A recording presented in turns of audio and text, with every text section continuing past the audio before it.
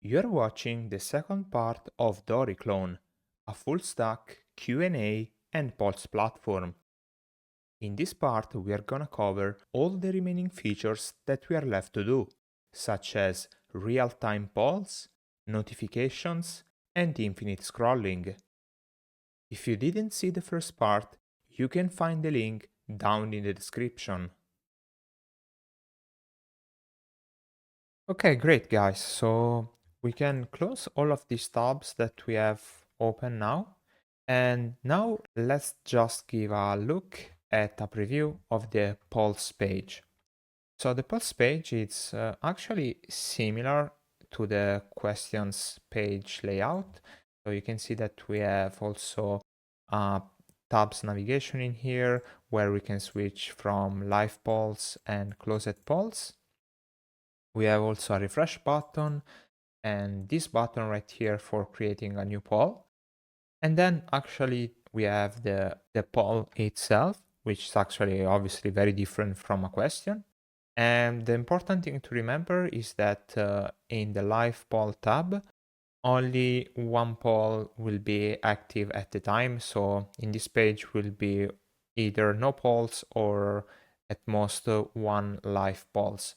Instead of on the closed poll, we actually are gonna have all the polls that have been closed and actually could be more than one. So we will need to implement a sort of infinite scrolling inside this page. So, okay, so the poll is this one. We have a tag hinting that the poll is live. We have a button for closing the poll. Obviously, this will only be available for the event owner, which is the only user that can create a poll. We have a sort of preview of all the users that voted that poll. And then we have the body of the poll and all the options available, up to at most, I think, 6 options.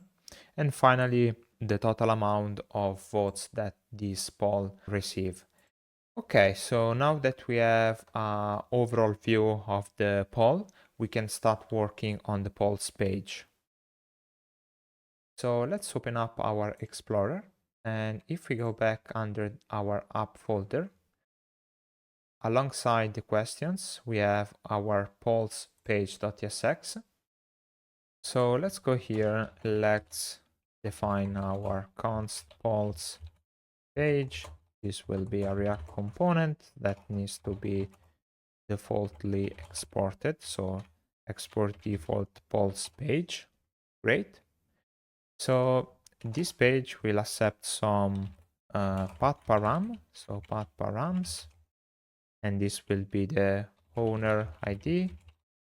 It's gonna be a string, and the event slug, which is gonna be a string, and also some search params, and this is gonna be closed, which is a string, as participant is gonna be a string, and then also poll ID is gonna be a string in case we want to filter for a specific poll.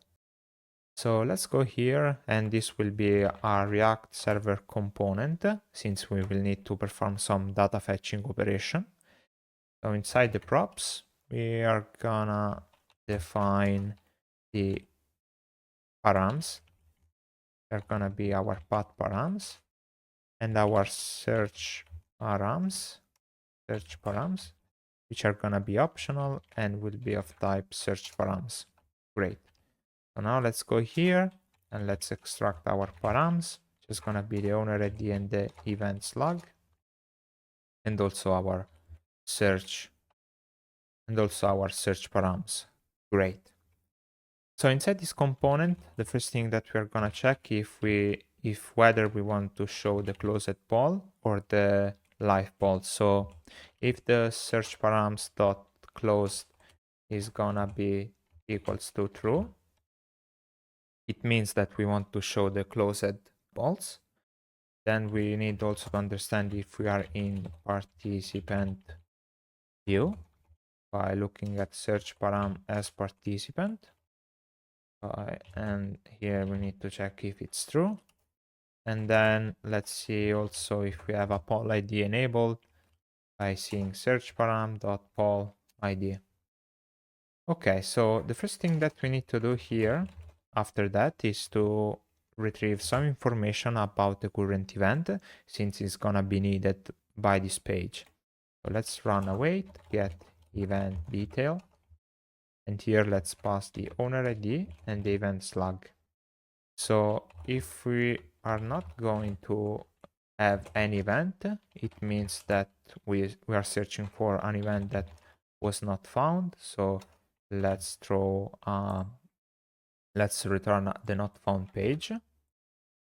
And then what we need to do is to also retrieve the current user by say await get Kinde server session dot get user, and here we will need to check if the user is the event owner or is the admin. So we're gonna say if the event.owner ID is gonna be equals to the user.id.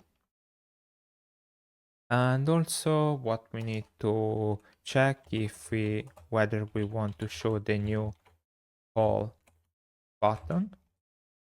And this is gonna be shown only if we are the admin and we are not in participant view and we are not showing the closed poll.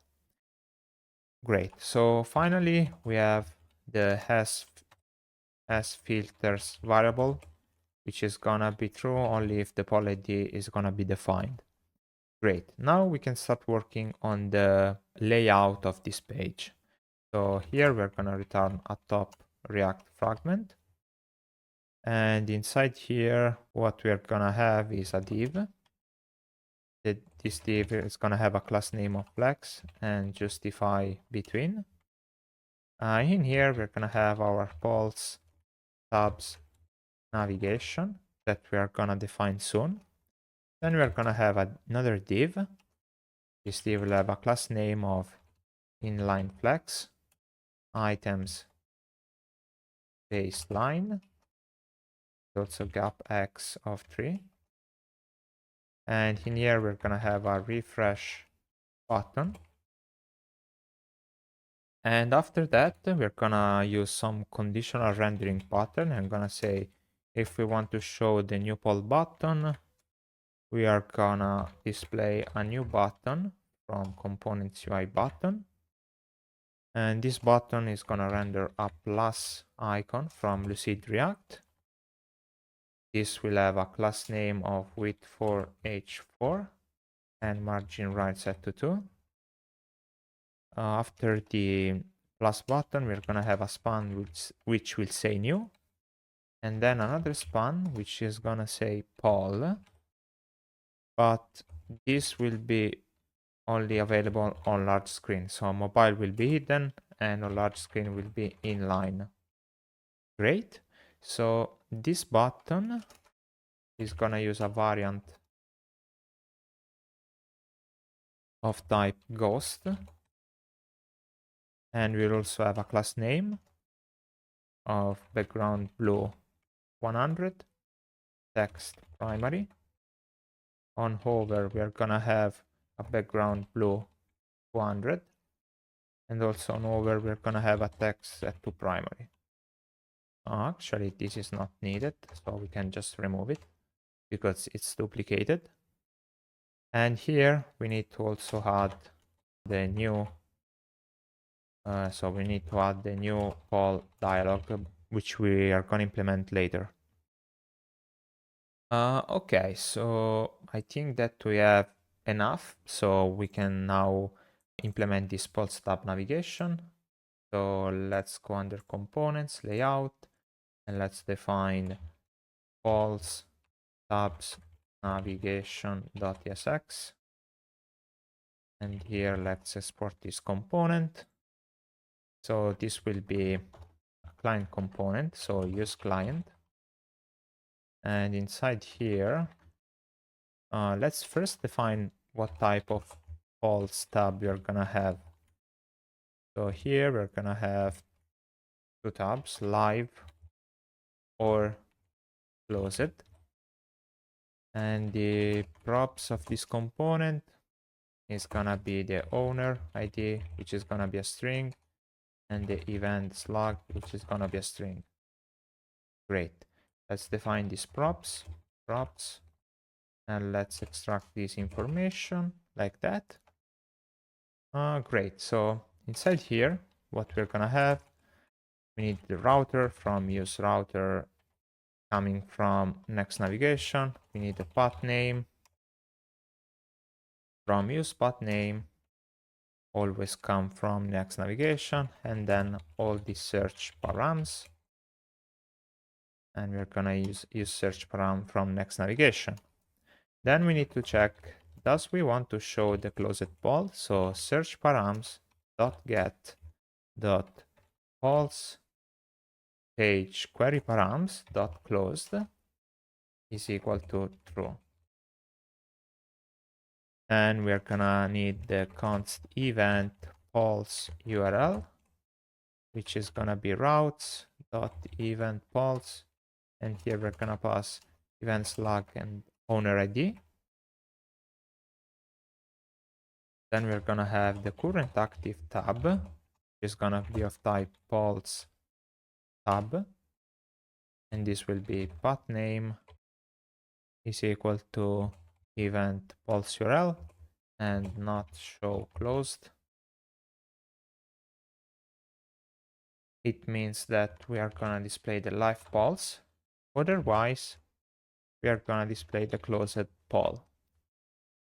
Great. So now let's work on our UI. So this will be enough HTML tag, and the class name will be an inline flex. Here we're gonna have enough tab button we already implemented before, which we're gonna say the first one will be live and the second one will be closed. And here we need to implement some prop like is active. And here we're gonna say if the active tab is gonna be equals to live, and also on click we are gonna run this function where we're gonna do, actually here we're gonna run handle tab change, and we're gonna pass live here. And actually let's copy this out, paste it here. This is gonna be closed, this is gonna be closed.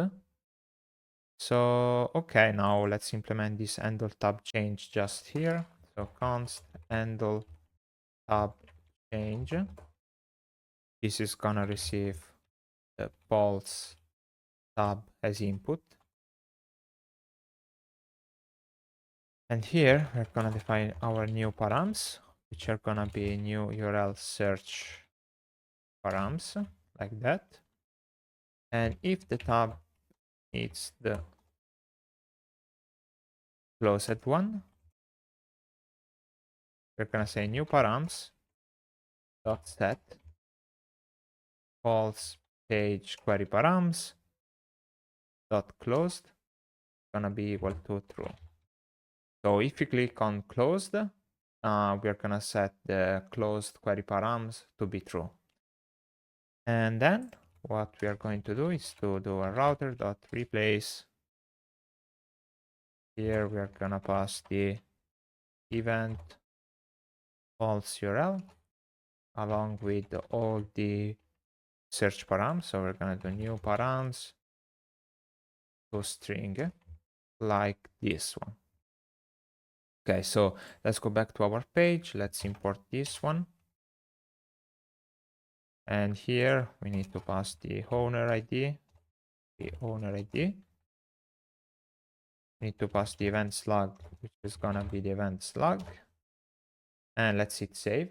And now let's try to move on the polls page. So let's click on polls. And okay, we have our initial UI with live and closed tabs. We have the refresh button and the new button. Actually here you can see that on over the text becomes black. This is not what we want. So let's go back to our page, and here with the in the new poll button, we're gonna say over, gonna say text primary like that. So now, yeah, the text color remains blue even when it's over. And great, so let's move on. So after these two divs, we're gonna have conditional rendering, which we're gonna say if we have some active filters going on, we are gonna have a new div with inside a paragraph, which will say you have active filters, colon. And here we're gonna use the clear search params button. So the div will have a class name of flex, margin top 4, item center, and gap x set to 2. And the paragraph will have a class name of text muted foreground and text small. Let's hit save, and that's it for this part. And finally, after this as filter part, we're gonna display the list of polls, which we are gonna implement soon. Okay, so let's start implementing the list of polls. We will follow a similar pattern that we used before. So basically we are gonna have a component called polls that we are gonna define as an inline component here, const polls. And this will be an async component since you will need to perform some data fetching for retrieving the polls from the database. So since this will be an async component, this needs to be wrapped with suspense. And in here, we're gonna use key be date.now. Oops, date.now. The fallback is gonna be the loader components from components loader, like that. As we discussed before, this key is needed to showing up this fallback loader component every time we are trying to fetch the data. Otherwise, Nextjs tends to show this fallback only the first time, and the following times tends to not showing this anymore, since I think that it might be caused by some, I don't know if it's an issue, but we need to specify a different key in order to tell React to re-render this suspense component. And this will also provide a better user experience. Okay, so let's implement this pulse. So here we are gonna set some props. First props is gonna be the owner ID. It's gonna be a string. Then we're gonna have the event slug, gonna be a string. And then we have whether we want to show the closed poll. It's gonna be a boolean. And eventually the poll ID is gonna be also a string. Great, so let's extract these props. Event slug, owner ID, show closed, and poll ID. Show closed by default will be set to false. Okay, here let's return an empty div for now. So div like that. And here let's pass this required prop. So show closed gonna be show closed. Event slug is gonna be event slug. Owner ID is gonna be owner ID.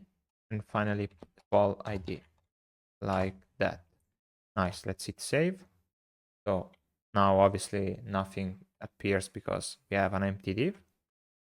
So inside here, we need to first decide what data needs to be fetched, either the event live pulse or the event closed pulse. So here we're gonna define a variable called fetch pulse. And here we're gonna say if we want to show the closed one, we are gonna use the event closed pulse.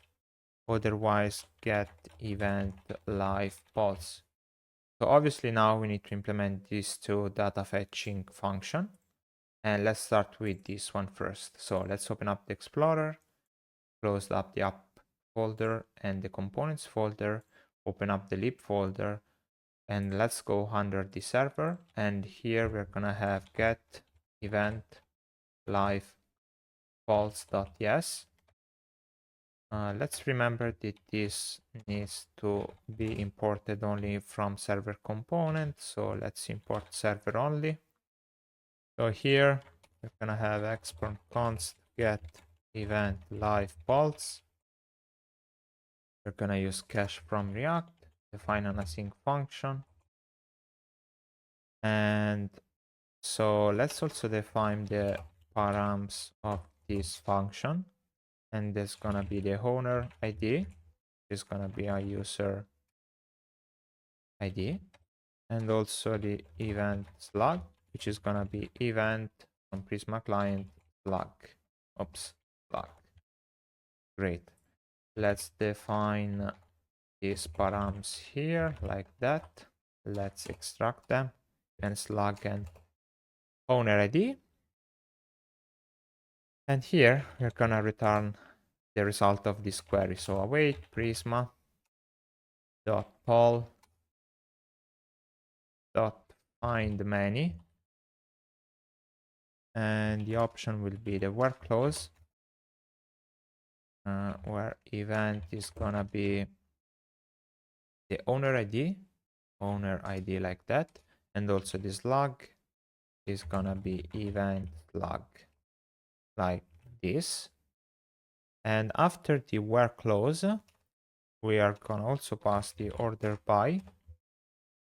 So we want the most recent polls first. So created as is gonna be ordered descending. And here we're gonna also pass the poll detail that we need to define inside the Prisma validators.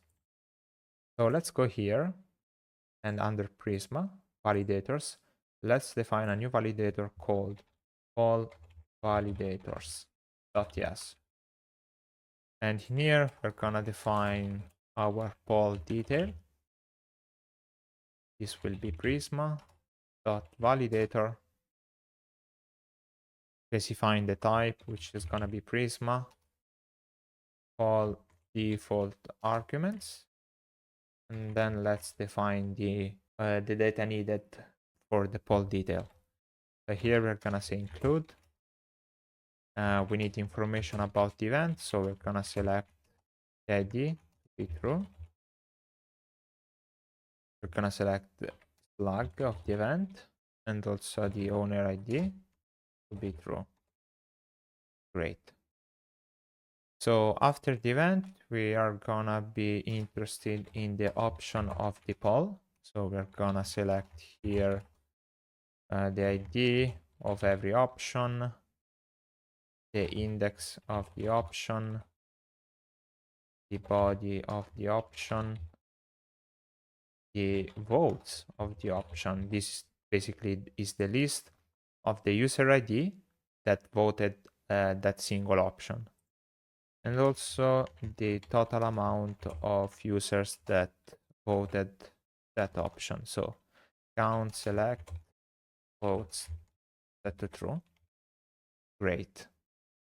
Another interesting thing is that we want to order this option by using order by,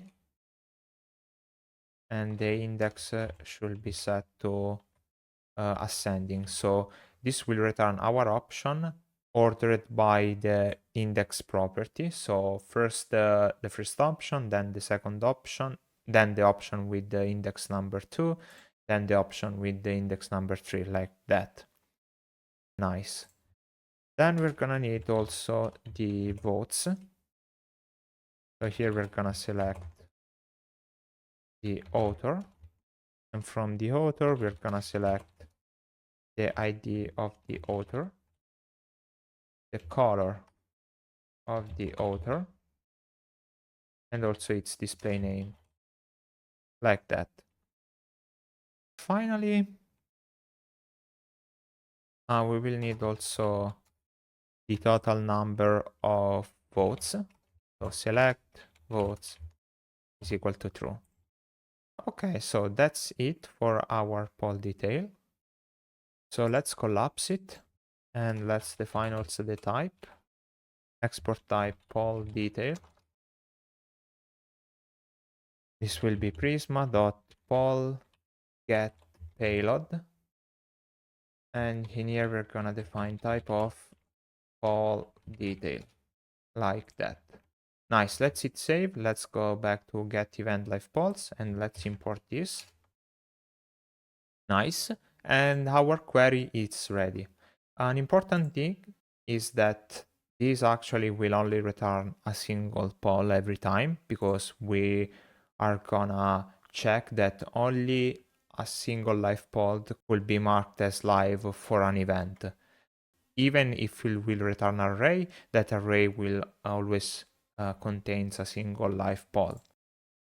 Okay guys, so let's go ahead and now let's implement our get event closed false dot yes. So let's go here and let's import server only as always. Then let's define our get event closed false. Here we're gonna use cache from React, define an async function. And here we're gonna define our params. So type params is gonna be equal. So here we are interested in the owner ID of type user ID, event slug of type event slug,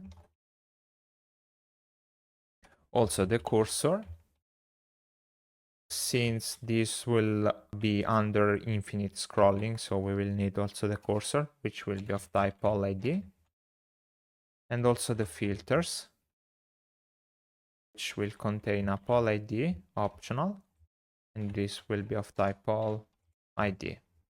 Great. Let's extract everything, owner ID, event slug, cursor, and filters. Nice. And now let's return our query. So return await Prisma dot poll dot find many,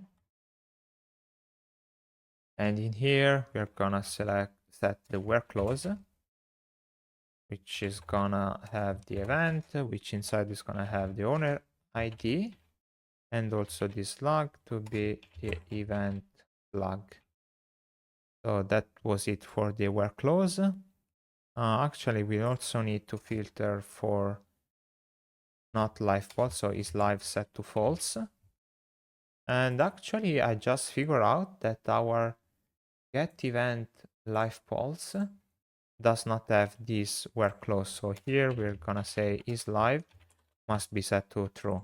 Sorry for that, guys. I completely forgot to set it. So, okay, now let's close it.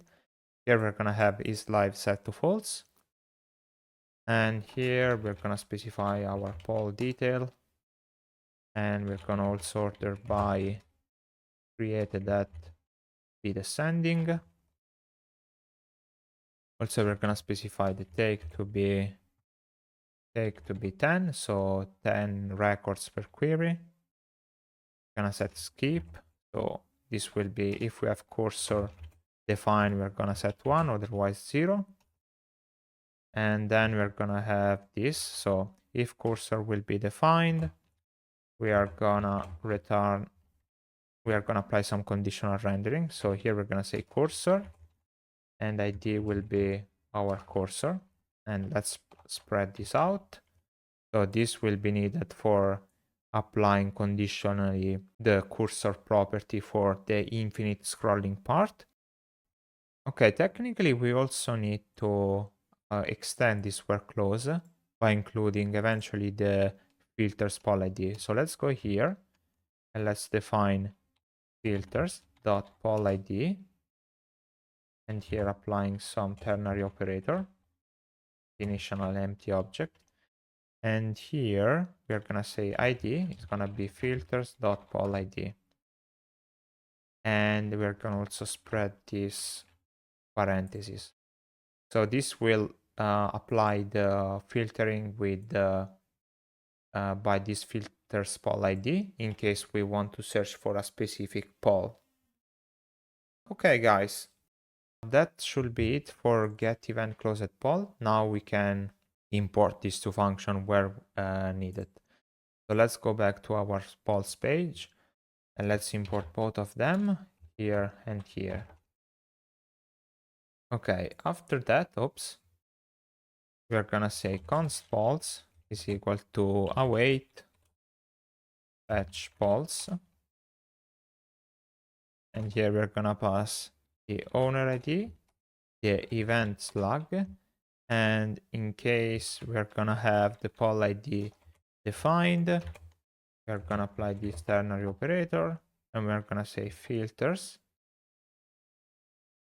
Filters is gonna have this poll ID inside, like that, and then we're gonna destructure this statement. Awesome. Okay, now here we should have polls. Now we need to figure out how to render these polls. So if we want to show the closed poll, here we're gonna return a component called closed polls list that we're gonna implement soon. Instead, if we want to show the live polls, we are gonna first check if the polls.length is equal to 0. And in case it is, we're gonna return no content. This no content will have a span, which will say no active polls active right now. And this span will also have a class name of tracking height, font set to light, and a margin top set to 3. And also this content is gonna have margin top set to 10. In case we have at least one poll, we are just gonna return a div. Actually, let me just remove this. Return a div. And here we're gonna say polls dot map. Gonna take the poll and we're gonna render the live poll component that also we need to define. So here basically we are rendering the live polls, even though it's gonna be always one. Here let's define a class name of margin top set to 8 and a space y set to 10. And okay, so here now we have to implement this live poll component.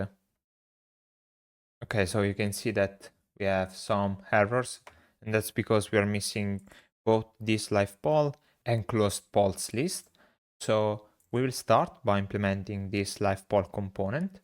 So let's open up the Explorer. Let's collab this. Let's go under components. And here we're gonna create a new file called poll.tsx. So here we're gonna have our live poll component, and this will be our React component. And along with the live poll component, we're also gonna have a closed poll component, which will be actually similar to live poll, but with some subtle differentiation. So let's start with the live poll component. First, let's mark this file as a client component. Then let's define the props. And here we're gonna use props with class name. And here we're gonna pass the poll, which is gonna be of type poll detail. Great. So here, let's define the props and let's extract poll and class name. Okay, so inside live poll, we're gonna need the user. So we are gonna use kind browser client since we are in a client component. We're also gonna have a state for open close dialog and also set open close dialog. This will be for managing the opening state of the closing poll dialog component. By default, this will be false. Then we are going to extract some information from the current poll. We're going to extract whether it's live and its option. And then we're going to also extract the total votes. And this will be poll.count.votes. And also the voters. Voters is going to be poll.votes.map. Map. And here we're going to say voter. And voter, we're going to extract the author. This will be a list of users basically that voted the live poll. Okay, then we're gonna have the permission check. So his admin is gonna be poll.event.owner ID if it's equal to the current user ID. Then we have const is participant view. So use is participant view. Great. And finally, we're gonna have const show hand button. In this, we're gonna show the hand button whether the poll is live. Actually, we know that it's live since technically this is a live poll. So here we're gonna say if it's admin and not is participant view. Now let's start working on the UI. We're gonna have a top React fragment. And here we're gonna have a div. Actually, before starting with this, I think that we can go back to the page.tsx, import this live poll, passing the poll like that. And hopefully it should work. Let me remove this. And yeah, I think that we need to wrap everything with I think that I made a mistake here because this should be wrapped with parentheses along with this one. Sorry, let me just rewrite this function. So we're gonna receive a poll and we're gonna render a live poll by passing poll as input drops. So, okay, nothing is shown because the live poll is still empty. But if I go here and say poll, you can say that we have actually something being displayed. So, okay, let's start working on this live poll component. So we're gonna have a div and we're gonna have a class name of, it's gonna use the ShadCN function. This will accept a border, then a border actually rounded, large, then padding set to 4. And we're gonna merge everything with the parent class name. Then we're gonna have another div. And this div is gonna have a class name of flex item center, cap x set to 5, and that's it. So inside here, we're gonna have a span, and inside the span, we're gonna have the dot icon from Lucid React. This dot icon will have a class name of width4 and h4. And we're gonna also display animate pulse and also fill green 500. And also we're gonna have a span which will say live. And this will have a class name of font medium. So let's hit save and something is being displayed. So this parent class name, actually it should not be a span, but should be a div. So this class name is gonna have an inline flex, item center, px of 2 and py of 1, and bg green 100. Actually green like that. and also text green 700, text extra small, and rounded full. Okay, let's hit save. And we have our live badge. So technically this is our live badge. Great. After the live badge, we're gonna have the hand button. So here we're gonna say if we can show the end button, we're gonna render a button component. And this button component is gonna have an octagon plus octagon pose icon with a class name of width 4, h4, margin right set to 2, and a span which will say hand. And the size of the button will be small. The variant will be destructive. And on click, we are gonna run this function that will open up the close dialog. So set open close dialog set to true. Great, and now we have also our hand button along with the live badge. Nice. So after that, we're gonna have our voter avatars list. So let's go here and let's define a new div.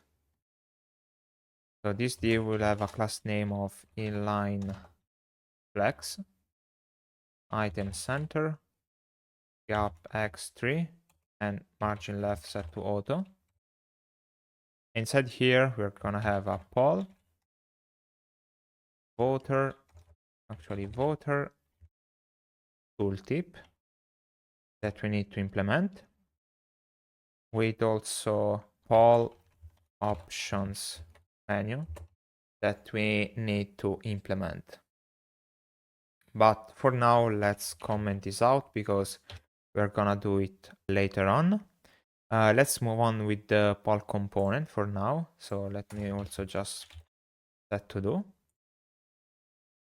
After the voter avatar list, we are gonna have the poll body.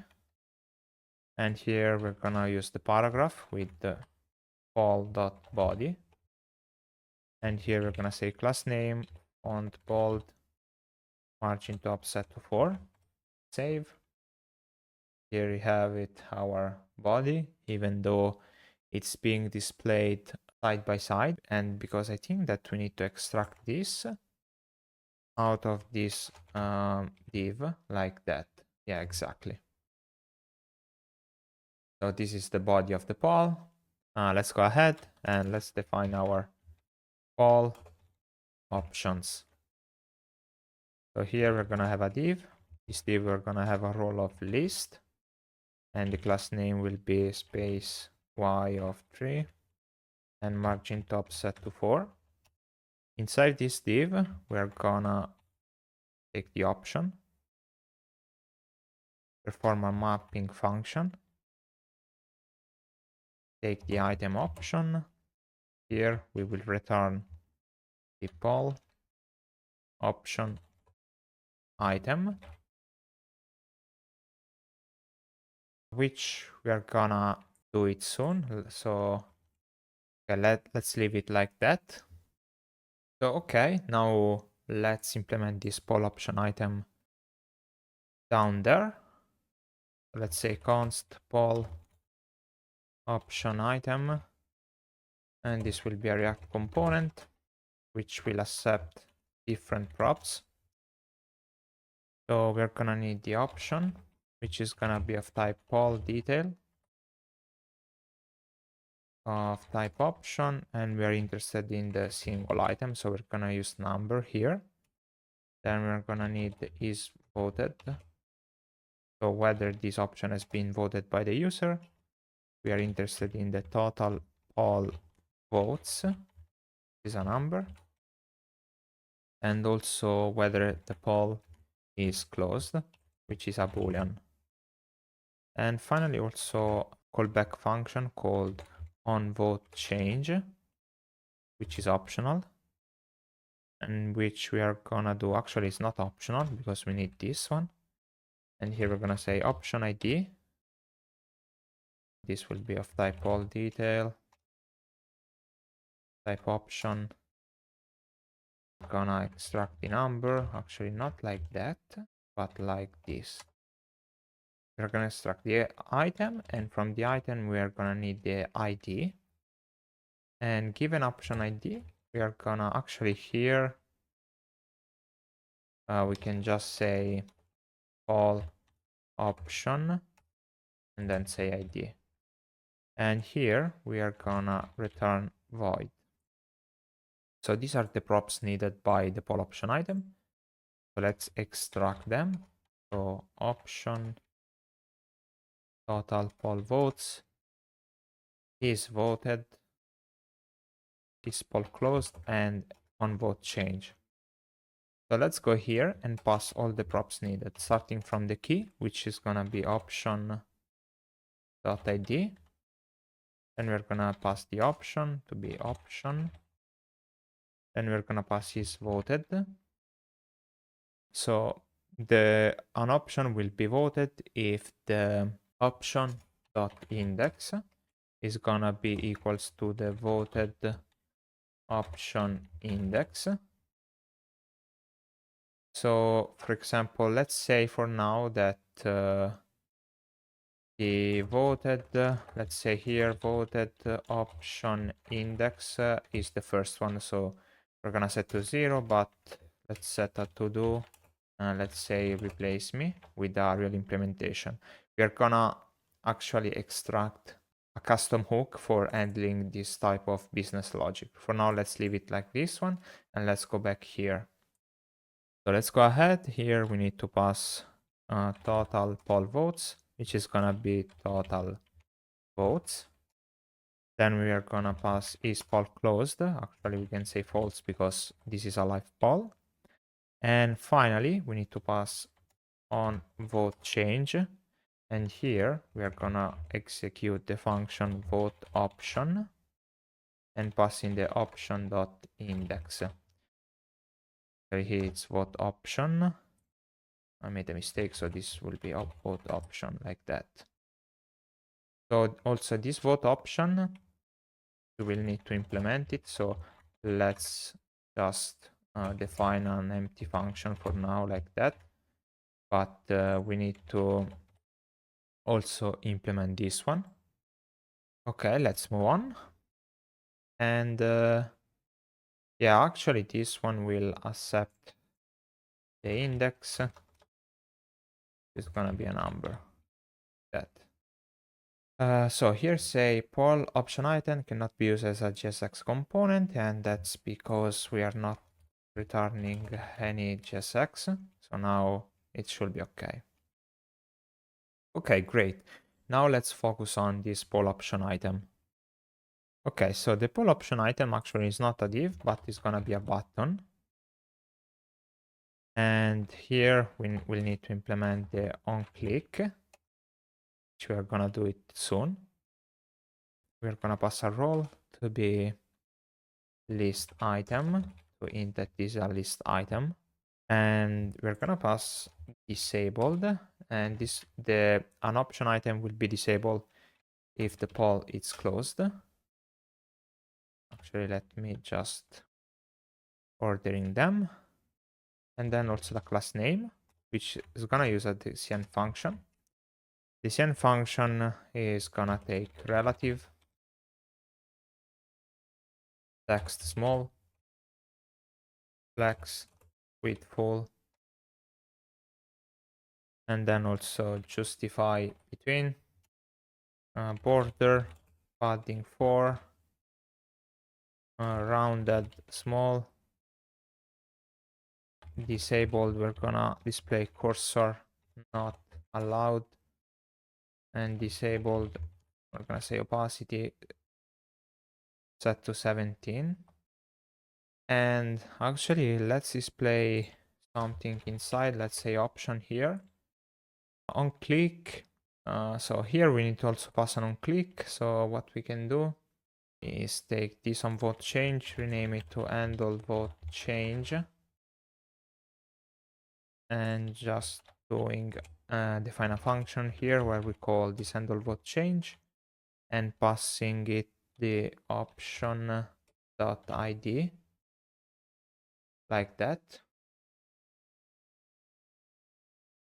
So let's try to hit save. Okay, we have our option being displayed correctly. Nice. So, okay, let's go back to this class name, because here we need also to apply some conditional rendering and say if it's voted. So if the option is voted, we are gonna display a ring blue 300, ring set to 2, and then also ring opacity set to 18, like that. Hit save, and now you can see that, like, since we are faking that we have voted the first option, we hint the user that this is the option that we actually voted. Nice. Now let's remove this option here and let's define a new div. This div, we have a class name of inline flex, item center, and gap x of 2, like this one. And now we're gonna say if we voted this option, so if it's voted, we're gonna render this or this using a ternary operator. So if we vote this option, we're gonna show circle check big from Lucid React. Otherwise, we're gonna display a circle coming from also from Lucid React. Here we're gonna pass a class name of stroke blue 700 and a size of 20. Otherwise, this circle is gonna have a stroke gray 500 with a size of 20, like this one. So you can see that, okay, we voted this option, so we have this nice circle colored by this strong blue, while the other one has this empty circle. And after this, we are gonna have a paragraph where we are gonna display the option dot count dot votes. Then we're gonna say votes. So here now we can say, okay, this option has received 4 votes, this 2, this 4, etc.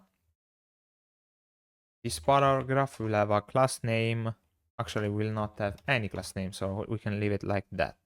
Actually, no, this will have a class name of font medium, like this one. Okay, so let's move on. After this div, we're gonna have a paragraph which will display the total number of votes. So here we're gonna say option. Sorry, I think that I just made a mistake, because here we don't want to display the total number of votes, but we want to display the option body and not the total number of votes. So this is gonna be option body, like this one. And here instead we want option.count.votes, and here we're gonna say votes, like that. Okay, that is what I want. So here, remember that we are using only a single word from the auto-generated poll. So you can see that this is the poll option item, and on the right side, we have the total number of votes. Great. So let's move on. Let's define a new div. Here we're gonna say, actually, this div can have self-enclosing tag. We're gonna say aria hidden set to true. And we're gonna have a class name of absolute int set 0, bg blue 300 with an opacity of 30, rounded small, transition all, and duration 300.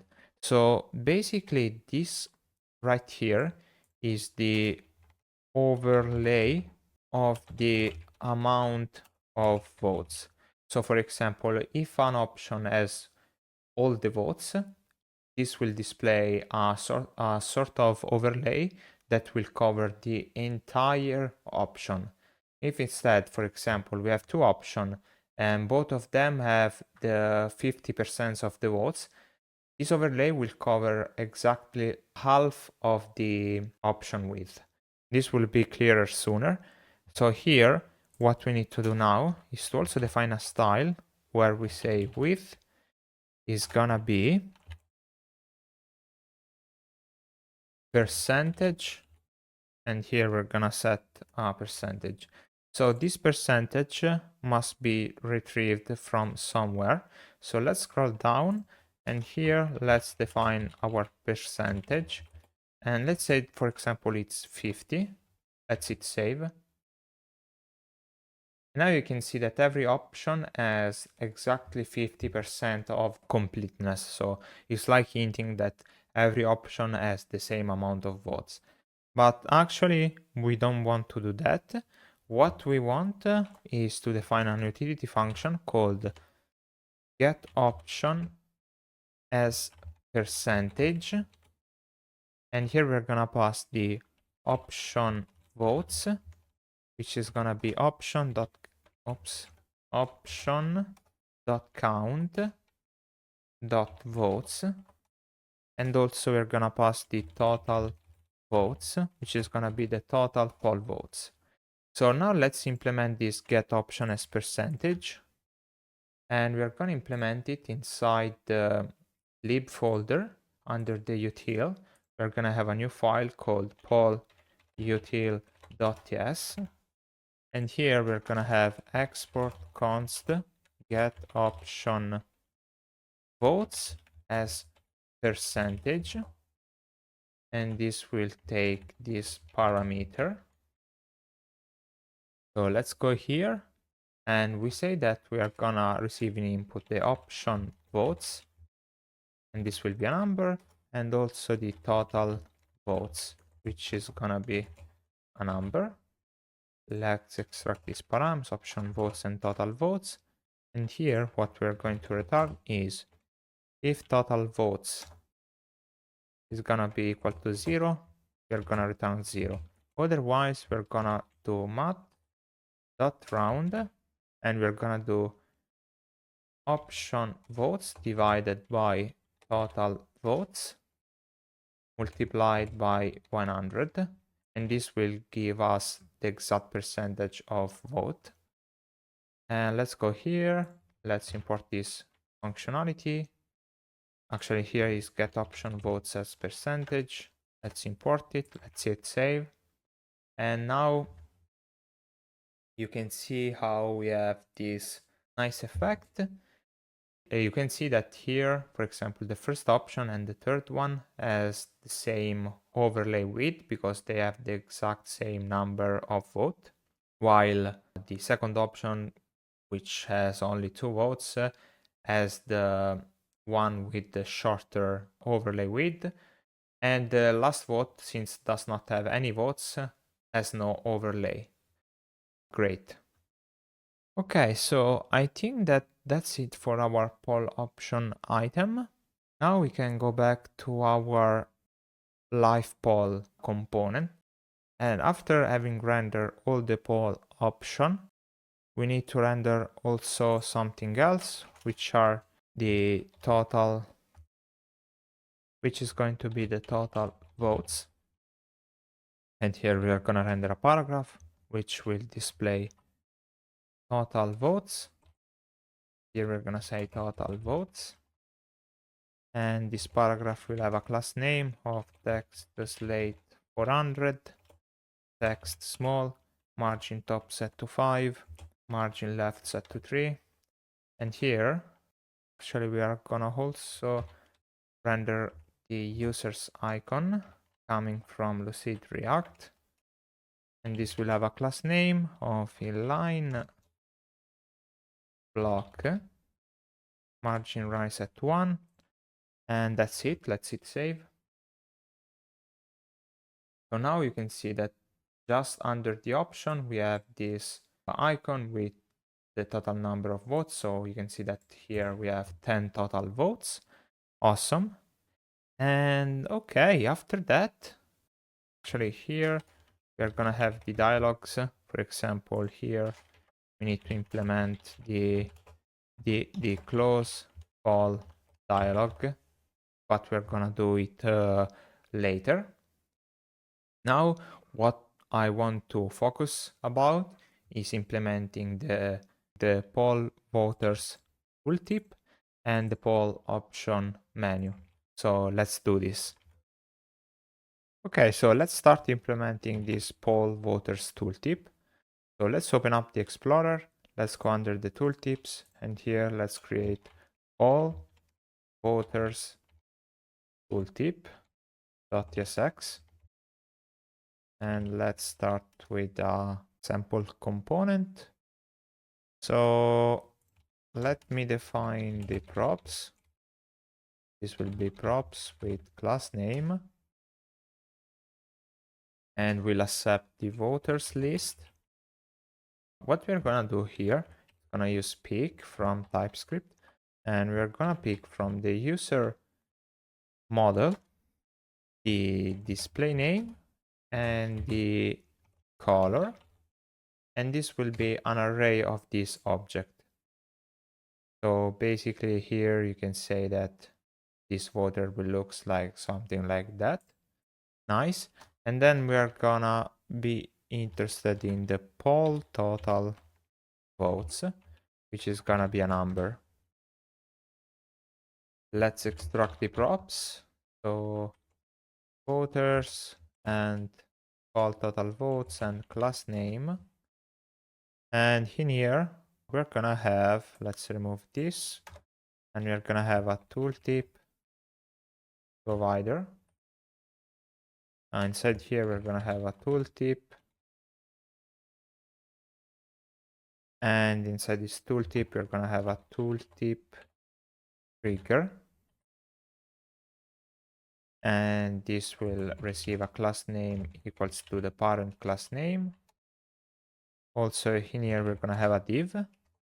This div is gonna have a class name of flex and space x set to 3, a negative horizontal spacing. Then we're gonna display the list of voters. Okay, so here what we're gonna do is to take only a certain amount of voters to display. Because here we want to display on the top right side of the poll, like the list of user avatar stacked one each other, but not completely stacked to hiding the user avatar. It will be clear very soon. And we will only take a certain amount of the user avatar to show. So here we're gonna say voters to display is gonna be voters dot slice, and we're gonna take the first 5. And now what we're gonna do inside this div is gonna say voters to display dot map. Here we're gonna take the voter and the index, and we are gonna return the user avatar like this with self-enclosing tag. Here we're gonna pass the key, which will be the index. The display name is gonna be voter.displayName. Color will be voter.color, and then a class name set to width 8, h8, and a ring set to 2, and a ring set to white. Great. After the voters to display, we are gonna say this: if voters.length, the total number of user that votes this question, is greater than 5, then we are gonna render another sort of avatar. So here we're gonna say avatar from UI avatar. And this will have a class name of width8h8 ring set to 2 and ring white. And inside here, we're gonna display avatar fallback. And this avatar fallback will display a plus icon. And then voters.length -4. And here we're gonna also pass a class name where we're gonna say text black, text small, and background gray 200. Nice. We're almost there for this component. Let's collapse the tooltip trigger. And after that, we're gonna have the tooltip content. We'll have a class name of background black and text set to white, text set to small. Here we're gonna display all total votes, participants as actually have voted this poll. Great. So let's hit save. And then let's go back to this component. Let's import it, remove this to do. Let's pass all the required props. So poll total votes is gonna be total votes, and the voters is gonna be voters. Let's hit save. And yeah, here it is, our fantastic result. You can see that we have 10 total votes, so 10 different users have voted this poll. So here we display basically the first 1, 2, 3, 4, 5, and the avatar fallback with +6, hinting that there are 6 more users.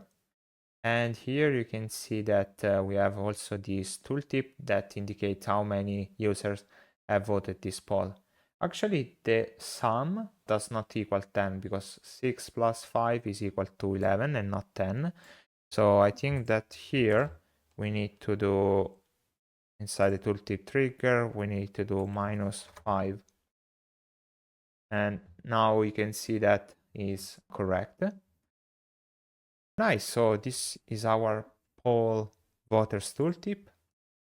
Now on the right side of the poll voters tooltip, we are gonna have the poll option menu. So let's go here, let's go under menu and let's implement poll option menu.tsx. Let's start with a sample component. This will be a client component, so use client. Let's define the props type.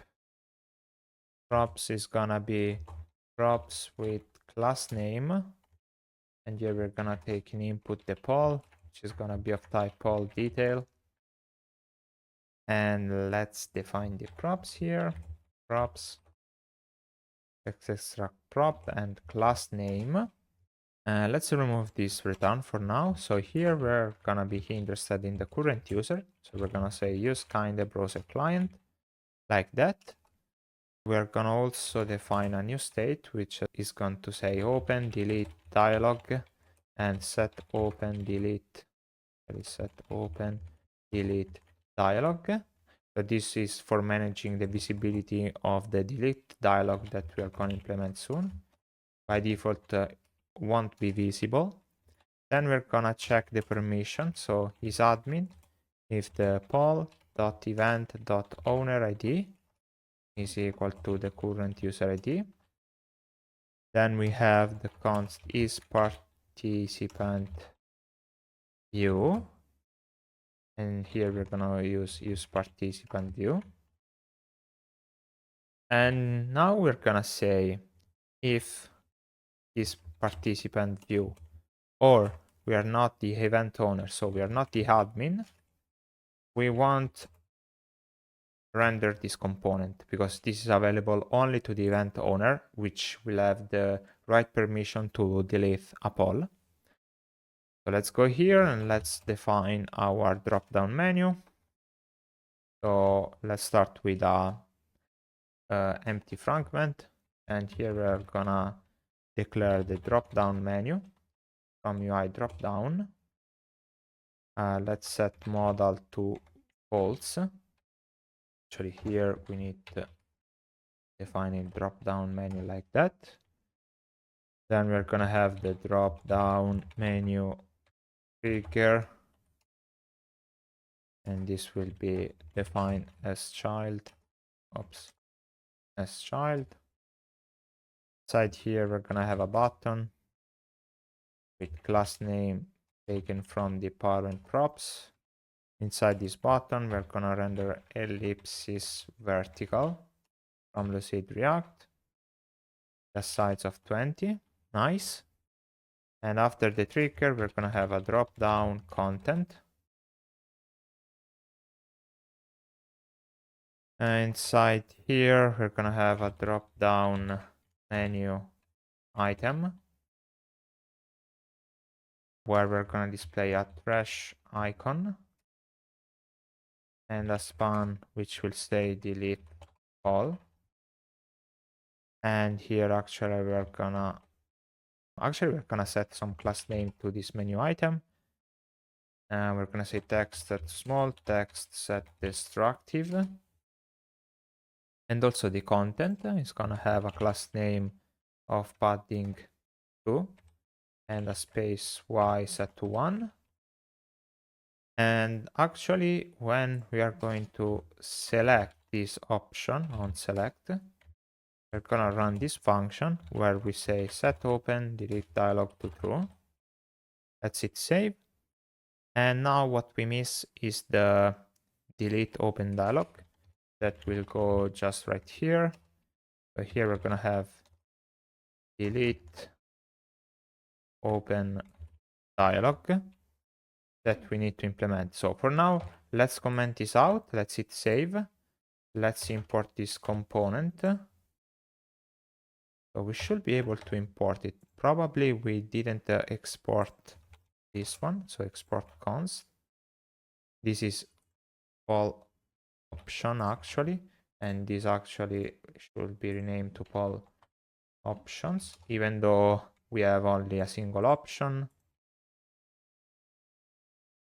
So this is poll options menu. And actually, let's remove this one. And okay, so let's go back here, import this one. And here we need to pass the poll. The poll. Great. And okay, let's hit save. And now you can see that since I'm the event owner, I have this ellipsis vertical. When I'm going to click here, gonna be available the delete poll option that is going to open the delete poll dialog. Actually, the icon is a little bit too big, so let me go back here. Under the trash icon, let's set the class name to be width 4 h4 and margin right set to 2. Let's hit save. And now it's definitely better. Well done. I think that we can implement this delete poll dialog. So let's go here under dialogs and let's declare delete poll dialog.tsx. Let's collapse this and let's minimize this. So let's go here and let's define our component. So let's go here and let's return. So this will be an alert dialog, which will receive all the dialog props. So let's define the props. This will be of type, so we will need the poll ID.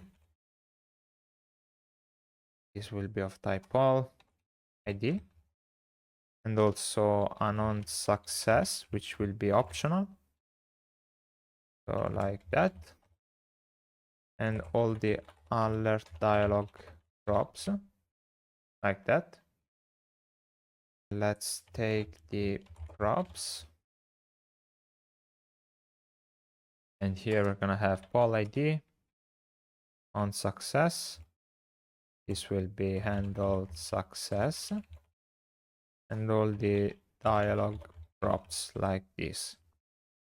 Inside here, we're gonna have the alert dialog content. Inside the content, we're gonna have alert dialog header. Actually, I think that we can do, instead of redefining this entire component, we can take an already defined delete dialog like this one and copying this out, all the content, close this one and just replace it.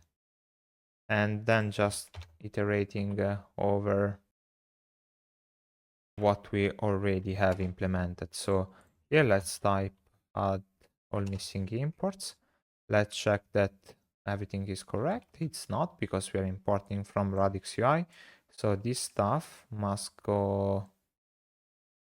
I think that I'm going to take this one, like action, cancel, and description. And this must come from UI alert dialog, like that. And okay, so dialog props can come from Radix UI, that's okay. For the description, we'll say this action cannot be undone. This will permanently delete your poll and all its votes from the event. And here need to implement const is field disabled. Let's set to false, but here we need to implement the server action later. And here we also need the handle delete function. So const handle delete. So this will be a function that will receive an event. Here we're gonna have React mouse event. And here we're gonna first prevent the default behavior and then execute. Actually here we need to implement the server action. So we're gonna do it later. And okay, so here we're missing executing. We can say is executing. Actually, we can do this. We can say const is executing. Let's say that it's false, and this field disabled will be is executing. Okay, great. Nice. We need to update the. Okay, no, I think it's fine. So our delete poll dialog should be fine. So now if we close some of these tabs and we go back to our poll option menu, we can go here and import this one. So apparently we can import it. I don't know if I'm so technically I'm should be exporting this component. Actually here is under success.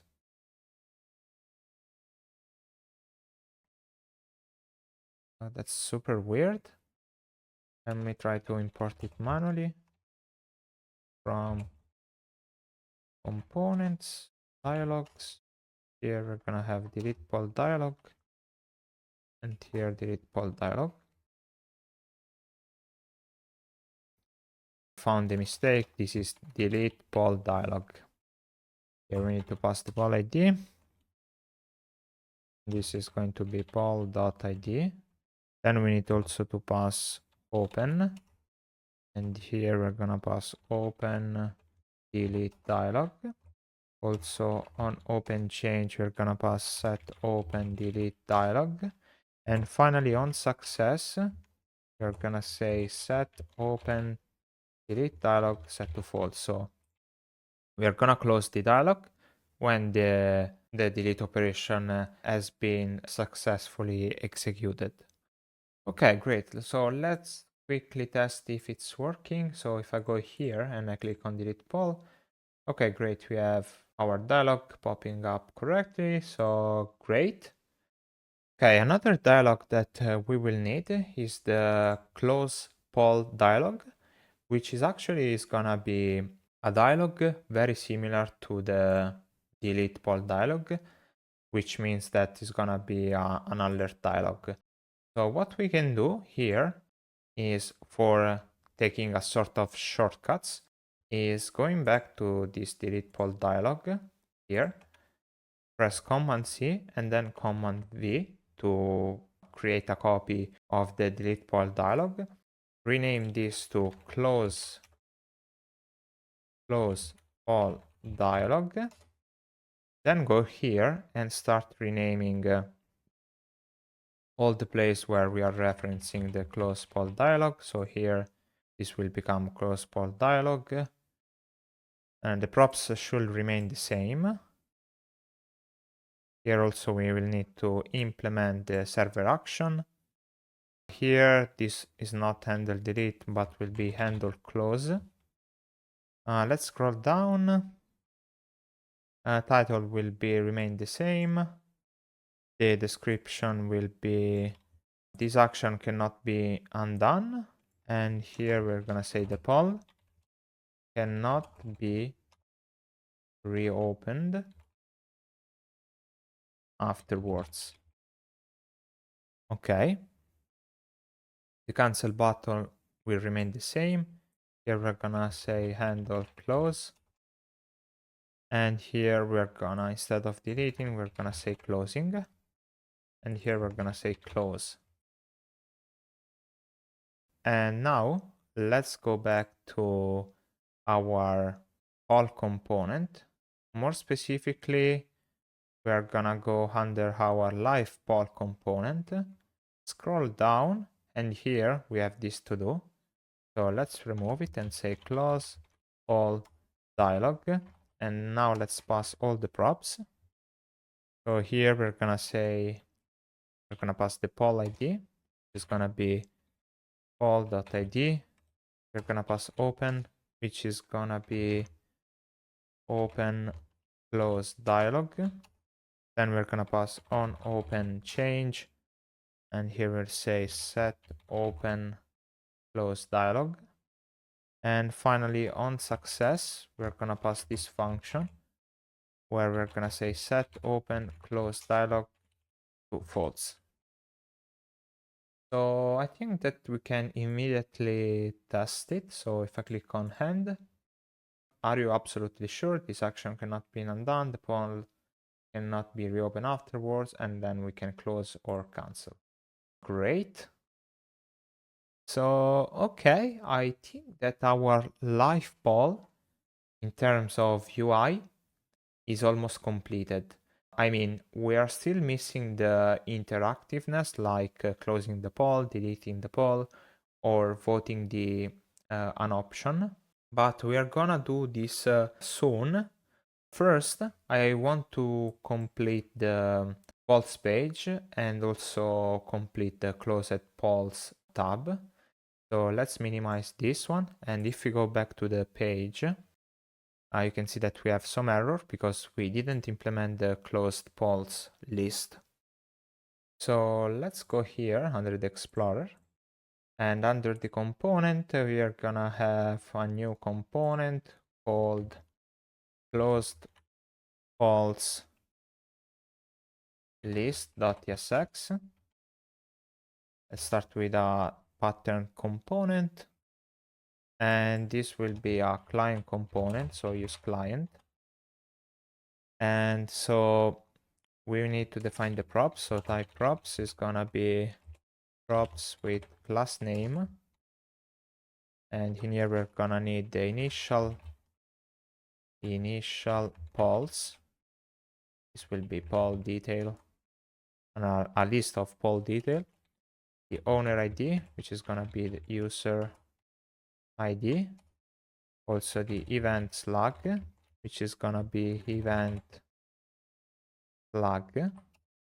And finally the poll ID, which is gonna be optional in case we want to filter for a specific poll. Great, so let's destructure all of these props. Let's go here, say event slug, owner ID, initial polls, class name, and poll ID. Nice. So inside this component for now, we're gonna render a div. This div will have a class name of, we're gonna use the ShadCN function. Here we're gonna pass space y set to 8 and padding bottom set to 10. And we're gonna merge it with the parent class name. And inside this div, we are gonna apply some conditional rendering where we say if the closed, actually here, we're gonna use closed pols, but these closed pols are gonna be coming from a new state. So like that, closed pols and set closed pols. Here we're gonna use state, and here we're gonna pass the initial pols. And here we will say if the closed pols length is equal to 0, we are gonna display something or something else using this ternary operator. And here we're gonna say, so if we have no pols, we're gonna display no content. And inside we're gonna say span with no pols has been completed yet. And this will have a class name of tracking site like that, font light, and margin top set to 3. In case we have the number of pols being greater than 1, for now we are gonna just do closed pols dot map. We take the pol and we're gonna render component called closed pol, which we are gonna implement it soon. So here let's now pass the pol.id. And okay, so let's implement this closed pol. This closed pol, we're gonna implement it inside the file pol.tsx. And basically this will be very similar to live pol. So what we can do is taking the part that we are interested in, for example, all of this div right here, excluding the dialog, because we cannot close an already closed pol. So let's hit Command C. Let's go inside here and let's return what we already copied. And so, okay, there are some things that cannot be, we won't have inside a closed pol. For example, a closed pol won't have the show end button because it's already closed. So this can be safely removed. And the rest should be the same. So here we are gonna define all the thing that we need. For example, we know that we need the user. So we are gonna say const the user equals to use kind browser client. We need also the options of the pol by extracting it directly from the pol. Actually here we need to define the props. So let's go here, let's type props and let's extract pol and class name like that. We are gonna need also the total votes, and this will be pol.count.votes. Oops. Okay, votes like that. This is const. Then we're gonna need the voters, and this will be pol.votes.map. Here we're gonna say vote, and we're gonna extract the vote.author. And then we need also the voted option index. So the possible option that the currently authenticated user has voted. And so here we're gonna say pol.option.find. And here we're gonna take an option and we're gonna say if option.votes contains at least our user ID one time. So let's extract a single vote and say that vote.author ID is equal to the user ID. Then we find the option that we voted, and here we will just return the index. This question mark operator is needed because it's possible that we the user didn't vote any option. And that way, this will just be undefined. That will mean that the user hasn't voted any option. Okay, let's try to hit save. We won't have the live badge, but we have a sort of closed badge. So actually, let's remove this one.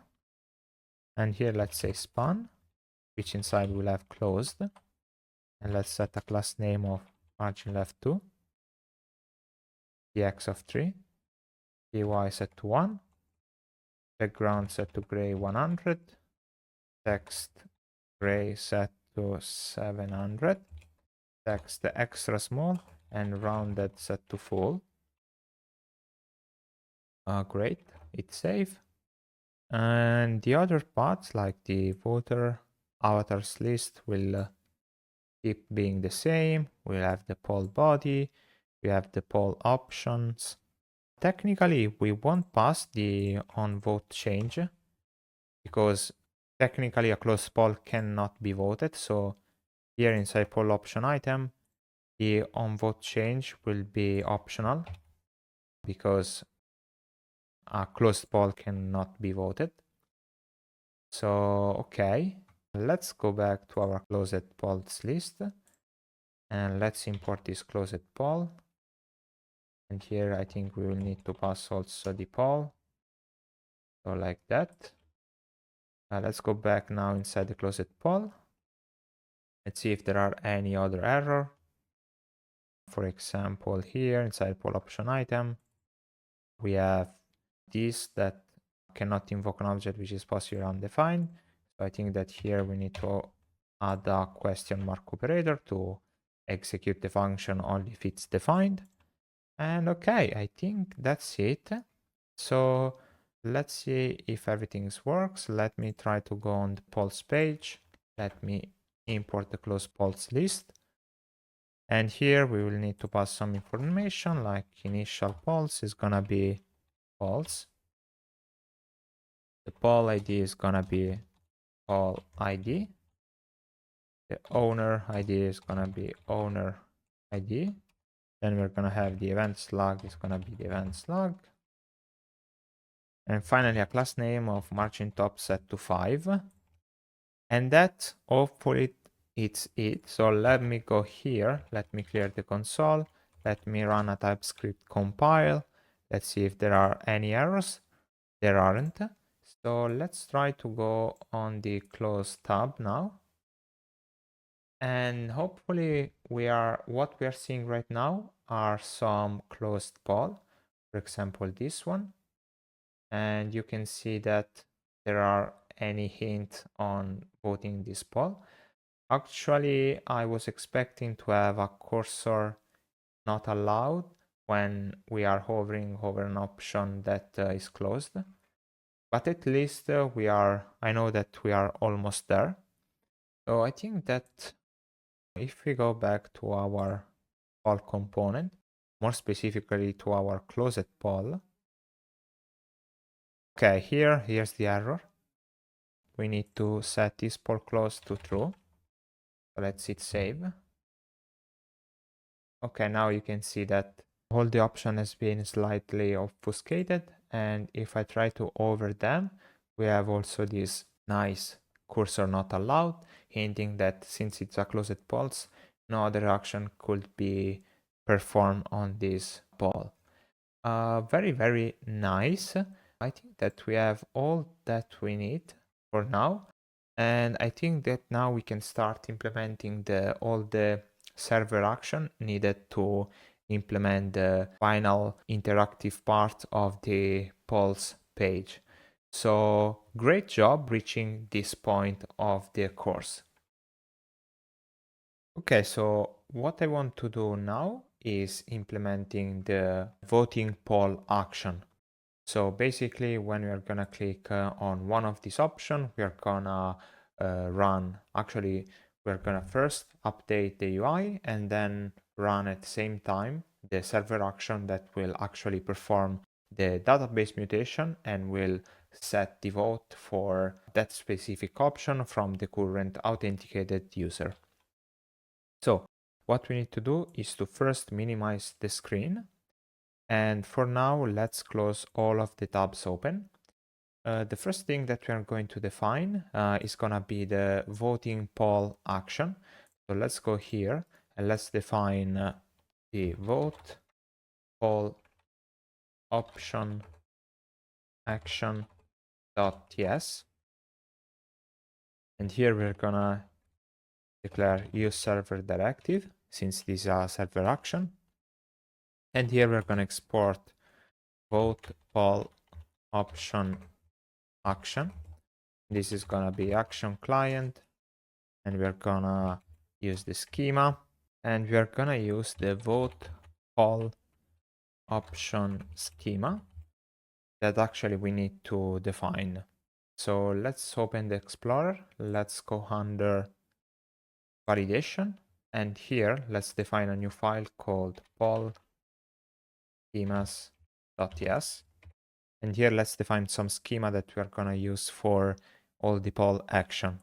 So the first one will be export const poll ID schema, and this will be of type z string. Actually, let's import z from zod string.cuid. Great. Then we're gonna have export const vote poll option schema, and this will be an object. And here we're gonna have the poll ID, which is gonna be poll ID schema. And then we're gonna have the option index that we want to vote. And here we're gonna use a number. And we expect this number to be included from 0 to a maximum of poll.options.max count -1 since it's a 0 based index. So now we need to define this validator. So let's open up the Explorer. Let's go under the constants. And here after the question, let's export const poll. Let's define our constant validators. So here we're gonna have question. For example, we'll have a min length of 1 and a max length of 500 characters. This is the question related to the poll or the question body. Actually, let me just set body, which is a little bit more explanatory. Then we're gonna have options, where we're gonna have a min length of 1, a max length of 100 characters, and we're gonna have a minimum count of 2 options and a maximum count of 6 options. And let's export this as const. And here actually it's count. Great.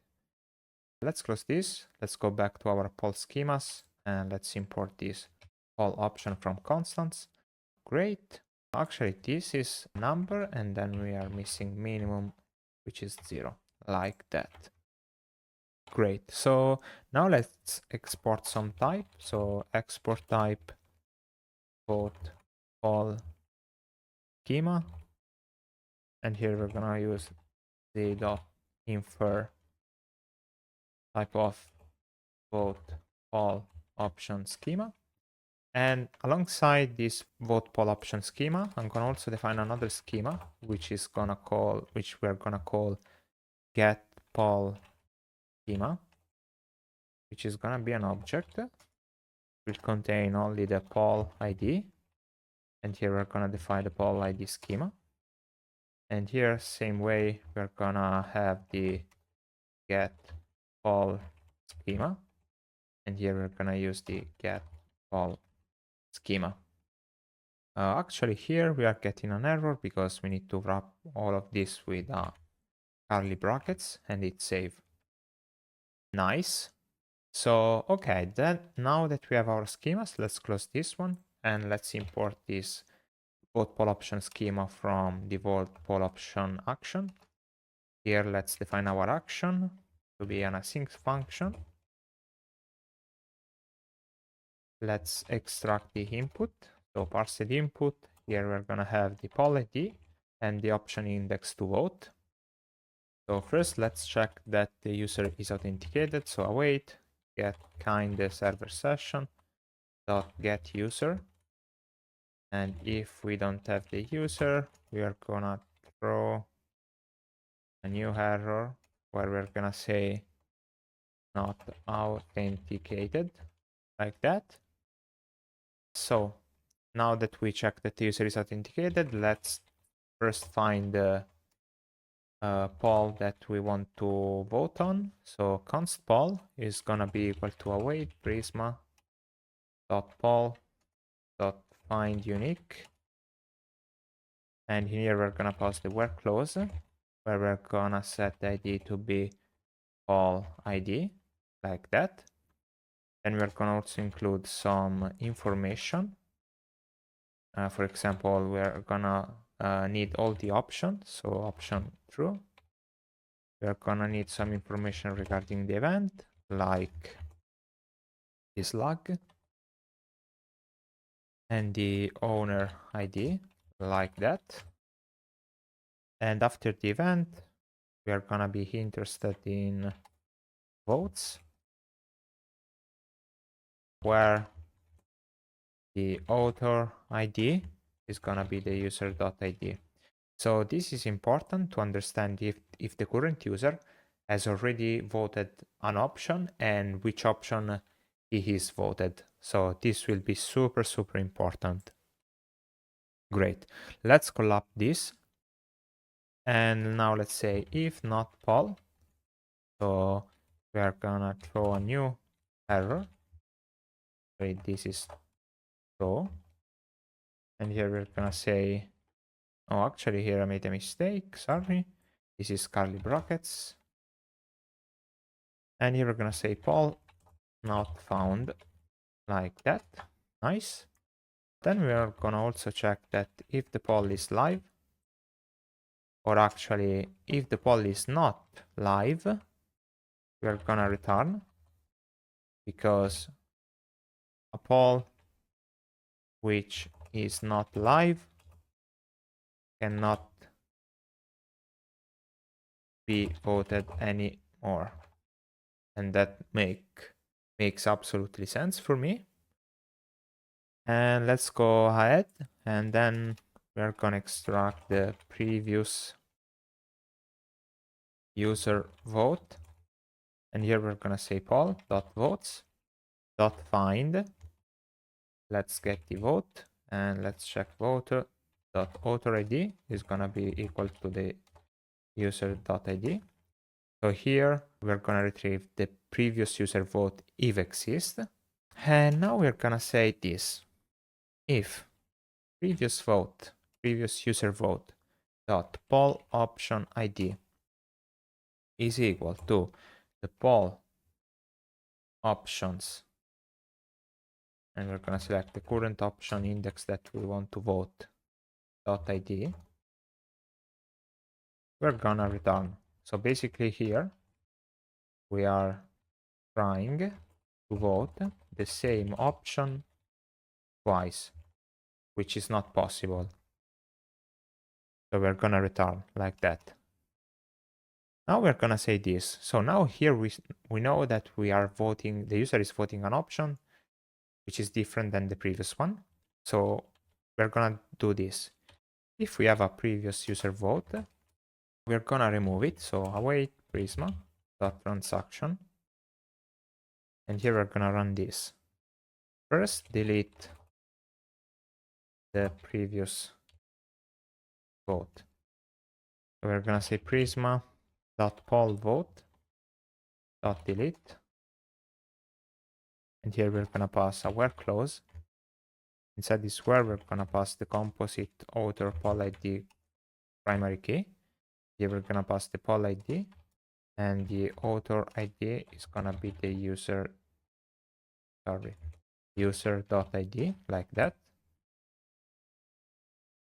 And the second query that we need to run in the same transaction is to create the new vote. So here we're gonna say Prisma dot poll vote dot create.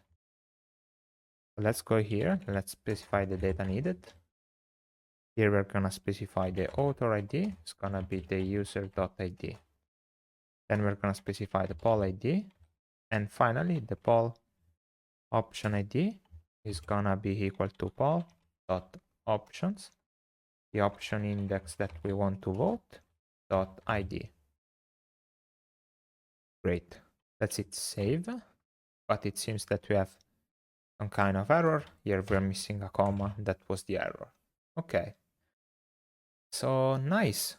Now inside this if statement, we are actually done. So let's collapse and let's return true here. But there is actually another branch, and this is when it's the first time the user is voting. So we just create a new vote and add as participant if needed. So let's go here and let's run prisma.transaction. Prisma.transaction like that. Here we're gonna pass our two queries. So here we're gonna run prisma.pollVote.create, and actually we're gonna pass the same data we were passing here. So this stuff right here, like that. So here we are creating the vote, create vote, nice. And the second operation will be add the user as participant if it isn't already. Actually, this is not needed. So let's go here and let's run Prisma.event participant.upsert. And here let's pass the where clause. Let's say event ID user ID, which is the primary key. Event ID is gonna be poll.event ID, and the user ID is gonna be user.id. Let's add some commas. Update will be an empty object here. And then we pass the create object, which is gonna be event ID, gonna be equal to poll.event ID, and the user ID is gonna be equal to user.id, like that. And hopefully that is all that we need to do. Finally, we are gonna return true. And we should be done with the voting option. Great. So now we can start using this vote poll option action. But for doing that, we are gonna extract a new hook under the hooks folder. And we are gonna call this hook use poll.tsx. And here let's implement our primary hook, which is gonna be called export const use live poll. So this hook will only be gonna be specific for live poll, since closed poll don't need any hook actually.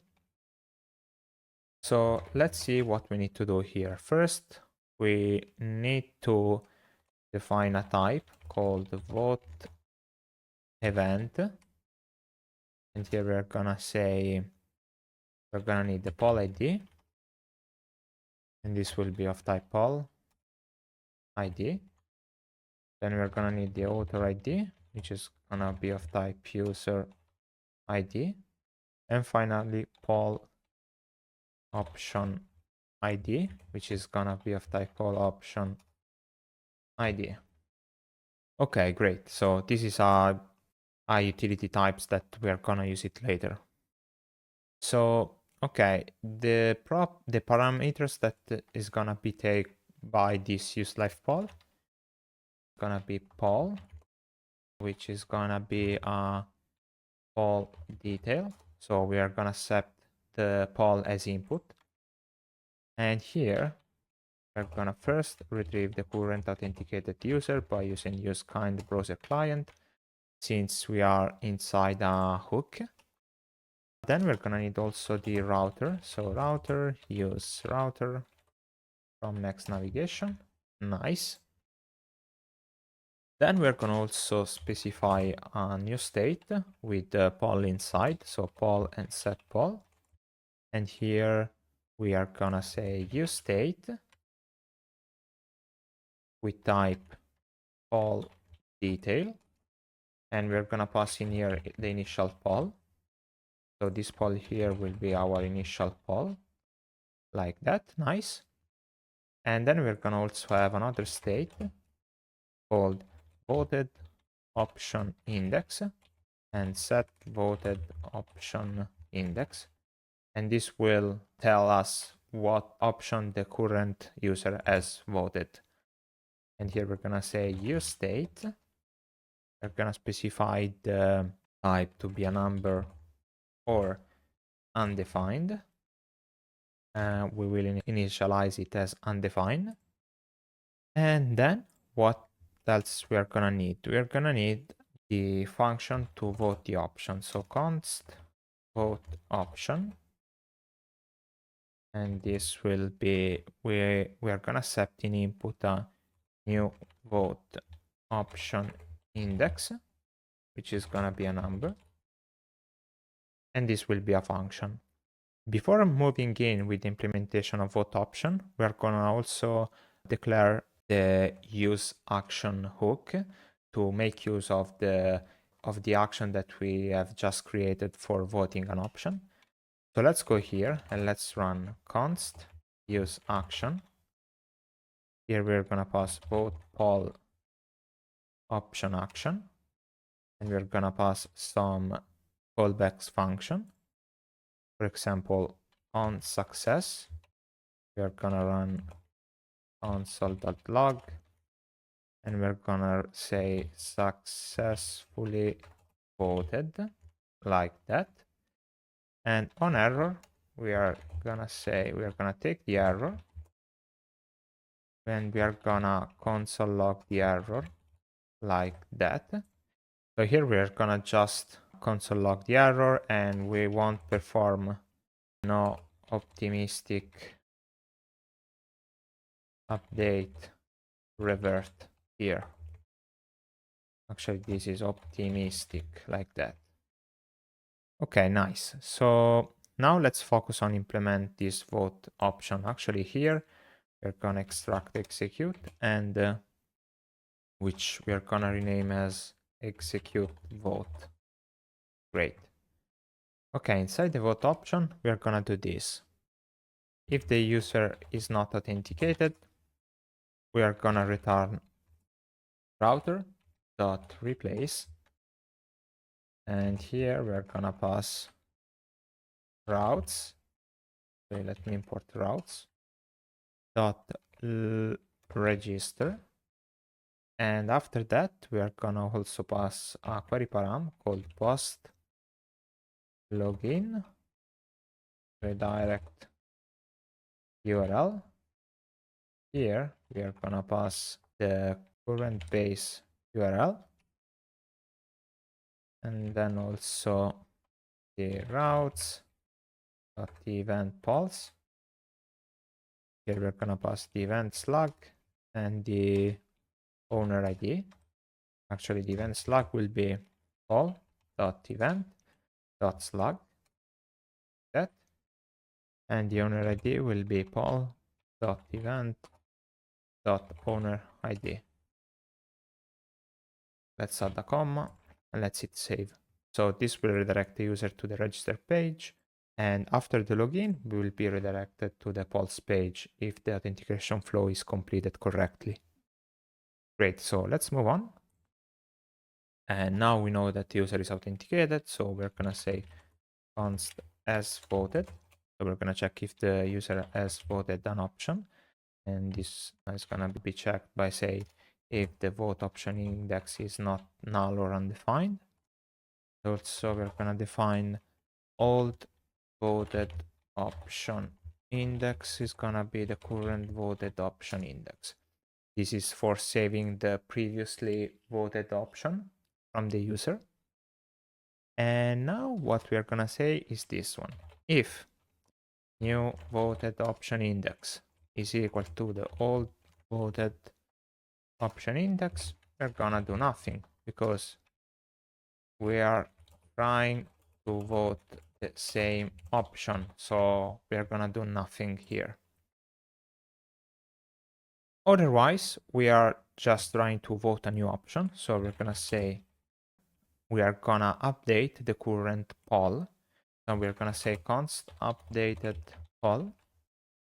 And this will be an object which will take the current poll by spreading it out all the current state.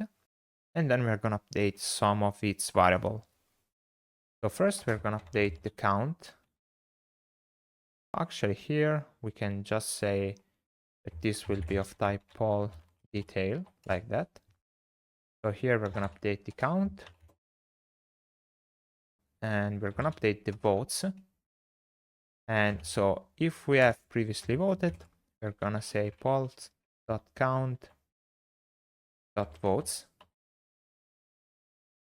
So if we have previously voted and we are voting another option, we don't have to increment the total number of votes. Otherwise, we're gonna say poll.count.votes plus 1. So if it's the first time that we are voting, we need to increment the total number of votes. Then we're gonna update the options. And here we're gonna say, actually not an object, but we're gonna say poll.options.map. Here we're gonna take the current option and we're gonna run this logic right here. First, we are gonna increment the votes of the newly voted option. So we're gonna say if option.index is equal to the new voted option index, then we're gonna return the current option, so like that, and then do update the count to be votes and option.count.votes plus 1. So basically here we are incrementing the total votes of the selected option. So for example, if I click this one will become 3 votes and this one will go from 4 to 3 and this one will go from 2 to 3. So here we are incrementing, and in the same way we need to decrement the votes of the old voted option. So we are gonna say if option.index is equal to the old voted option index, we're gonna return the current option, but at the same time we're gonna update the count to be votes option.count minus 1, like that. Dot votes here. Okay, great. And after this statement, we're gonna also return the option. So this third case is the case where we don't have to do nothing with this option since it wasn't neither voted or downvoted, so we can leave it as it is compared to where we just created a new option. Great. So let's collapse this and let's move on. So after we have our updated poll, what we are going to do is performing the optimistic update. So here we're going to say set poll is going to be updated poll. Then we're going to say set voted option index is going to be the new voted option index. And finally, we are going to perform the vote server action. Obviously debounced, because we don't want that if the user starts spamming multiple votes to overload the server. So here we're gonna say perform vote, and we're gonna pass the new voted option index. So now we need to define this perform vote. So let's go in a new line and let's say perform vote. Here we're gonna use callback. Use callback will accept a function with a dependency array. So in here, actually we're gonna use debounce here from row-debounce. And here we're gonna have our function like that. And inside this function, so this function that we're debouncing is gonna set the new voted option index, which is gonna be a number. And in here, we're gonna run execute vote and passing the poll ID is gonna be poll.id. And the option index is gonna be new voted option index that we received as input. Great. So after that, actually, we need to also specify the time of the bouncing set to 1 second, and also specify leading set to false and trailing set to true, like that. And finally specify also the dependency array to be the poll ID, since this use callback depends on the current poll ID. Great, so this is actually the function that will perform the server action without having the problem of being spun too many times by the click of the user. And so we are actually left to do two things. So let's collapse this function that we have just defined to make more space. We need to specify a side effect with an unused effect like this one and a dependency array. We need to, this use effect will be needed to refresh the polls in case the user changes. So for example, if I'm logged in and I see that I voted this option and then I logged out, I won't to see anymore this as the selected option because I became an anonymous user. So an anonymous user obviously has no voted option. So thanks to this use effect, we're gonna refresh our UI. So here is poll UI. So in here, we're gonna say, we're gonna first find the index of the option that the user has possibly voted for. So here we're gonna say const voted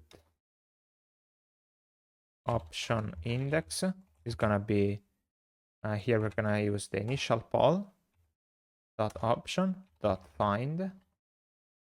And here we're gonna extract the current option that we are looping into. And we're gonna say option dot votes dot sum, and here we're gonna say vote and vote if the vote dot other ID match the user dot ID.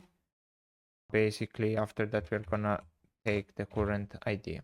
So as you might have seen, we are finding the index of the option that the user has possibly voted for, and we're gonna save it inside this variable. But here we use possibly because the user might not have been voted for any option. So let's go ahead and let's say set voted option index to be voted option index. So this expects a number, but we are passing a string, and the error is here because we need the index, not the ID. So this is index. Okay, so when we need to run the use effect, we need to run the use effect when the user changes, or even if the initial poll dot option eventually changes, but primarily will be if the user changes. And technically, we will also have another use effect inside here. And this will be used for, so this will be used for listening to real-time updates, but we are gonna implement it later on. So for now, let's go here and let's return some important information inside this useLifePoll. And here, what we're gonna return is the current poll, the vote option function, and also the voted option index. Great. Now we can start using this hook useLifePoll, and we are gonna use it inside LifePoll, which is under the poll.tsx file. So here we have closed poll, which we are not interested in, and we have LifePoll. So let's scroll up, and you remember that we have these two to-dos that now we can remove, and here saying const empty object, and then say useLifePoll. Here we're gonna pass the poll, which is gonna be the initial poll. And technically, the initial poll is gonna be the one that we received in input here from the props of the live poll component. And also here we're gonna extract the updated poll. We're gonna extract the voted option index, and we're gonna extract the function vote option. And now we can hit save. And I think that we need also to call this vote option somewhere. So let's scroll down and let's see if we identify the exact place where we need to do this. Actually, we are already doing that. Inside the poll option item, we are passing this function, vote option, and passing the current option index. So I think that everything is correct. Let me just run a TypeScript compile. Everything is working fine. So, okay, guys, let's try this awesome feature and let's try to upvote some poll. So as of now, I didn't vote any option. And so let's try to vote the first option. Okay, you can see that we upvoted the first option correctly.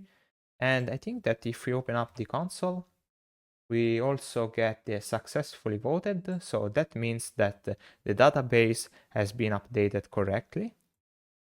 And let's try also to vote the other option and also see the nice animation that we have for the overlay every time we vote a new option and how the animation behaves. For example, let's vote the second one. Let's vote now. Let's change idea. Let's vote the last one. You can see how all the UI is updated correctly. The total number of votes is updated, and also the width of the overlay is also updated. And obviously, to demonstrate that this is actually stored in our database, if I hit refresh of the entire page, you can see that we still see the last option as the correctly voted option. And another thing, you might remember that here initially we have 10 total votes, and now that we added our vote, this became 11, and also the poll voter tooltip has incremented to 11. So, okay guys, this was I think one of the greatest feature of this component. Technically, we are still some work to do. We need to implement the end close dialog action, also the delete poll dialog. But now I think it's time to start implementing one of the most important features of this entire application, which are real-time updates, where basically we are gonna see when other users are gonna vote to a live poll, we're gonna see the changes in real time. So let's start working on this feature. Okay guys, so for implementing real-time updates, we are gonna use a service provided by Supabase, which is called Realtime. This service basically is useful for sending and receive messages to connected client. So Supabase provides a globally distributed cluster of sort of real-time server that basically enable the following functionality. For example, broadcast message to send messages from client to client with low latency, or tracking the presence of client status. But what actually we're going to use is this one, Postgres changes, where we're going to be able to listen to Postgres database changes and send these updates to authorized client. Okay, so there is a little bit of configuration to have this service up and running. So let's go back to our Supabase application. Let's go under database, and under database, we should be able to find under database management the publication tab. So the database publication will contain the Supabase Realtime, which I think that should be the server listening for possible update. We must make sure that every one of these switch is enabled in order to listen to all of these changes like insert, update, delete, etc. And from here, if we select on 0 tables, we should be able to select the database, or actually the database table that we want to listen for real-time update. So in this case, we are only interested in poll vote, since we are only interested in getting the updates of this database table. Okay, so after having done that, we also need to grant some specific permission. And for doing that, we're gonna go under SQL editor, and here we're gonna run this query right here, grant select on open double quote all vote. Actually, the auto suggestions already inserted the double quote for me to anon. So anon is basically the anonymous user, which are basically the default user that we are gonna be listening with a client called Supabase client. So let's run this query. Okay, a super important thing that you should know is that if we go back to our project, let's minimize this one. Every time that we run npx prisma db push, or we run, for example, npx prisma migrate reset, these changes will be overridden and won't be able anymore. Also, under database publication, you might see that every time we run this operation, this one won't be available anymore. So remember that if you need to apply some changes to your database, remember to reactivate from scratch this configuration along with this query that we have seen just right now. Technically, there is a way to overcome this behavior, and the solution is write our own migration script, but this is out of the scope of this project. And so for now, let's remember this in case you need to update your database schema. Technically, we should be okay with our database schema, so we shouldn't need to make some update. So now we have activated the real-time updates for the table poll vote. So what we have to do now is installing a new library. So let's run yarn add, and we're gonna install Supabase / Supabase JS. And this is basically a client-side library to use Supabase even from the client side, in this case for listening changes. So let's clear out the console. And now we need to define a new configuration file. So let's open up the Explorer. Let's collapse the components. Let's go under lib. And here, let's create a new folder called Supabase. And in here, we're going to have a new file called client.ts. And here, we're going to import create client from at Supabase.js. And here, we're going to export const Supabase client. Here, we're going to create the client. not like this one. So we're gonna create a client, and here we need to pass two things.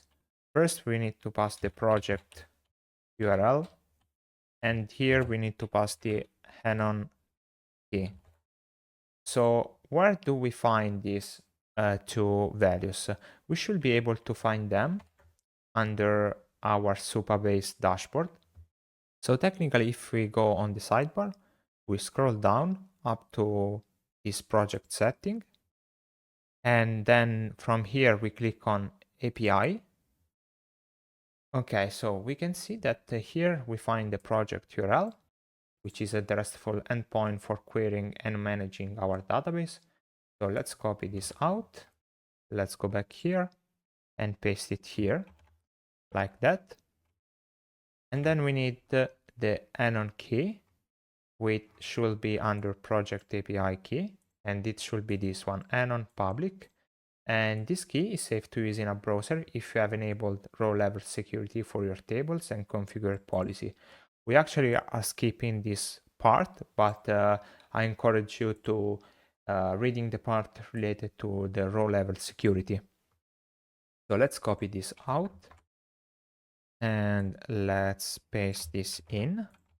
And okay, so we should have our Supabase client correctly set up. So we can now close this one and close also the poll. We can go back to the use poll hook. And you remember that here we have this use effect where we are gonna listening for the real-time updates. Okay, so in here, let's remove this to do and let's define const channel. And here we're gonna say Supabase client. And then we're gonna say dot channel. And we're gonna name this channel live votes. Then we are gonna say dot on. And here we're gonna set the type to vote event, which we define just above here, this event here. Actually, we can rename this to real-time vote event, make things more clear. So let's go here and then let's open and closing parentheses.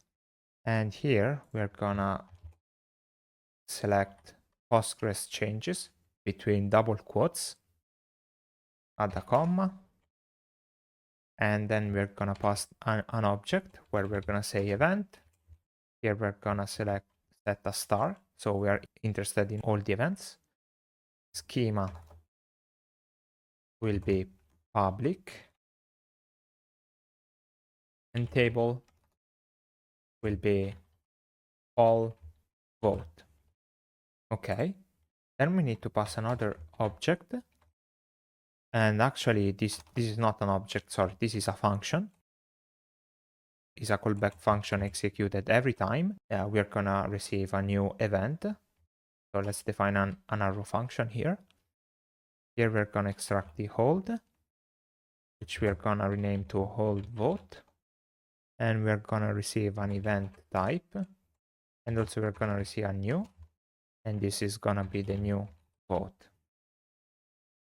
So inside this function, we're gonna use a pattern matching using TS pattern, and we're gonna match the event type. So if the event type is gonna be of type insert, we're gonna run this function right here. So in here, we're gonna first extract some information from the new vote, and this new vote will be a real-time vote event like that. And here we're gonna extract the author ID, the poll ID, and also the poll option ID. Great. Then we're gonna also console log some useful information, and we're gonna say new vote or option all option ID like that, just for debugging utility. Oh, sorry, I just missed out a click after this console log.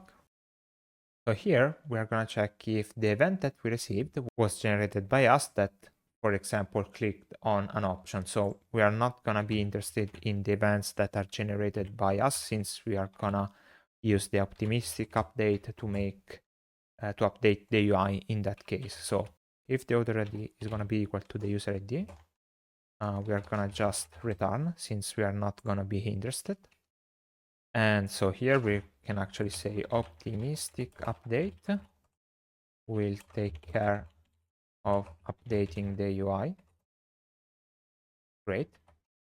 So now let's go ahead.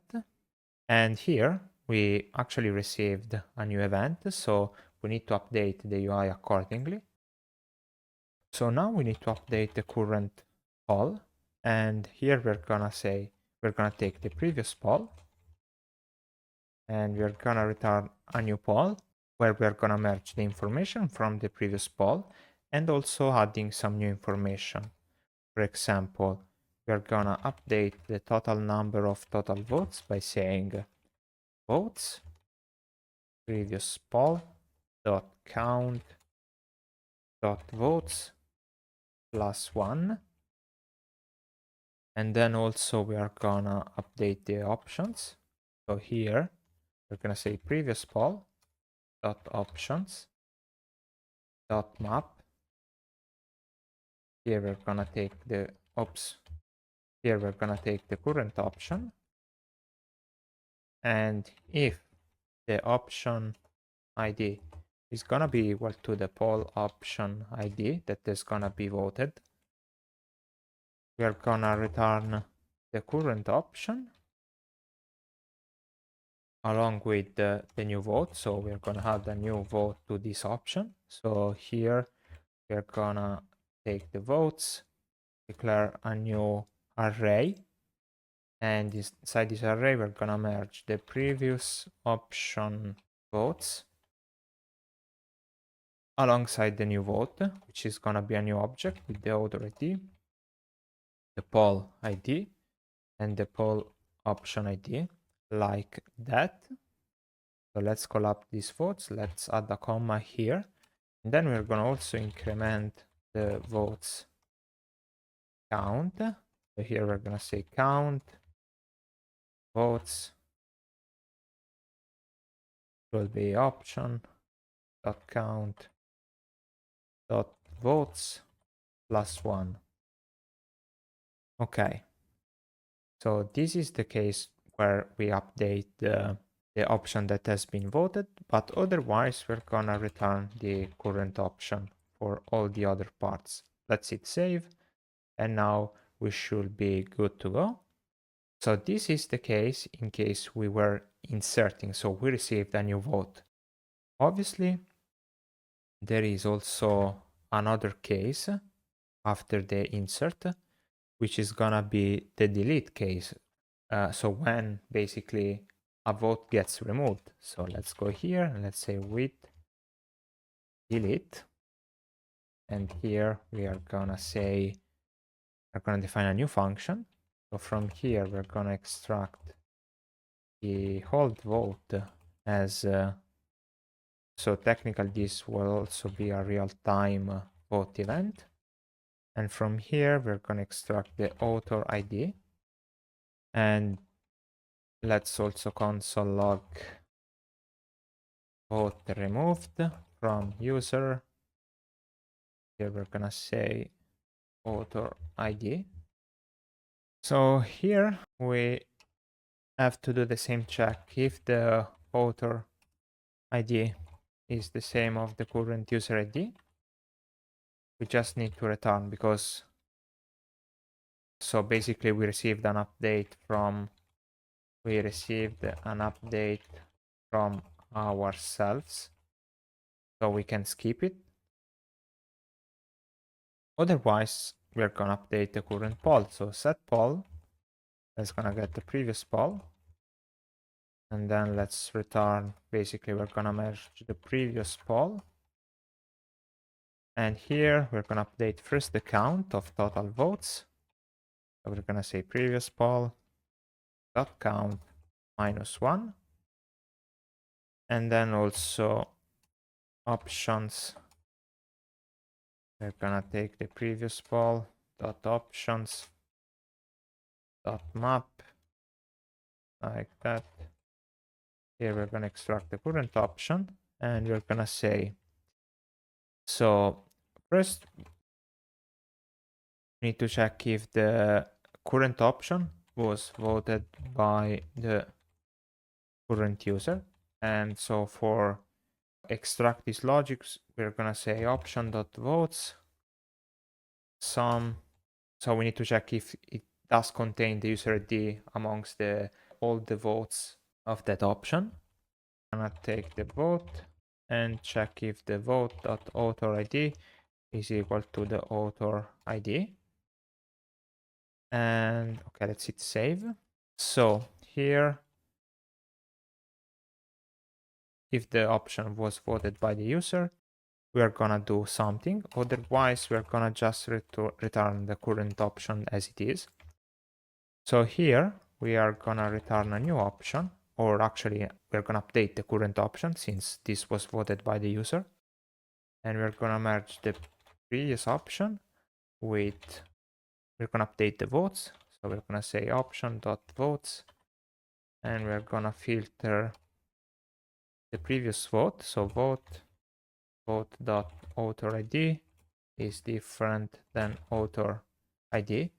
So here we're saying, okay, from the list of votes of this option, let's keep only the one that are not assigned to the current author ID. So basically we are filtering out the previous vote of the user. So here we are just saying we are removing the votes. And here we are gonna decrement the votes count. So here we're gonna say count votes, and here we're gonna pass option dot count dot votes -1. Great, let's hit save. And okay, so that should be it. So the only thing that we have an error here. So here I think it should be previous poll.count.votes like that. Nice. So now let's collapse also this case. So we covered the case in which we received a new vote and the case in which we received an update where a vote was removed. So these two events will arrive simultaneously. Technically, first we will receive a delete event and then an insert event. So the update will update accordingly. After this, all this block here, we also need to add the subscribe event where we are gonna extract the status and possible error. I think that we are gonna console log the status and the error like that, just to not make the things even more difficult, because this part unfortunately was one of the trickiest one. And so since here we are subscribed to an external store, it's super important that when this effect will unmount, we unsubscribe from this channel to avoid possibly memory leaks. So here we're gonna return a cleanup function where we're gonna say Supabase client dot remove channel, and we're gonna pass the channel that we have just created. And finally, we need also to specify a dependency array, and here we're gonna pass the current user ID. Okay, it seems that we have some kind of error here, and probably it's because this one will be wrapped inside curly brackets like that. Yes, that was the issue. And okay guys, so I think that's it for our real-time updates. Now we need to test this out, but for doing that we are gonna use two simultaneously different users to see if they both receive real-time updates. Okay guys, so now it's time to see if the real-time updates are working properly. And for demonstrate this use case, I just prepared two different users side by side that I'm going to display here. So on the left side, we have our user, which is Alice, the user that we used so far for constructing the application. And on the right side, you can see, I don't know if it's visible. Let me try to zoom in a bit. We have this green user, which his name is Bob. And both are on a poll organized by Alice. And so the first thing that I want you to show is that how Alice, which is the event owner of these polls, has some different components compared to Bob. For example, Alice has the end button and also this option menu, which are considered to be admin operation since she is the event owner. While on the right side, we have Bob, which is a participant, which obviously don't have the hand button and the option. But the cool thing that I want you to show is this one. Currently, Alice has voted the first option and Bob has voted the last option. So let's see if Bob now votes the third option and take a look at the Alice real-time update. So let's vote. And you can see how the update gets received from Alice. Let's try again. Awesome. And let's try also with Alice. Let's say that we vote this option. You can see that they are perfectly aligned. Let's try another time.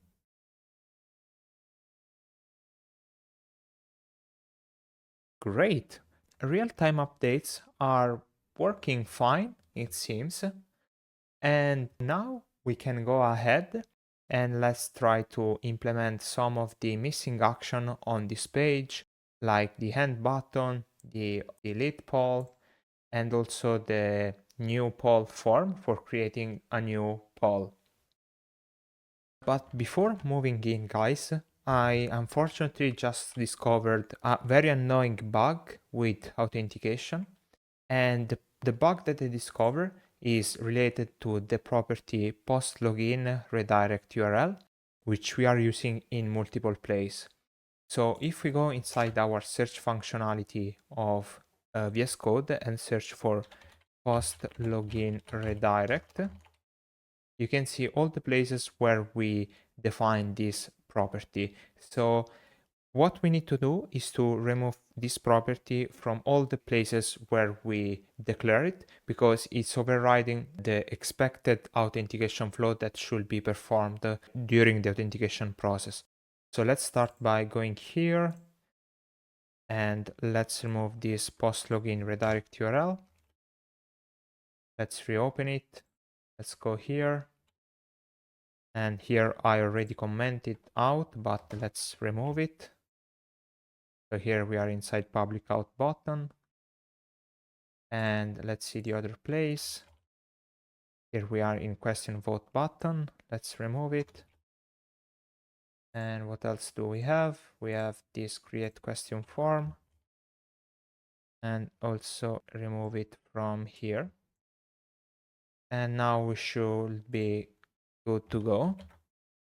So the reason why we deleted this post login redirect URL is because if you remember, if we go inside the env local, we had this property coming from Kinde, which is called Kinde post login redirect URL, which is set to redirect the user to API host success. So basically, if we specify that property that we have just removed, we'll have overridden this variable, and basically we won't execute the success route, which technically, actually here I made some changes to the bug. So the bug was causing this route not be executed. And if this won't be executed, we won't create a new user when it gets registered. So basically all this part right here where we create our user in our database won't be executing at all, causing really annoying bugs.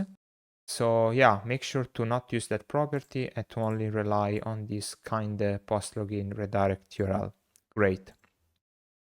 Okay guys, so I think we did very good progress. I think that next step will be implementing our new poll form creation. So let's do this. Okay guys, so for implementing the new poll form creation, we will first need to create a new action under the lib folder action. And here we're gonna create poll action.ts. Actually here we're gonna name this to create live poll, because a new poll makes sense only if it's live and not if it's already closed. So let's close this one and let's remember to specify the directive use server. Here we're gonna export create live poll action. We're gonna use action client. Here we're gonna use the schema and we're gonna use create live poll schema, which we are gonna define immediately. So let's open up the Explorer. Let's go under Prisma. Actually, not Prisma, but validation, poll schema. And here, after get poll schema, let's define export const create live poll schema. This is gonna be a ZOD object, so like that. And we're gonna have the event ID, which is gonna be the event ID schema. And we're gonna have the body of the schema. Here we're gonna have a zod.string, and we're gonna have a minimum of all.body.minimum length. We're gonna also attach a message which is going to say all body must have at least, and here we're gonna use poll.min body min length characters. And then also we're gonna specify a maximum allowed characters, which is going to say poll.body.max length with this message that is actually very similar to this one. But here we are gonna say must not exceed poll body max length characters. Great. So this was for the body of the poll. Actually, this content right here. And then what we're gonna have a list of options also. And this is gonna be zod.array. The item of this array is gonna be a string. So zod.string with a minimum of poll.options.min length.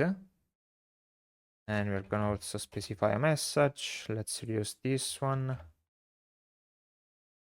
So here we're gonna say poll option must have at least poll option min length character. Actually, is option like that, and also a maximum allowed characters to be poll.options.max length. And let's reuse this message right here. And here we're gonna say poll option must not exceed poll options max length characters. And okay, so this is our validation for our create live poll schema. Now let's go here and let's export the type create live poll schema. And here we're gonna say zod.infer type of create live poll schema. Great. Let's close this one. Let's import this create live poll schema. And now let's define our action. So here we're gonna define an async action. Let's extract the parsed input. Here we're gonna extract the body, the event ID, and also the options of the poll. So here, as we did for other action, we need to check if the user is authenticated. So as always, we're gonna use the get kind server session get user and check if the user is authenticated. So then we need to find the event. So here we're gonna say const event is gonna be await Prisma dot, let's import Prisma dot event dot find unique. Here we're gonna specify the where clause to be ID, and we're gonna pass the event ID. And then we're gonna also retrieve some information about this event, like the owner ID, this log, and also the count, where inside we're gonna be interested in the pulse, where is live is true. So basically here with this annotation, we are fetching all the polls that are actually live for the current event. Why this data is needed? Because if we have an already live poll active for this event, we won't allow to create a new live poll because we can have at most one single live poll per event. So let's collapse this and let's go in a new line and let's say if not event, we're gonna throw a new custom error, and here we're gonna say event not found. Here we are using custom error, which is an error that we defined previously to avoiding throwing an exception, but this will be treated by next save action to just return this message as like a sort of error message that will not cause troubles to our application. Now let's go ahead and we need to check that only the event owner can create a new poll. So we need to make this check, and we're gonna do it in this way. So event.ownerID. So if the event owner ID is different than the current user that is trying to perform this action, we're gonna throw a new custom error where we're gonna say you do not have the permission to create a poll for this event, like that. Then we need to check that only one live poll is allowed per event. So here we're gonna say if event.count.polls is greater than 0, we're gonna throw a new custom error, and we're gonna say there is already a live poll active for this event. Awesome. And so if all these check passed, we can create the poll. So let's go here and say Prisma dot poll dot create, and here we're gonna pass the data, and the data will include the body, and also is live is gonna set to true, and we're gonna also specify the event, and we're gonna connect the event to this event ID. So this is needed to basically create a poll and connect this poll to this event, basically using the connect operator. Okay, after the event, we're going to also specify options, and we're going to also create all the options specified in the input of the action. We're going to go here and we're gonna say data is gonna be equal to options.map. We're gonna take both the option and the index. And here we are gonna return this object, which will include the body, is gonna be the option, and the index will be the index itself. Great. So this is the query for creating the poll. After that, we're gonna also revalidate the path, and the path that we want to revalidate is routes dot, let's import routes dot event polls, and here we're gonna pass event slug, and actually event slug is gonna be event dot slug, and we're gonna also have the owner ID to be event dot owner ID, like that. So basically, when we are gonna create a new poll, when all the operations are gonna be completed, we will see page gets refreshed, and then let's see our new polls gets created. Nice. So the create live poll action is ready. So let's close this. And now let's close all of this tab. And what we are going to do now is create a new dialog. So let's go under components, dialogs, and we're going to create a dialog called new poll dialog.tsx. So let's start with a component. Let's type the props for this dialog, which are gonna be props with children. Actually, we are not gonna use props with children, but we are gonna specify the children manually because they are gonna be required. So here we're gonna use react.react node. And then we're gonna be interested also in the event ID, which is gonna be of type event ID. Let's destructure these props from here. So event ID and children. Okay, so now let's remove this return. And here let's use dialog from UI dialog. And this dialog will have a dialog trigger, which is gonna be contained inside our children. So we will pass the dialog trigger as a children component. Here we're gonna specify as child. Then we're gonna have the dialog content, and this will display the dialog title, which is gonna be new poll.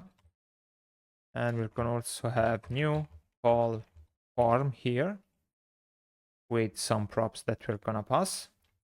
So before defining this form, actually this one will be create poll form to be more clear. And here we're gonna also have a new state. So use state, and the state is gonna be open and set open to manually handle the visibility of this dialog, and by default will be false. Let's go here and let's set open, gonna be open, and set, and on open change is gonna be set open. Let's hit save. And now we can start working on this create poll form. So let's open up the Explorer. Let's go under form, and here let's create poll form.tsx. Oops. Let's close this one. And so let's export create poll form. Will be a React component. Let's define the props needed. So here we're gonna be interested in the event ID. So event ID, and also the on success callback, which is gonna be optional and will be a function that will return void. Let's hit save and destructure the props like that. So event ID on success will be renamed in handle success. And okay, so here we're gonna define our form by using use form by React Hook form. We're gonna pass the create poll live poll schema. And here we're gonna pass different options. For example, resolver is gonna be Zod resolver. And here we're gonna pass create live poll schema like that. We're gonna pass some default values, which are gonna be the body, which is gonna be empty. We're gonna pass the options, which by default will be a sort of placeholder where we're gonna say option 1 and option 2. And then we're gonna also pass the event ID like that. And we're also gonna set the mode to be on submit. Great. Another hook that we are gonna use is called use field array. Perform the validation on each of these poll option. So here we are gonna pass control to be form.control. And then we're gonna pass name to be options. And here we're gonna destructure some values like fields, like append, and remove. So here we have an error, which actually I never figure out why TypeScript is throwing this off. So let's put a ts ignore. And let's move on. Another thing that we're gonna use is the use action. Here we're gonna use create live poll action. And we're gonna also pass some stuff in here. So on error, we are just gonna execute this callback function. We're gonna first console log the error like this. Then we're gonna display a toast using UI toast. Toast will have a title, which is gonna say something went wrong. The description is gonna be failed to create the poll.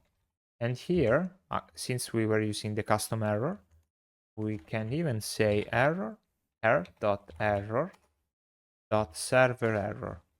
So the server error basically will be the message contained in this custom error right here. And that is the reason why we are using this custom error instead of the generic error. So let's move on and let's set the variant to be destructive. And okay, so that's it for the on error. Let's move on and let's set on success callback function.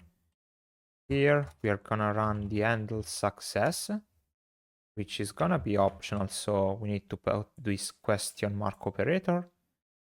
And we're gonna also launch a toast, which is gonna say title.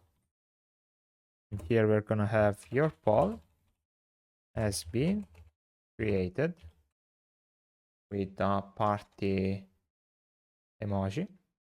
Okay, so here I should be curly brackets instead of square brackets. So let's remove this one. So this is it for the onSuccess. We will also have an onSettled where we're gonna do form.reset. So this will be useful for resetting the form, even if it was successfully or for some reason errored with some kind of error. So let's also define on submit. And here we're gonna have an async function that will receive the values that will be of type create poll. Actually, is create live poll schema. And here we're gonna execute our server action, which actually we need to extract from here. So here let's extract execute, and also it is executing. And here we're gonna say execute, and we're gonna pass the values like that. Nice. Finally, we're gonna also need this variable called isField disabled, and this is gonna be form state dot is submitting, or the server action is executing. So once we define all of this business logic, we can start working on our UI. So here we are gonna return a form provider from React Book form, and we're gonna spread the form object like that. Inside the form provider, we're gonna have a form tag. Let's remove the action. And here we're gonna pass on submit. We're gonna pass form.end.submit, and we're gonna pass this on submit function that we defined here. Inside this form, we're gonna have a form field with self-enclosing tag. So in here, we're gonna have name, gonna be question, or actually body. Control is gonna be form.control, and then the render function, which is gonna be a function. And from here, we're gonna extract the field like that. Here, we're gonna specify a form item. And inside the form item, we're gonna have a form label. Oops. Form label. And this form label will say question. Actually, let me see where we are importing form label. Okay, from UI form, that's correct. So let's go back here. Then we're gonna have form control. And this form control will have a text area with counter. And here we're gonna pass disabled is field disabled. Then we're gonna pass a placeholder, which is going to say e.g. what is your favorite color? This is an example of question poll that the user might want to prompt in. I'm gonna set the max length to be poll from validation constants dot body dot max length. And finally, we're gonna spread all the fields inside the field object like that. Hit save. And then what else we're gonna need? So actually here, we need to wrap all of this with parentheses and remove these curly brackets right here. And then I think that we can just do it like that. Unfortunately, no, because maybe it's like that. Now let me just try to that semicolon wasn't needed. Okay. After the form control, we're gonna have the form message, and this form message will display form state dot errors dot quest, actually body, body, and then message like that. And here we're gonna say error message as class name. Okay, that's it for our first form item. And then we are gonna have another form field for adding all the option of the poll.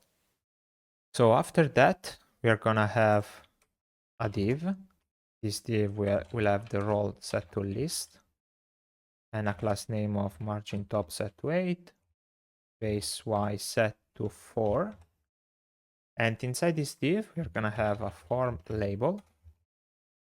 And this is gonna be options. And here we're gonna display, we're gonna use open and closed parentheses. We're gonna say max, and then open and closed curly brackets, poll dot options dot max count. And the class name of this form label is gonna be block.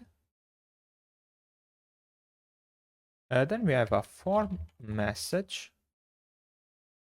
with class name error message to display some error related to this option. And here we are gonna say form state errors options root message, like that. Nice. So now we need to loop over the option that we have, actually over the fields that we have. So this fields is gonna be taken from here. So these fields represent our option that we appended or removed to the poll. So here we're gonna say fields.map. Here we're gonna extract the field and the index. And we are gonna use these parentheses. And inside here we're gonna have form field auto closing tag. And here we're gonna have key is gonna be field.id. Then we're gonna have name. And inside the name, we're gonna have backticks. We're gonna say options dot index, like that. Then we're gonna have control, which is gonna be form.control. Then we're gonna have the render function. And from here, we're gonna extract the field. And now we're gonna render a new form item. Inside this form item, we're gonna have a form control. And inside this form control, we're gonna display a div with class name, flex gap x2, item center. We're gonna display a span, which will display the index of the poll option. So index +1 because it's 0 base, followed by a dot. And here we're gonna have class name and set grow set to 0. After this span, we're gonna have an input, which actually we don't have. So let's go on ShadCN. Let's search for input. And so the input is basically display a form input field or a component that looks like an input field. So this one, to make it clear. So let's go here. Let's copy the installation command. Let's go in a new terminal, paste it in. I think that we're gonna need to update the input.tsx. Here we're gonna say UI utils, save it. And now we should be able to import this input from UI input. And this input will take a placeholder where we're gonna say EG blue, because the question was what is your favorite colors. That's the reason. We're gonna specify a max length set to poll dot options dot max length. We're gonna also spread all the crop of the field object like that.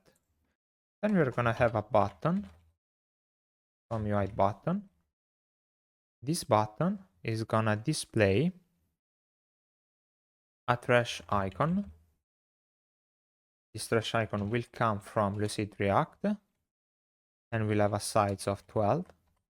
This button will have a size of small. Type will be button. Variant will be outline. Then we're gonna also have disabled is gonna be is field disabled.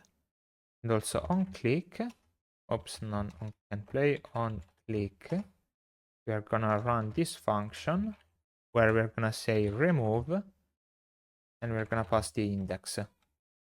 So this is needed basically for removing an option when we were adding the option to our poll option form. So after the form control, we're gonna have a form message. And in here, we're gonna display form.form state. dot errors dot options. Then we're gonna use question mark dot opening square brackets index question mark operator dot index. Actually not index but message. So this will display possible error related to a single option, a poll option item that might have some internal error with the validation. Here we're gonna set the class name to be error message. And okay, so great. So this was all the fields needed for this, for adding or removing option to the poll. So after all of this, we're gonna have a button. This will be of type, actually this will be of type button. Variant will be outline. Sides will be small. Disabled will be is field disabled, or if fields dot length is gonna be greater or equal than poll dot options dot max count. So if we added all the 6 options available, we will prevent the user from adding other option. So as you might have understand, this is the button for adding a new option. So we're going to display a plus icon from Lucid React.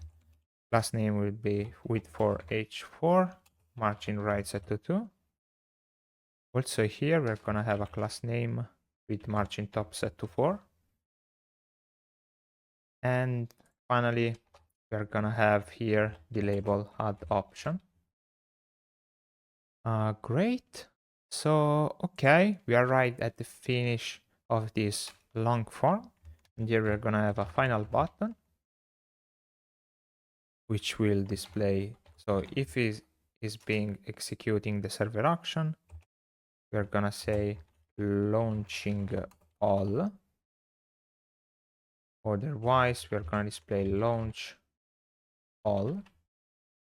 This button is gonna be of type submit. Last name is gonna be of type width full, margin top set to 10. And finally, we are gonna set disabled to be equal to is field disabled, like that. Okay, guys, this was one of the longest forms I ever written. And so now we can go back to new poll dialog and import this create poll form.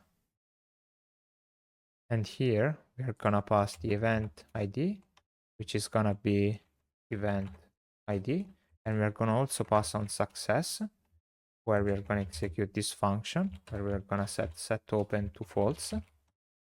Basically, when the poll has been created, we're gonna close the dialog. So where we're gonna use this new poll dialog, we're gonna use it inside the polls page. So if you go inside the event, owner ID, polls page, you might remember that here somewhere we have a to-do. Here it is, add the new poll dialog here. So let's go here and let's wrap this button with the new poll dialog. And let's move this button inside this dialog like this one. Hit save, and here we're gonna also pass the event ID, which is gonna be event.id, like that. And okay, it seems there are also some other error. Let's see what happened. Oh, here we are missing the key property. So here we're gonna use all.id. Great.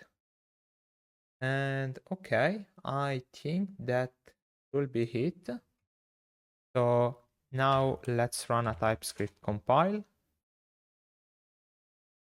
Seems that we don't have any error. So, okay, let's go here. Let's go back to our application. Let's refresh it. And okay, so we have some kind of error. So new poll dialog, I think it should be a client component. So let's go here And let's define this as, I think this should be use client. So use client like that. Hit save. Let's see if it fixed the error. It does. So now if we click on new, we see our fantastic new poll dialog with related create poll form. You can see that here we can insert the question of the poll. For example, what is your favorite color? Here we can insert our option. For example, here we have option 1 and option 2. But if I click on add option, actually nothing happens. I think that we have some kind of error. And also here it should be question and not question. So let's try to figure out what's happening. Let's see if at least we can remove an option. We can at least. We can, but we can't add an option. So let's go back to our create poll form and let's try to fix this error. So for example, somewhere we should have questions. So this is question and not questions. And then let's see this add option, what it does. So let's find our add option. Okay, figure out we don't have the, we didn't add the on click event handler. So let's go here. Let's run append. And here we are gonna append, gonna use backticks. We're gonna say option, and then we're gonna say fields dot length +1. Actually, this is fields. Let's hit save. And now let's see if it works. Now I'll try to click on add option and it adds the option. So let's add other option 4, 5, and 6. And you can see when we reach 6, since the maximum is 6, this button gets disabled. And here we can add whatever we want. For example, I don't know, blue. Then we have, I don't know, red and yellow. And then we can remove this tree with the trash icon button. And here we can also add our question, what is your favorite color, for example. And we can also try to launch the poll, but since we have already a live poll, this will probably crash, but let's try. You can see that it say something went wrong, failed to create the poll. There is already a live poll active for this event. So for like doing this, so we know that at least the new poll form works. Now we should figure out a way to ending a poll in order to create a new one. So our next step will be creating the action for ending the poll and then execute the close operation. So let's do this. Okay, so let's get started and let's start implementing the end poll action. The first thing that we need to do is open up the Explorer, scrolling down up to the action folder. And here we're going to create a new file called close poll action.ts. And here we're going to use the directive use server. Since this is a server action, here we're going to export close poll action. We're going to retrieve the action client from safe action. We're going to use the schema get poll schema, since we need just to figure out what poll we need to close. Then we have to define our action. So we're going to define an async function like this. And we're going to also extract the parsed input, which should contain the poll ID. And here we're going to just check if the user is authenticated with the same exact pattern with get kind server session get user, and check if the user is authenticated. Then we need to retrieve the poll that we want to close. So we're going to do Prisma .poll .find unique. And here we are gonna pass first the where clause, which we are gonna specify the ID of the poll. By passing the poll ID, we receive this input. Then we're gonna select some information we will need. For example, regarding the event, we are gonna need the ID of the event. Oops. We're gonna need the slug of the event of the poll, and also the owner ID. This owner ID is set to true. Oops. True, like that. And after that, so beside the event, we are gonna also need to retrieve all the voters of the poll. So we're gonna do actually not the voters. So here we're gonna do votes and then select. And here we're gonna select only the author ID like this. So basically we will have inside the votes variable, we will have the list of author ID that voted this poll. Okay, so let's collapse this query, and we're gonna say that if we don't have the poll,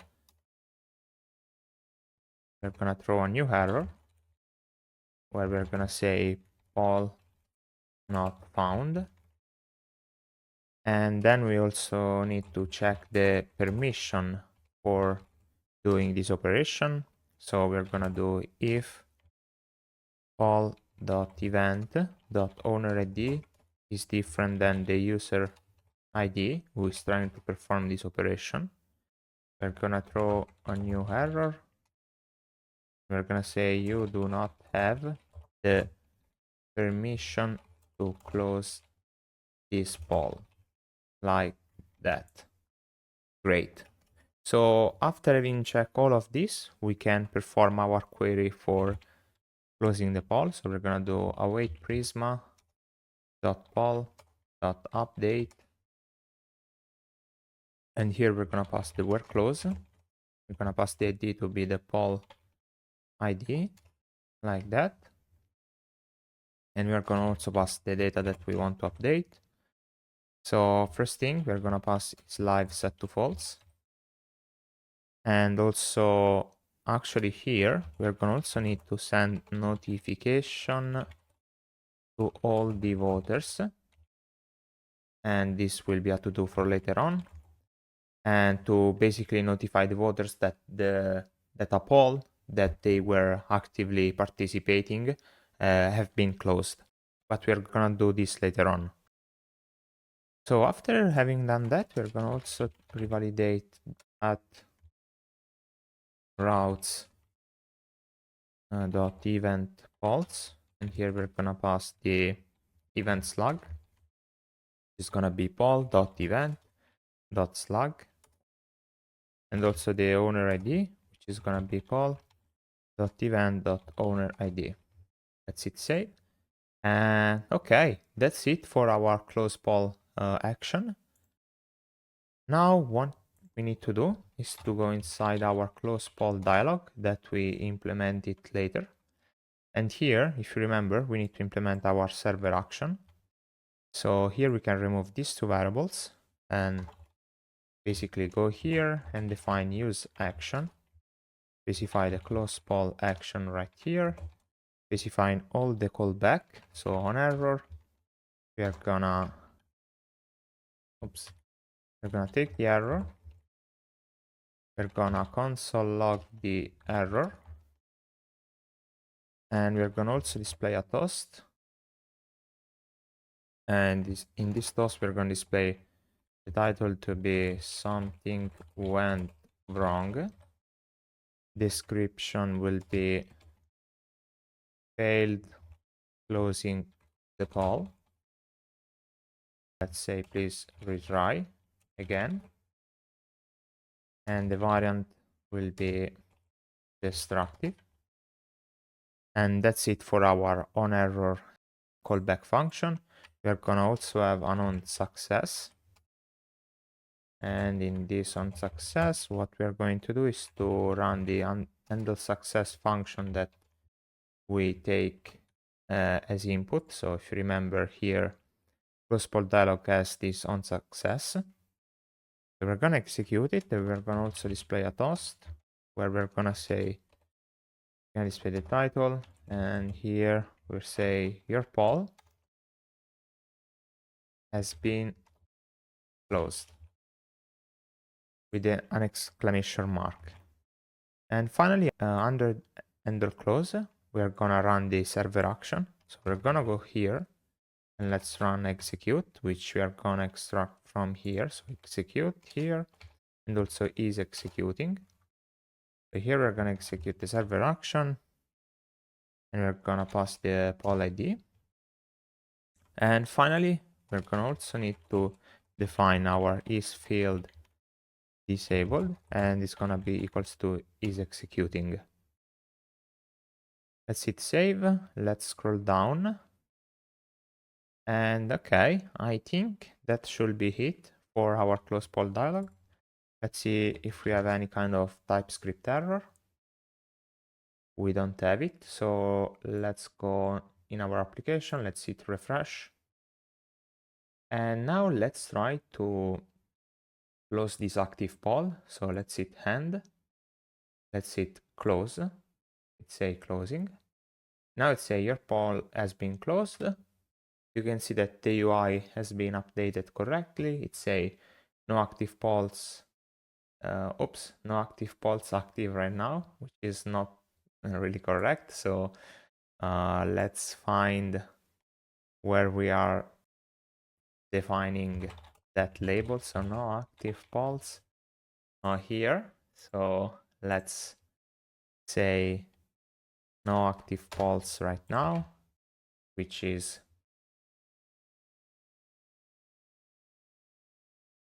should be more correct.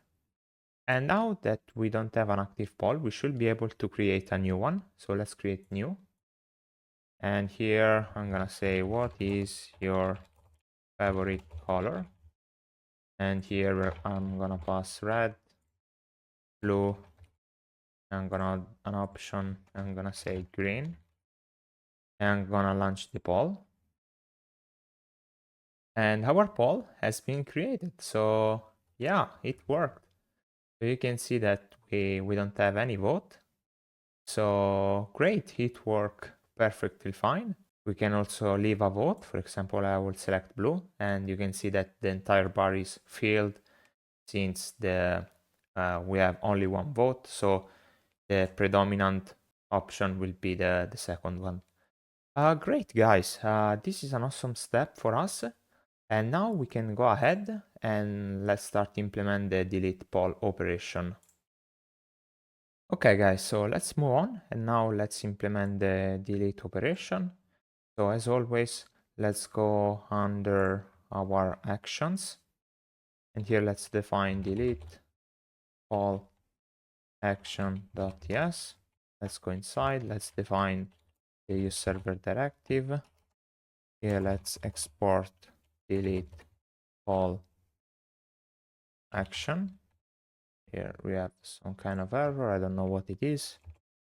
Let's define our action client.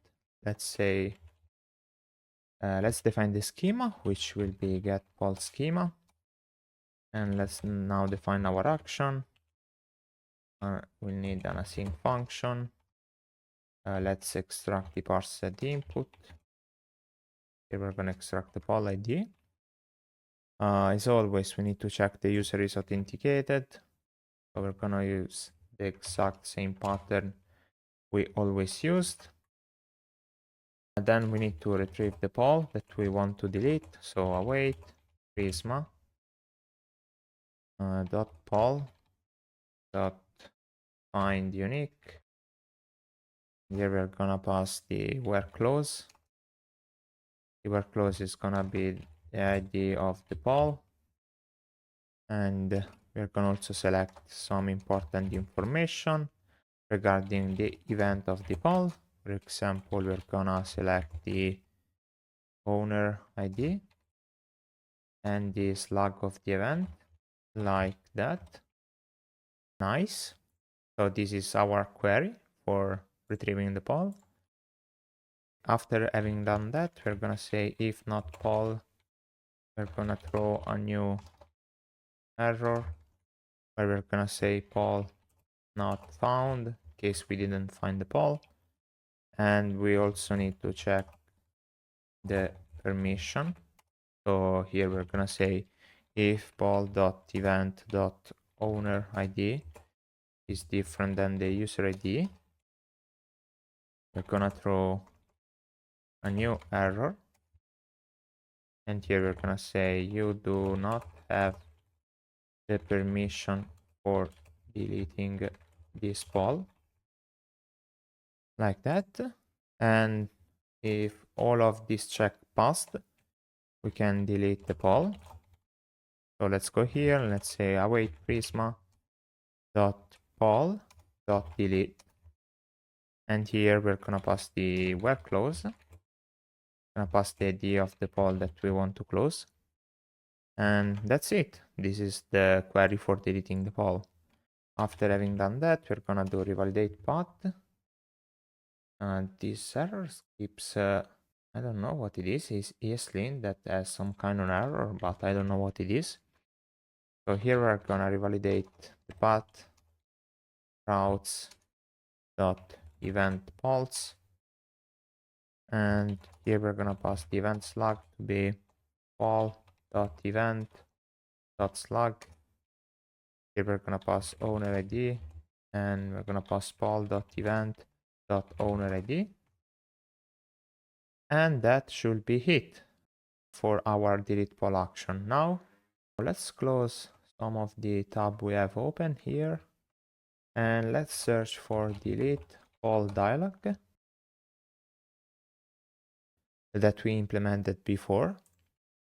So here we can remove this and we can start using the use action and pass delete call action and pass all the callback function. So on error, as always, we're gonna take the error. We are gonna console log the error, and we are gonna also display a toast, which I'm gonna just copy and paste. And here we're gonna import toast from UI toast. So we're gonna say title, actually let's say something went wrong, description, failed to delete the poll, and variant destructive. While on success, we are gonna first run the handle success callback function, which we receive from our parent as props, and we're gonna also launch this toast. It's gonna say title, your event has been, actually is your poll has been deleted, and the duration will be 3000 milliseconds, or actually 3 seconds. Okay, let's hit save, and now here we need to run the server action. So let's go here, let's extract execute and is executing. Here we're gonna run the server action, so execute and pass the poll ID. And finally, we're gonna also define is field disabled is gonna be equal to is executing, like that. Let's hit save. And okay, so let's scroll down. Let's see if everything is correct. It should. Let me just run a TypeScript compile. Great. So, okay, I think we are ready to test the delete action. So let's go here. And now I'm not going to delete this active poll, but if we go under the closed poll, we should also be able to delete some of the previously closed poll. So for example, let's say that we want to delete this poll since it's no longer relevant. So we're gonna go here, we're gonna click delete poll, and we're gonna click continue. Say deleting, page gets refreshed, and now you can see that we don't have that poll anymore. Great job, guys. Okay, guys, so all the action related to the false page are ready. So now what we can do is to start implementing the action related to an event. In this case, I'm referring specifically to this button on the top right side of the screen, which are adding or removing an event from the bookmarks, and also the edit event and delete event. So we can start with the add or remove to bookmarks. So let's go here and let's define a new action.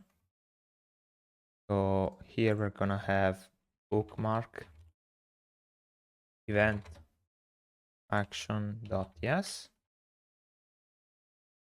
So let's go here, let's define new server.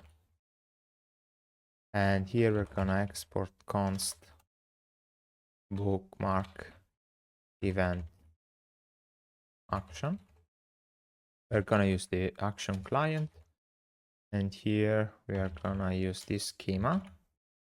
Actually, we're gonna define an inline schema, which is going to be zod. Oops. Let's import zod.object. And here we're gonna pass the event ID, which is gonna be of type event ID schema. And then we're gonna start defining the action. This will be an async function like that. We're gonna extract the parse ID input, and we're gonna extract the event ID. So for bookmarking an event, we need the user to be authenticated. So let's paste the classic code snippet for checking if the user is authenticated. Then we're gonna perform this query. We're gonna run event with bookmarks, and we're gonna say await prisma.event.find unique.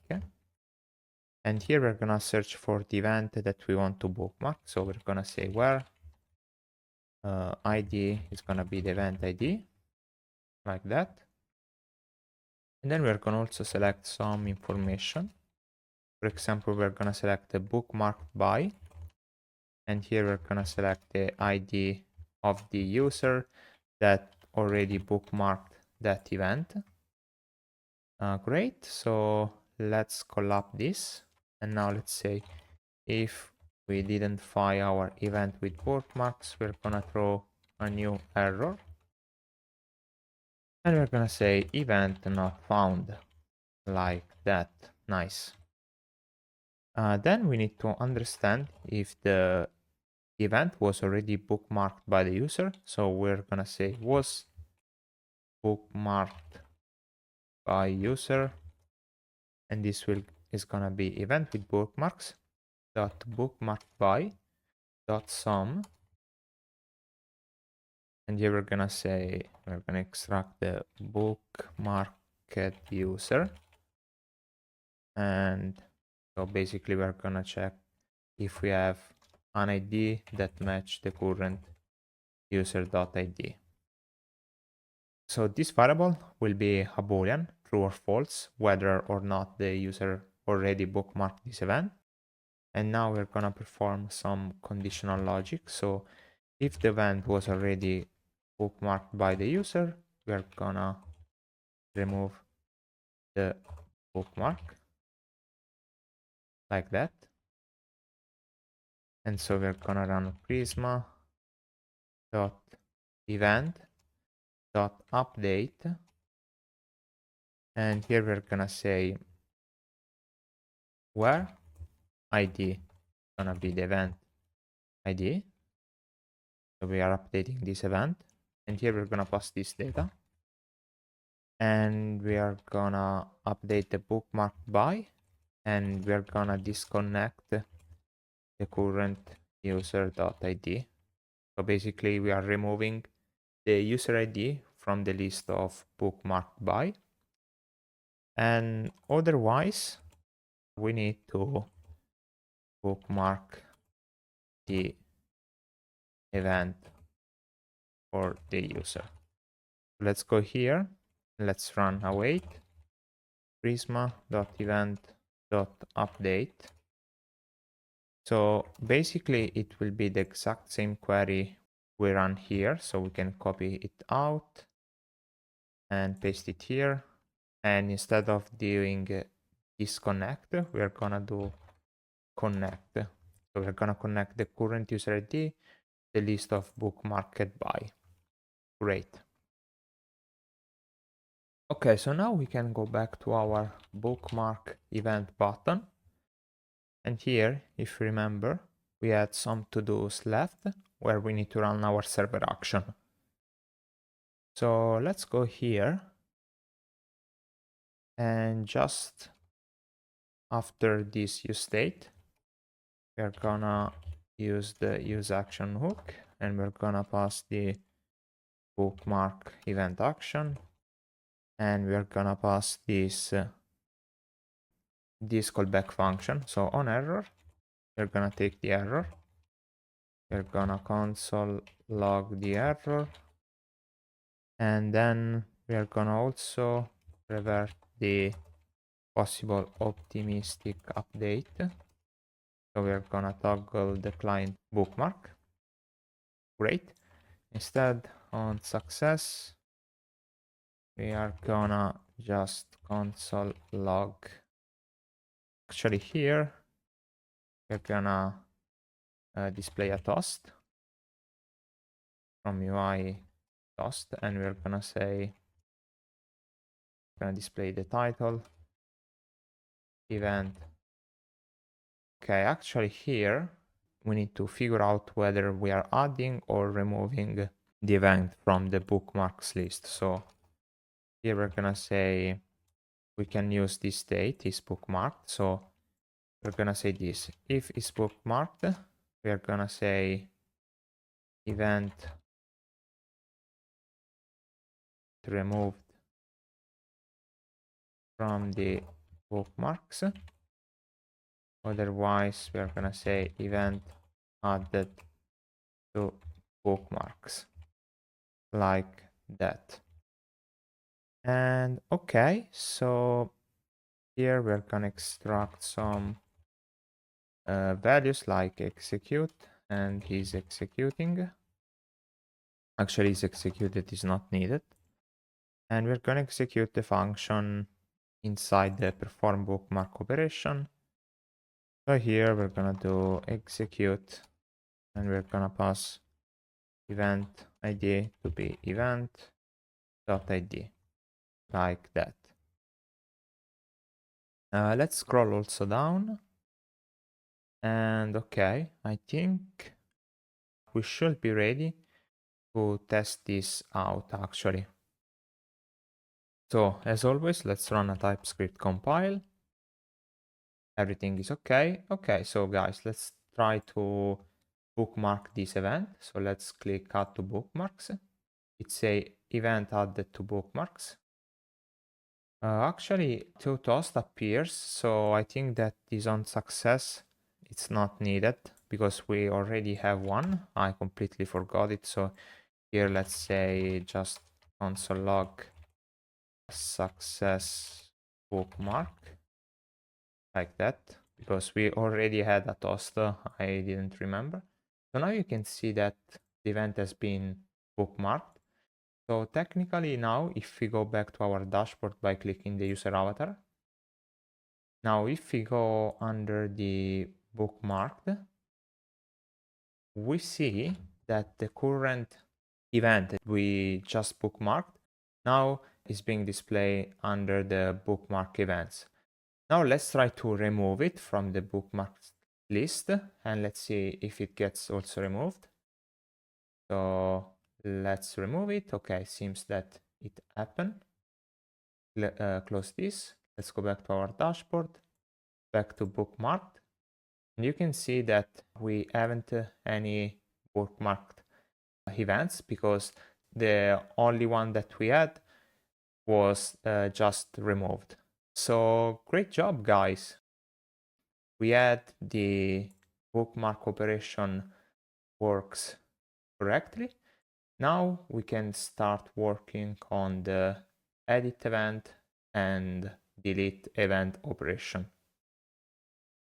Okay guys, so before starting working on on these two admin operations, which are edit event and delete event, I want to start focusing on the new event creation, because right now we have only a single event that was auto-generated with our seeding script, and I don't want to perform any edit or delete event operation on this event, because it might be useful later for showing up a new pattern that we need to implement, like infinite scrolling. So now we are going to implement the new event form, and so that we can create a new event which we can edit or delete in without any sort of troubles. So, okay guys, the first thing that we need to do is to close all of this tab, go under the action, and here we're going to create a new action called create event action.yes, and let's define our use server directive, and let's export here create event action. Let's define our action client. Let's go here, let's define the schema, which is going to be create event schema, which we actually don't have. So let's open up the Explorer, go under validation, event schemas, and here, just before the short description schema, we're gonna define export const create event schema, and we're gonna say zod.object, and here we are gonna need as input a title of the event. This will be a zod string with a min and max values, so we can copy this from here and just update it, reuse it here, and let's hit save. Actually, we don't need this. So here, instead of using event short description, we're gonna say event.title, or actually event.display name. And here also let's say display name, and here we're gonna say event title, and here we're gonna say event title. Great. So after the title, we are gonna also need the short description, which is gonna be of type short description schema, like that. I hit save, and after all of that, gonna also export a new type called create event schema, and this will use zod.infer type of create event schema. Great. So now if we go back to our create event action, we can just import it. And actually, guys, since we are here, we can also define some other schema that we are gonna use later. For example, we know that we need a schema for update event. So let's define update event schema, and this will be a zod object, and here we're gonna pass the event ID of the event that we want to update. So here we're gonna reuse the event ID schema, and we're gonna also pass the short description, and here we're gonna use short description schema. So as you might notice, updating an event means that we can only update the description and not the title. So that makes sense, because if we change the title, we should update also the slug of the event, which might lead to possible trouble when searching for an event using the URL. So we're only allowed to update the short description. And okay, so finally, after all of that, we are going to also have a new schema for deleting the event. So delete event schema, and this will be a sub object, which is gonna need only the event ID, and we're gonna use the event ID schema like that. Okay, guys, so here we can export type update event schema, and we're gonna use a zo.infer type of update event schema, and also export type delete event schema. This will be of type zo.infer type of delete event schema. Great. So now we should have all the schemas that we need. So yeah, we can go ahead, go back to our create event action and start defining our action. So let's define an async function. Let's extract the parsed input. So we're gonna have the title and the short description. So here we need to check that the user is authenticated as always. Then I think that we need also to create the event slug. And so the event slug basically will be a slugified version of the title. So for slugify a string, we're gonna use external package called slugify. Actually slugify, like that. So let's install it. Now let's import slugify from slugify. Great. And now let's create our event slug by saying slugify. And here let's pass the title of the event. Great. Now we have our event slug.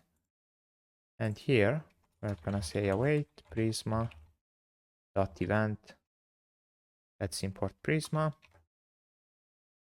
dot create. And let's pass all the data needed. So data, we're gonna pass the display name, which will be our title. We're gonna pass the short description. We're gonna pass the slug, which is gonna be the event slug that we just generated. We're gonna pass the owner ID, which is gonna be user ID. And also we are gonna add the owner as the first participant of the event. So we're gonna say participants, and then we're gonna say create, and we're gonna say user ID is gonna be user.id. I'm missing a comma here. Let's hit save. Great. And actually, after having created our event, we can just extract new event like that. And what we can do is also redirect the user by using redirect from next navigation. And here we're gonna say routes.event. And here we're gonna pass the event slug and also the owner ID to be equal to the user.id. Okay, actually we don't need this new event variable since we are not using it. So okay, we have our create event action ready. Now the next step will be creating the new event form. So let's go under components, form, and let's create our create event form.tsx. So let's go here and let's create event form. It will be a React component and will also be a client component. So use client like that. And let's define also the props. Props is gonna be, we're gonna accept the on success, which will be optional. Will be a function like that. Then we are gonna start defining our form by using use form and by passing the create event schema. And here we are gonna pass the resolver, which is gonna be zod resolver, and we're gonna pass inside the create event schema like that. And we're gonna also pass some default values, and the only default values will be a title, which will be empty initially, and the mode will be set to on submit. Great. What else do we need? We need also the our action. So use action from next save action, and our action will be create event action. And here we're gonna pass the on error, which is gonna be the same one. So we're gonna display a toast, and in this toast we're gonna display a title which will say something went wrong, and the description will say fail to create the event, and the variant will be destructive. This will be our on error. And on success, we are gonna run the handle success function that we need to extract from the props actually. So props on success, we're gonna rename it to handle success. So here let's run handle success, question mark operator, because it will be optional. And also here we're gonna display a toast with title your event has been created with our party emoji. It's saved, and after the onSuccess we're gonna also have onSettle, and onSettle we are gonna reset our form, so form.reset. Okay, nice. So from this use action we are gonna also extract the execute, and is executing. And as always we are gonna also have a variable called isField disabled, which is gonna be equal to if the form state is submitting, or if the server action is executing. And finally, guys, we're gonna have the onSubmit, which is gonna be an async function that will receive the values. It's gonna be of type create event schema, and here we're gonna execute our server action by passing the values, the validated values from Dod. Okay, nice. Now we can start working on the UI of this form. So here we're gonna have form provider from React form, and we're gonna spread the object form inside. And here we're gonna have a form component, a form HTML tag, sorry, with class name space y6, and on submit we are gonna run form.handleSubmit, and here we pass on submit function. Great. So let's start by defining our first form field. So our first form field will have the name to be the title. Then we're gonna have the control. It's gonna be form.control. And then we're gonna have our render function. Will be a function. From here we're gonna extract the field property. And here we're gonna have form item. And inside this form item we're gonna have a form label. Form label will display event name. And then we're gonna have a form control. This form control will have an input, a text input inside. So input like that. And this input will be of type text. Disabled set to is field disabled. Placeholder will be e.g. for example engineering meeting. That could be a name for an event. We're going to also have a max length of event validation. So this event validation will be coming from import event as event validation from @lib validation constant. And here we're gonna say event validation dot display name dot max length. This way we should not allow to insert more characters than we set for to be the maximum. And then we're gonna also display all the property of the field object. After the form control, we're gonna have a form message to display a possible error message. Where we're gonna say form state, errors, title. Here we're gonna set message. This will have a class name of error MSG, like that. Nice. So this was our first form field for validating the title of the form. After that, we're gonna also have a new form field. Actually, what we can do is copy this out and paste it here and then update it. So here we're gonna have short description. And then we need to update the form label to be event description.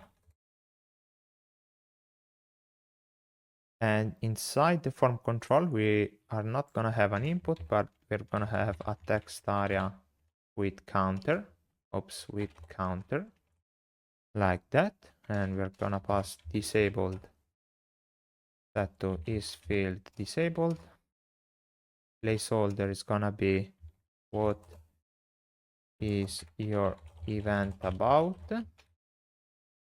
Max length will be event validation dot short description dot max length, and finally spread all the properties of the field object.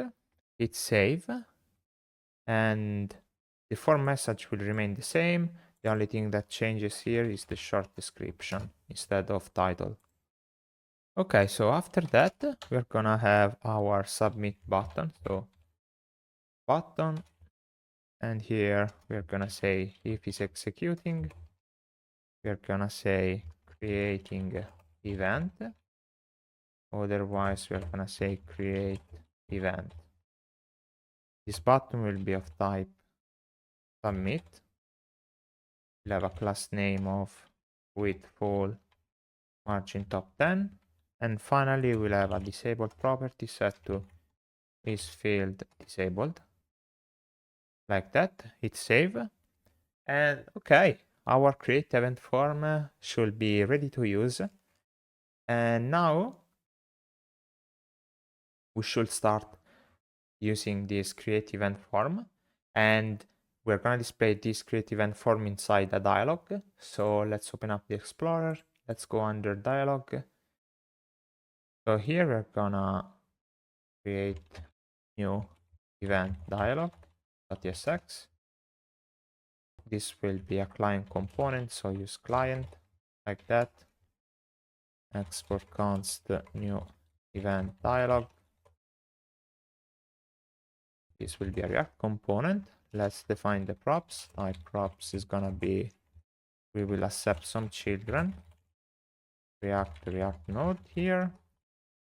And in here, we're gonna extract these children from the props. And so first we are gonna need a new state to manage the visibility of the dialog. So use state, and the initial visibility will be false, so not visible. Here we're gonna return dialog from UI dialog. Here we're gonna pass open, set to the current state variable, and on open change we're gonna pass set open. Inside here we're gonna have a dialog trigger, and in here we're gonna render our children, and here we're gonna pass as child. Then we're gonna have our dialog content, and inside here we're gonna have a dialog title, which will say new event. And finally, we're gonna have our new event form. Actually, it's create event form. And here we need to pass on success. And on success, we're gonna close the dialog. So set open, set to false, like this one. Nice, guys. So now we need to start using this new event dialog. So let's open up the Explorer. Let's go under our app folder, under auth, dashboard. So my events, page.tsx, and here we should have this to do where we were saying to implement the dialog event creation. So here, let's remove this to do. Let's define our new event dialog. Let's move all the dialog trigger button inside. Hit save. And that should be it, guys. Let's check if we have any error. We don't have, fortunately. And okay, we can try this out. So now if I click on new event, the new event form appears, asking us the event name and event description. So I'm gonna create this new fantastic event. And here I'm gonna say hello YouTube. Okay. And here I'm gonna try to create the event. Okay, your event has been created, and you can see that we are also have been redirected to the newly created event. You can see that we have our title, our short description. It's organized by our user Alice. And obviously we don't have any questions, so we have no question has been asked yet. And same for the polls, where we don't have any active polls right now. But okay, it worked, guys, it worked, and that's it, fantastic. Now we can also start implementing our edit event and delete event operation. Okay, guys, so let's get started first with the edit event. So this operation will open up a new dialog with a form for updating the event. And this form will be actually almost the same of the new event form. We will just need to change some things. So, okay, the first thing that we need to do is to first writing our action for updating the event. So let's go here under lib action. Let's create update event action.yes. Let's declare our use server here. And let's export our update event action. We're gonna use action client. We're gonna specify the schema to be update event schema that we already defined. And we're gonna then define our action. Gonna be an async function as always. Extract the parsed input. And here we're going to extract the event ID that we want to update and the eventual short description. So, okay, guys, so first thing, check if the user is authenticated, as we already did multiple times. Then we need to retrieve the event that we want to update. So we're going to run prisma.event.findUnique. And here we're going to pass the where clause, going to be ID, event ID. And we're going to also need to select some values, for example, the owner ID of the event and also the slug of the event. Okay, great. Let's move on. And here we're going to say if we don't have the event, we're going to throw new error. And we're going to say event not found. And then we need to check the permission. So here we're going to do if event.owner ID is different than the current user ID. We're gonna throw new error and we're gonna say not authorized because only the event owner can update the event. Here we're gonna proceed to update the event. So we're going to do await prisma.event event.update. And here we're gonna pass the where close and pass the ID of the event, so ID event ID. And then we're gonna pass the data to be the new short description. After having update the event, we're gonna revalidate path, which is going to be routes.path, actually routes.event. And here we're gonna pass the owner ID. It's gonna be event.owner ID, and the event slug, which is gonna be event.slug. And okay, that should be it for our update event action. Now what we need to do is to create our update event form. So let's go under our components form. And here basically, as I told before, the update event form will be very similar to create event form. So what we can do is to copy this and paste and just rename the duplicate file to update event form. And now we're going to update some of the values. For example, this is going to become update event form instead of create event form. Here we're from the props, we're going to set the event, which is going to be of type event detail. And we're going to extract this event from the props.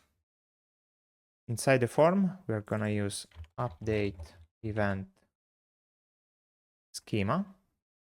And also inside the JSON resolver, we're going to use update event schema like that. The default values is going to be event ID, which is going to be event.id. And the short description is going to be the current event short description. Otherwise, it's going to be undefined. Great. So we need also to update our use action. Here we're going to use update event action. And the message is going to be here. We're going to say fail to update event. And in case of success, we're going to say your event has been updated. So let's go ahead. And here the values is going to be update event schema. Let's check also this other deform UI. So this is going to be the same. So here actually we are not going to have all the form related to the title. So we can remove this. And instead we're going to have a form item. And inside this form item, we're going to have a form label. And here we're going to say event name. And here we're going to set an input. And inside this input, we're going to pass the type set to text. And the value is going to be event.display name. And by default is disabled. So what we are doing here is adding a sort of fake input, which is always disabled, which basically will display the current title of the event, which is gonna hint that the title will always remain the same and is not gonna change basically. And also the event owner is not allowed to change. So, okay, let's move on. So the short description instead is actually updatable. So the render function technical should remain the same. Here we have the disabled prop, placeholder is the same. Actually here we're gonna also have a default value, which is gonna be event.short description or empty, or an empty string. The rest is exactly the same. So here we're gonna say updating event or update event. And okay, guys, I think that our update event form is ready. Now what we need to do is to define an update event dialog. Let's go under dialog. And here we know that the new event dialog will be very similar to the update event dialog. So we can just reuse it. So let's create a duplicate of that file. And let's rename to update event dialog. Now let's rename also the React component to update event dialog. And here from the props, we're gonna also need the event to be of type event detail, like that. Let's import it. And let's extract the props like here. And actually here, we are not gonna have this useState. And actually, we're gonna spread some props, which we are gonna take from dialog props, like that. So here, let's also extract these dialog props, like this. Actually, we are not gonna need children, so let's remove it. Remove also these children here, and we are gonna also accept a non-success, which is gonna be an optional function, like that.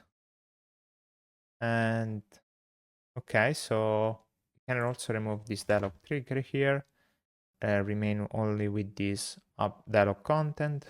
Dialog title will become update event. Hit save. Here we're gonna use update event form. And on success, we're gonna run handle success, like that. Let's also extract this on success to be handled success. And here we're going to also pass the event to be the current event that we extracted from the props from here. And okay, guys, I think that's it for our update event dialog. So now we need to declare this update event dialog inside this menu. So if you remember, we had the event admin menu, which we already defined as a drop-down component. And down there, we have all the dialogues we got to do. So dialogues. We already have the delete event dialog, but what we are missing is the update event dialog. So here we can pass the open to be open update dialog. On open change, we are gonna pass set open update dialog. We're gonna pass the event to be event. And on success, we're gonna run this function where we're gonna say set open update delete dialog set to false. Great, so now we declare our update event dialog and we'll be ready technically. Let's see if we have any kind of error. We don't have it, so okay guys, let's try this out. Let's go here and let's try to update the new fantastic event. I'm gonna go here, I'm gonna click edit event. And okay, nothing happened. Let's see if we get any error.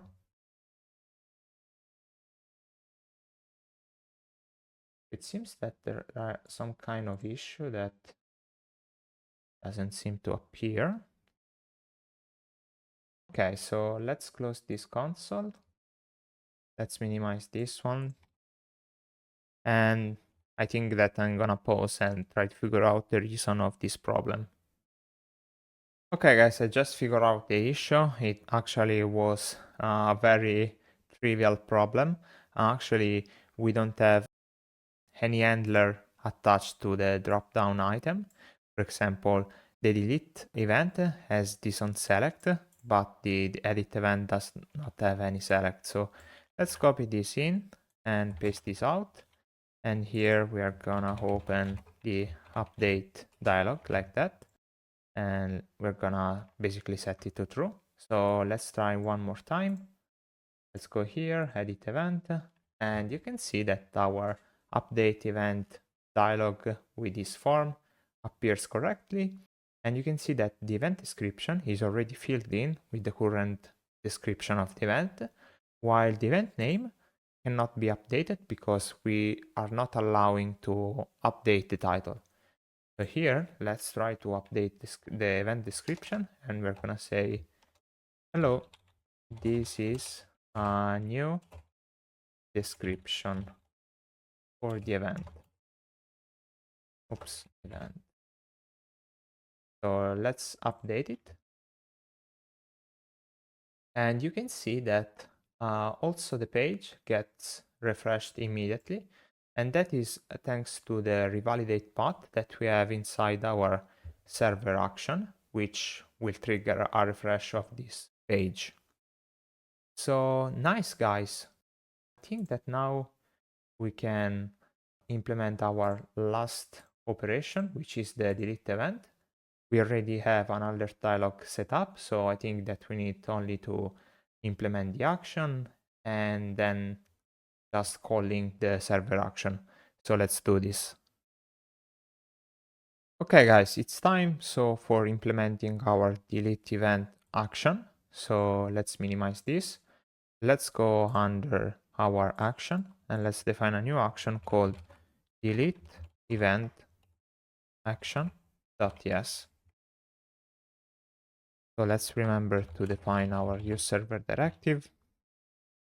Here we're going to export our delete event action. Let's define our action client. Let's define the schema to be delete event schema. Define the action, which is going to be an async function. And in here, you're going to have can extract the parsed input and we're going to take the event ID. So first thing first, we're going to check if the user is authenticated. Same pattern we used before.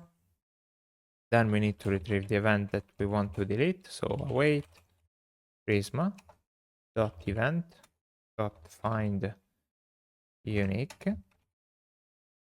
Here we're gonna apply the where clause to be ID is gonna be equal to the event ID. Actually, like that, event ID. And then we're gonna apply also a select to retrieve the current owner ID. So let's set it to true. Great. So we need to check if the event exists. So if not event, we're gonna throw a new error and we're gonna say event not found in case was not found. Then we're gonna check the permission because only the event owner can delete his own event. So we're gonna say if event.owner ID is different than the current user ID, we're gonna say throw new error and we're gonna say not authorized like that.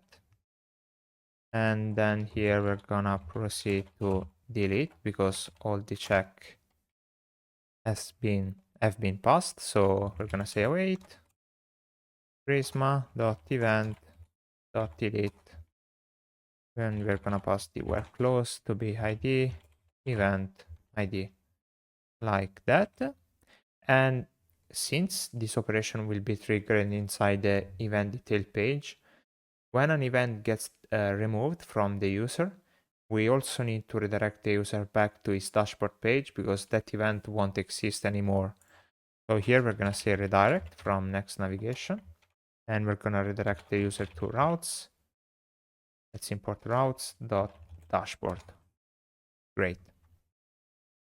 So now let's start using this delete event action. So let's close all of these tabs. And if you remember, we should have the delete event dialog already set up with some to-dos left. So let's go here. Let's remove this and let's use action. And here we're going to use delete event action and pass in also some callback function. For example, we're going to pass an on error. So the on error, as we did multiple times, is going to log the error on the console and is going to also display a toast where we're going to say something went wrong. Description is going to be failed to delete the event and the variant will be destructive. On success, we're gonna run this function. We're gonna run handle success, which we technical should receive from the parent props. So on success, optional function like that. and we're gonna extract it here, and I'm going to rename to handle success. And then we are gonna also display a toast, which is going to say your event has been deleted. Great. So from here, we are gonna extract the execute for executing our server action and also is executing.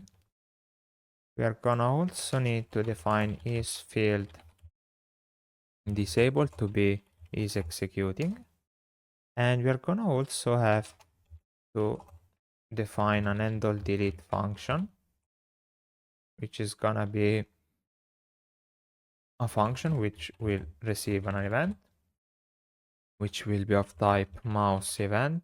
So mouse event, and this function is going to first prevent the default behavior, and then it's going to execute the current delete event action. Great. So now if we scroll down, we need to remove this to do. And here on click on the continue button, we're gonna run handle delete.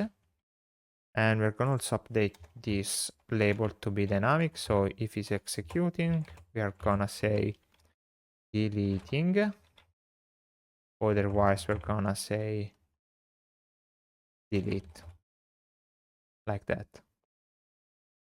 And that's it actually. Let's try if works as expected. So let's go here and let's try to remove our new fantastic event. Let's go here, click on delete event, and then let's click on delete.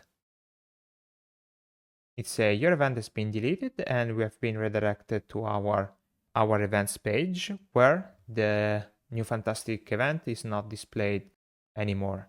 And technically even in the bookmark event should be anything should be visible because we no longer have that event from the bookmarks list. So okay guys, so also the delete event operation is done. Now we are almost approaching the end of this course. We are still missing two important features, which are the infinite scrolling. So what is exactly infinite scrolling? So as of now, we are fetching the data from the database in a single query.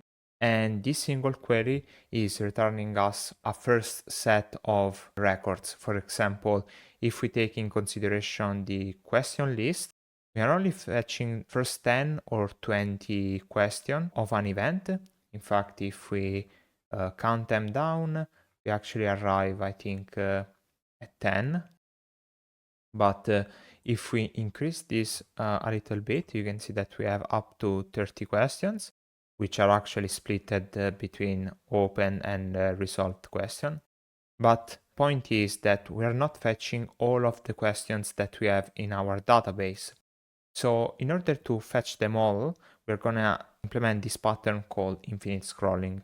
How does infinite scrolling works? Well, when we are gonna scroll down up to the last element that the query returns to us, in this case, this, for example, this question right here, we're gonna fetch the next set of questions until we reach the end of the available records. So for doing that, we are gonna use a library called React Intersection Observer, which is gonna say when a particular element is in our viewport. For example, we're gonna say when the last item, in this case, this question right here, is in view, then fetch the next set of questions. And we're gonna repeat this action until we have no more data to fetch. And this is basically the infinite scrolling pattern. We're going to implement this pattern for multiple locations in our platform, for the open question, for the resolved question, for the closed polls, and also for our events and bookmarked events in our dashboard page. So I think that we can start working on this feature. And for doing this, we are going to open up our components folder. And here we're going to have a new component called infinite scroll list.tsx. So this component will be the components that will take care of applying this pattern that we have discussed so far. So let's go here and let's export infinite scroll list. And this component will accept a generic type T, which will extend an object which must have an ID, and this ID can be any kind of type for now. So let's define the React component. So we should be able to do something like this. And let's start defining the props of this component. So let's define type props. And also these props will accept a generic type T, which extends an object with an ID like that. And so the props that we will accept will be the items that we will initially render, and this will be of type T. Just to be more clear, this type T will be in our use cases a question or an event or a poll, basically all the location where we are gonna need to use an infinite scroll list with a specific type. So here we're gonna have our list of items.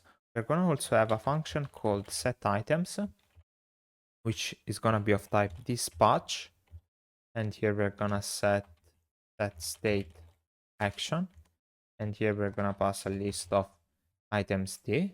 And this dispatch will come from React. So this function will be for updating a React state variable that will contain the list of items currently loaded from the application. And we're gonna have a render function called render item that is gonna take the item T and is gonna return to us a JSX element.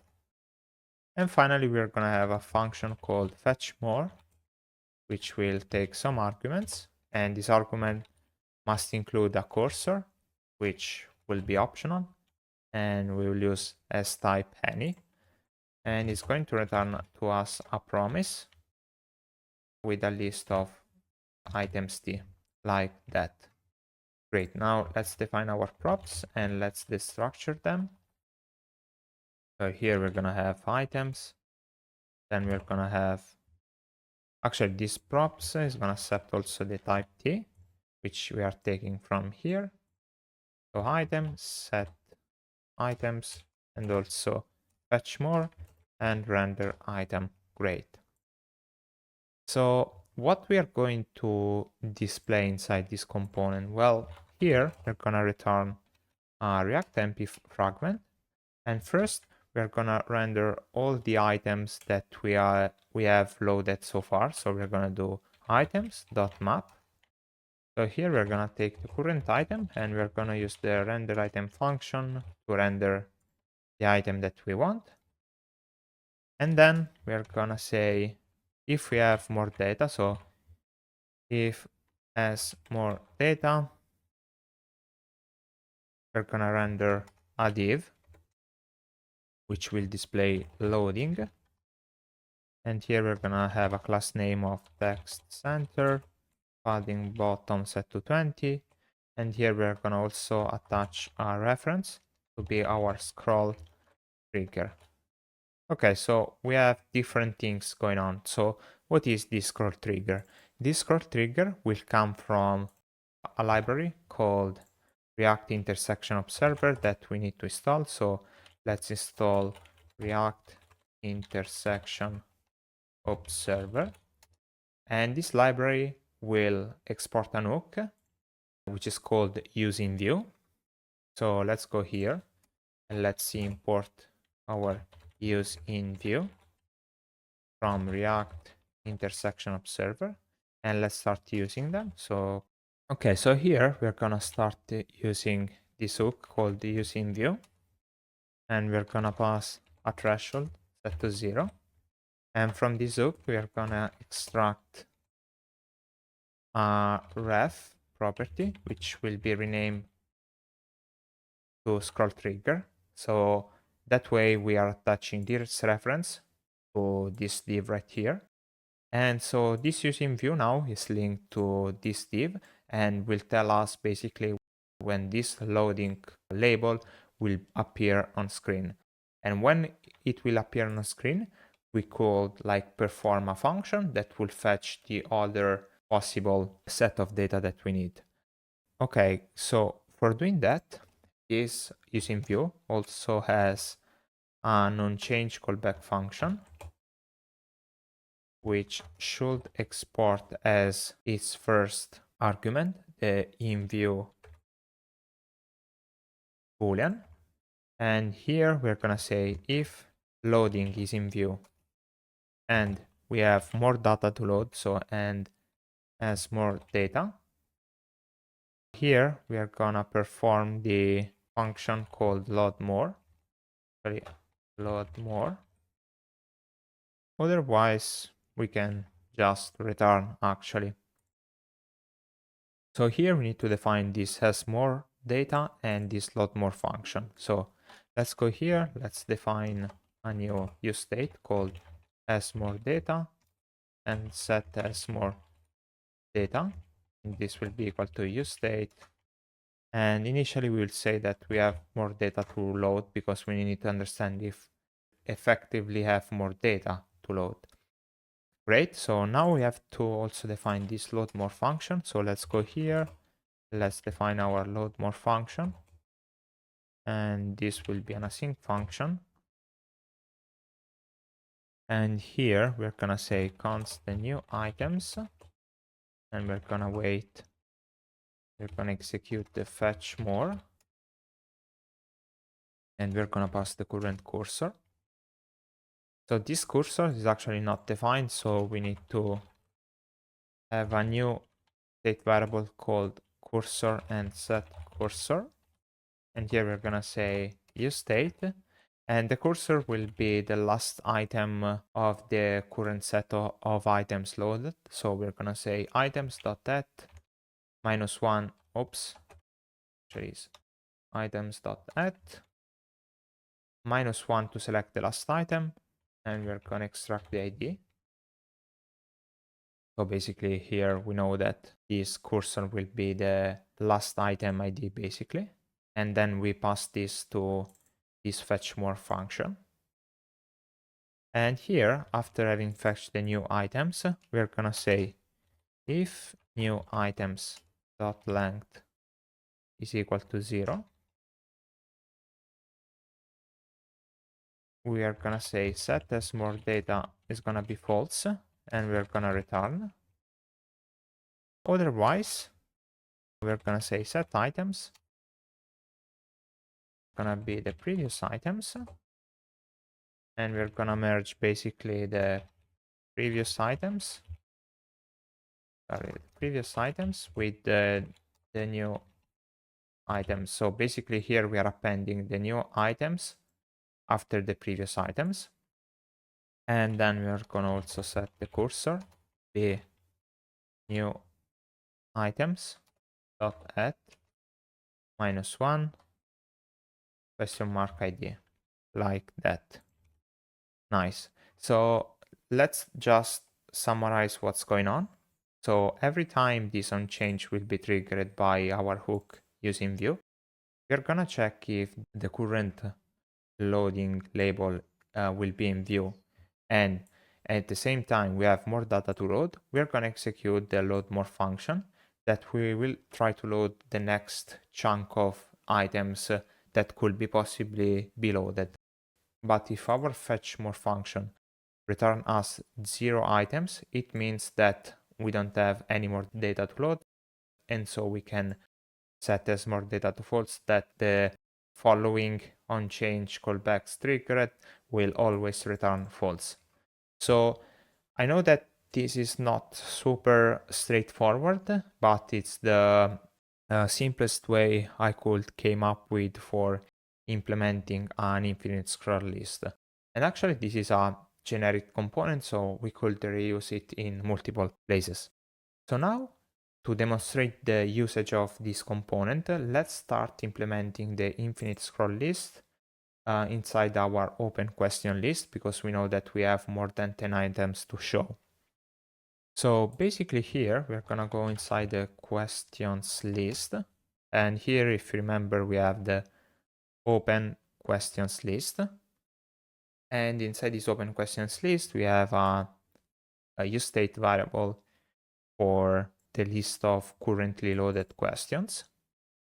And okay, so after that, we are gonna actually, let's scroll down and let's go under here where we are rendering the list of questions. So here, instead of doing this manual rendering, we're gonna remove all of this and we're gonna use our infinite scroll list. And here we need to pass the type of the items that we want to render. In this case, it's gonna be question detail like that. And here we can also pass a key, which is going to be open dash. And here we can also use the search params dot toString. Actually, we don't have the search params, so I think that we need to extract them. So let's go here and let's say const search params is gonna be use search params.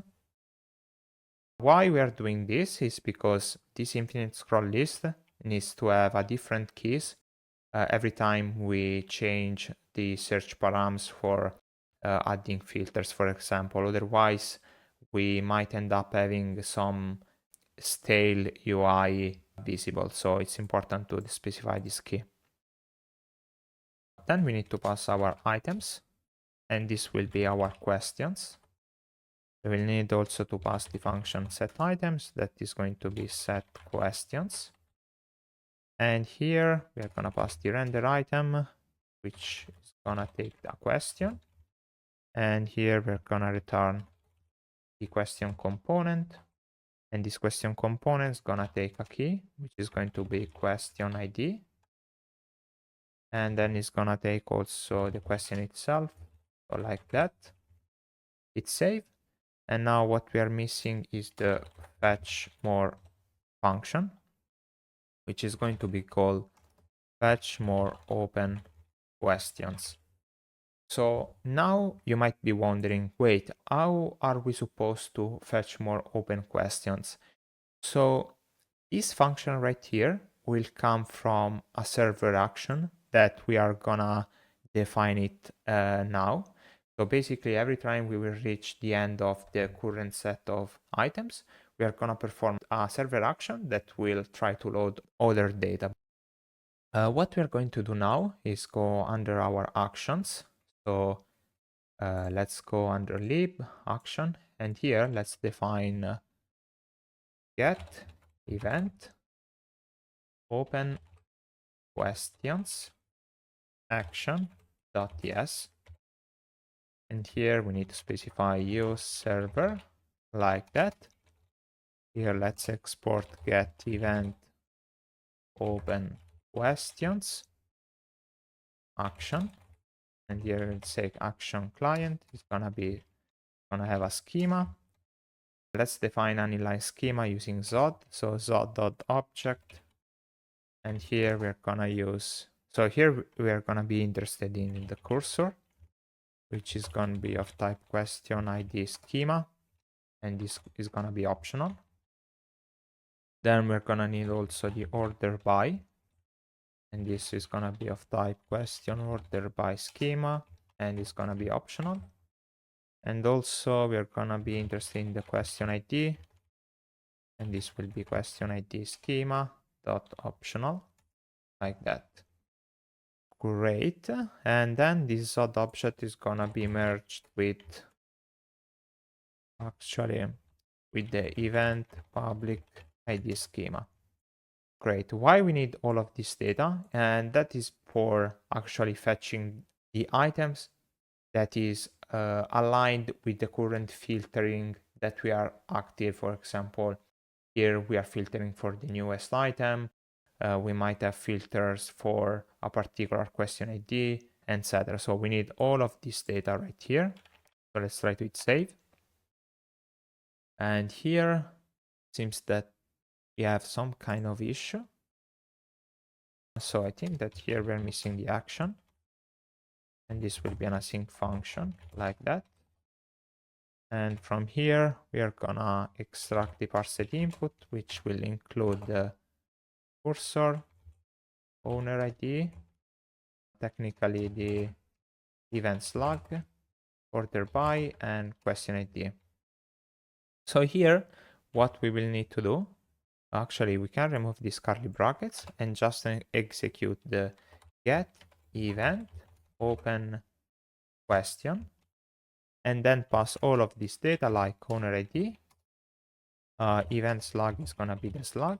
Oops, the event slug, the order by, and the current cursor. And also, if we have it defined, if we have the question ID, we are gonna also pass the filters object, which is going to include the question ID and spread this stuff. So here, in case we are filtering for a particular question, we are gonna pass it out. So here we are just calling this get event open question, which, if you remember, come from the get event open question that we defined under our server. So this function right here is the same function that we were using for implementing the data fetching inside the question page.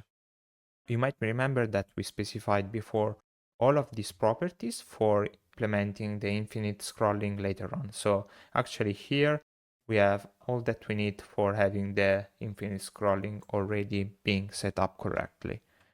So great. So our get event open question action is ready. So let's go back to our questions list. And here what we will need to do is to remove this to do and define a new action called get event open questions action. We are not specifying any on success or on error. And here we are gonna extract the execute function. And okay, after that, we have to define our function called fetch more open questions. Here, let's define a new callback. And so here, what we're gonna have is an async function like this one. And we are gonna specify a dependency array later on. So here, we will try to fetch our new questions. So here we're gonna say await. Actually here, instead of execute, we are gonna do execute async. And here we're gonna run execute async because this will be an async action. And here we're gonna pass the cursor. Actually, we will need to extract all this information from the props of the params of this function. So here we're gonna be interested in the cursor, which is gonna be of type question detail of type ID.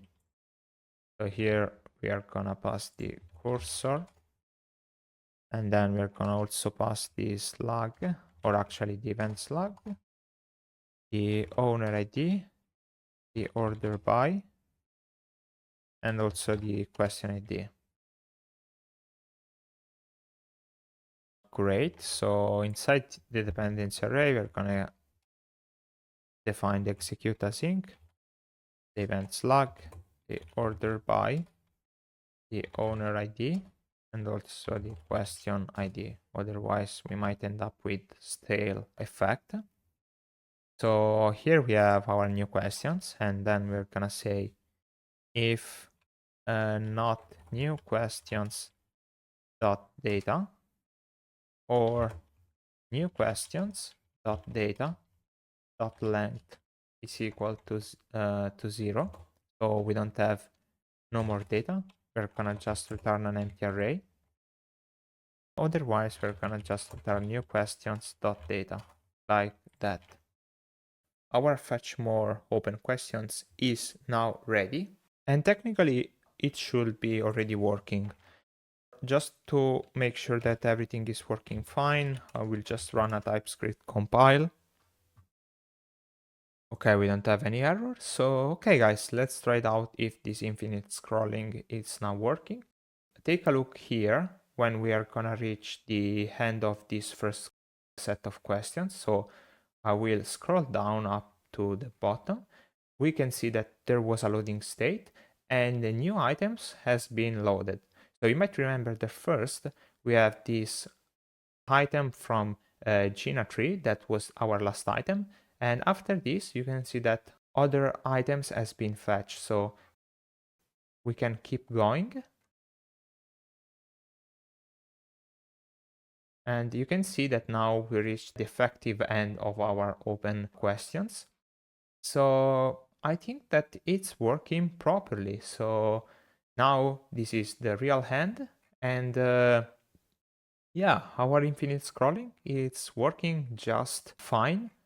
And so actually it will work even if we are gonna, for example, change the ordering. For example, here, if I set to most popular, technically now I should see all the pinned question ordered by the most popular. And after all the pinned question, I will start seeing the not pinned question ordered by most popular. For example, this one has 8 upvotes, then 7, then 6, and then I will start loading the other question which start decrements with the upvote count up to reaching, I think, yeah, with the one created by us that unfortunately has 0 upvote. But I think saying that, guys, our infinite scroll list is working fine. So now what we're gonna do is implementing our infinite scroll to our technically to our result open question list, to our closed polls list, and to our events list. So great job with this step, which is one of the most difficult one. Okay, so now we can start extending the usage of our infinite scroll list even to the resolved question list. So let's minimize the screen. And if you remember, inside the questions list file, we should have also the resolved questions list. And here we have a to-do where we should implement the infinite scrolling. So let's go here, let's remove this to do. And the first thing that I'm going to do is to define the state variable, which will hold all of our resolved questions. So questions and set questions. And this is gonna be equals to useState, and will hold our initial resolved questions like that. Great. So then here, where we are rendering our list of questions, we can remove this and start using infinite from list. We need to pass the type, which is going to be question detail. And here we're gonna pass the key, which is going to be resolved, and then pass our search params. So search params to string. Obviously we need to import our search params, so const search params gonna be use search params like that. Nice. And okay, let's move on and let's pass the items to be questions, and also set items to be set questions. And then let's also pass the render item, which actually is gonna be the same that we use for our open question list. So if we open up the return item, it's gonna be this one, and the item should be this one. So we can just reuse it.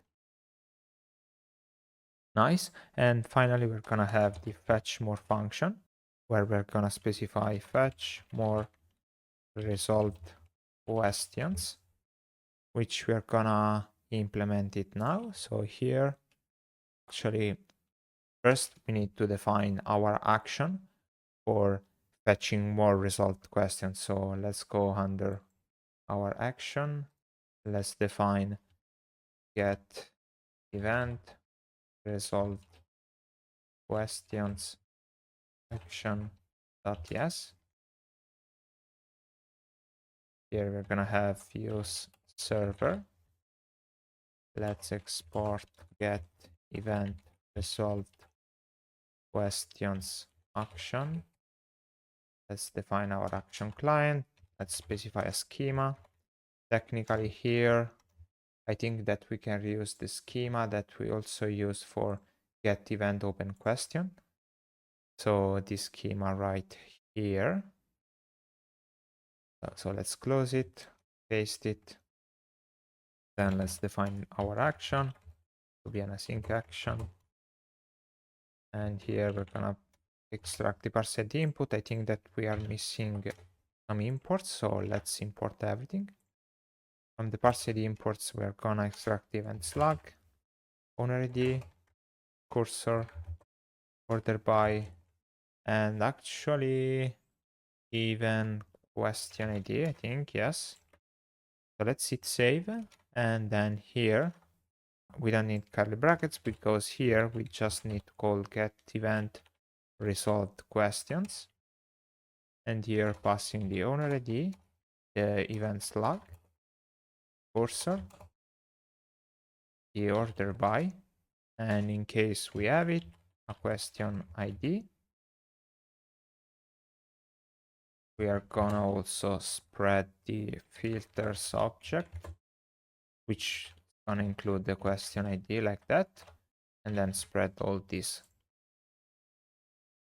statement. Nice.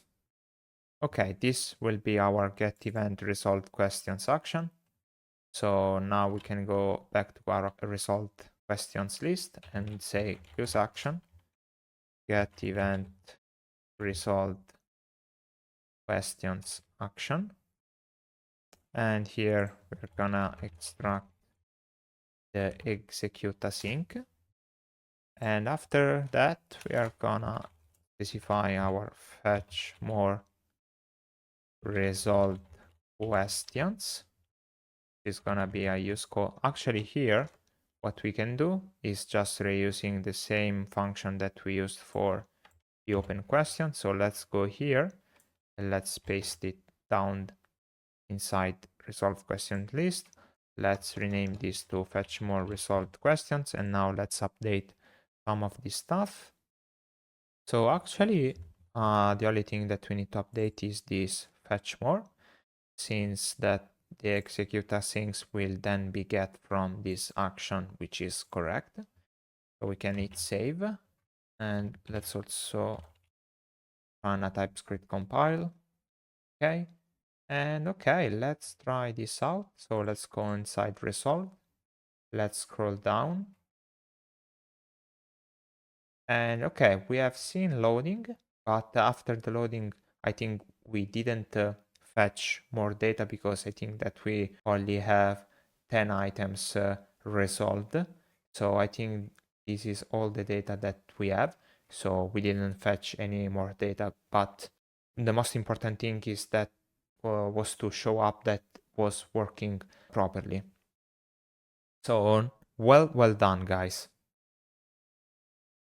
So after this, we are gonna go inside the pulse. And inside live poll, we are gonna not have an infinite scroll since we are always displaying a single live poll, which is the maximum amount of live poll that we can have it. Instead, the closed poll can be more than one. So here we should also implement our infinite scroll behavior. So let's do this. Okay, so let's start by closing all of this tab. And to implement the infinite scrolling for the closed poll, we first need to define our action, which is going to be called get event closed polls action.yes. Here we're going to specify our use server directive. And here we're going to export get event closed pulse action, and this will be of type action client. We are gonna specify a schema, which is gonna be an inline schema with Zod. So let's import Zod.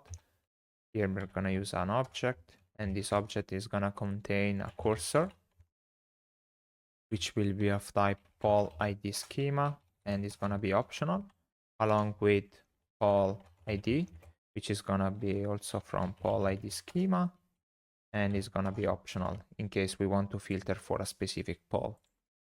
And we're gonna merge this object with event public ID schema, which contain all information regarding the event, like owner ID and event slug. Nice. Now let's start define our action. So here we're gonna have an async function. Let's extract the parsed input. Here we're gonna extract the cursor, the owner ID, the event slug, and the poll ID, like that. And okay, so let's define our action. So we don't need these curly brackets, and here we can just say get event closed pulse, and here passing the owner ID, the event slug, the cursor, and in case we have a poll ID, we are gonna structure an object which is gonna contain the filters object with the poll ID inside, and then applying the spread operator like that. Hit save, and okay, I think that's it for our get event closed pulse action. Now we are going to poll list component, actually our closed pulse list. And inside here, we already have a new state with our initial pulse. And what we are going to do now is define the use action.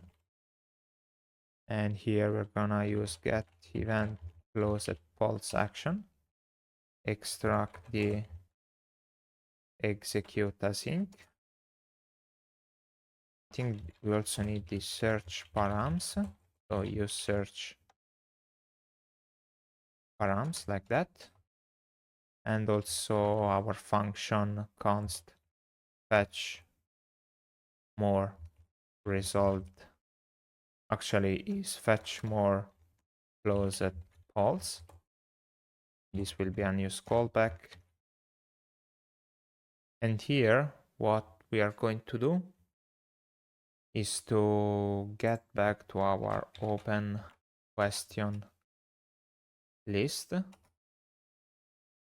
copy this fetch more, and try to reuse it here. So here we're gonna rename to fetch more closed pulse. Here we're gonna use poll for our cursor. Here we're gonna pass the poll ID along with the cursor, event slug, owner ID, and poll ID. Down there we're gonna pass as dependency array also the poll ID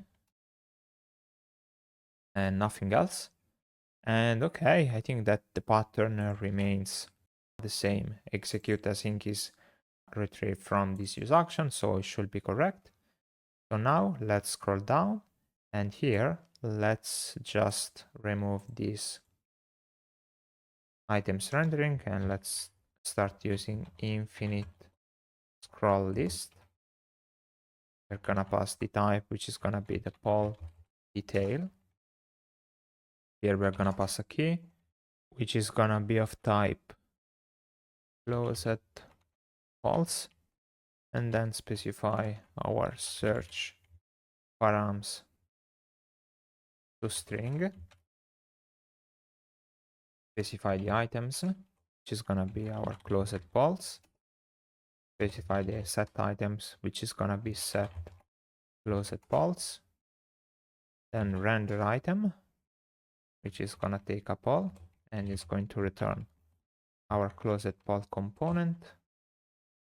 And here passing the poll ID as key and the poll itself like that. And finally, we're gonna also pass the fetch more function, which is going to be fetch more.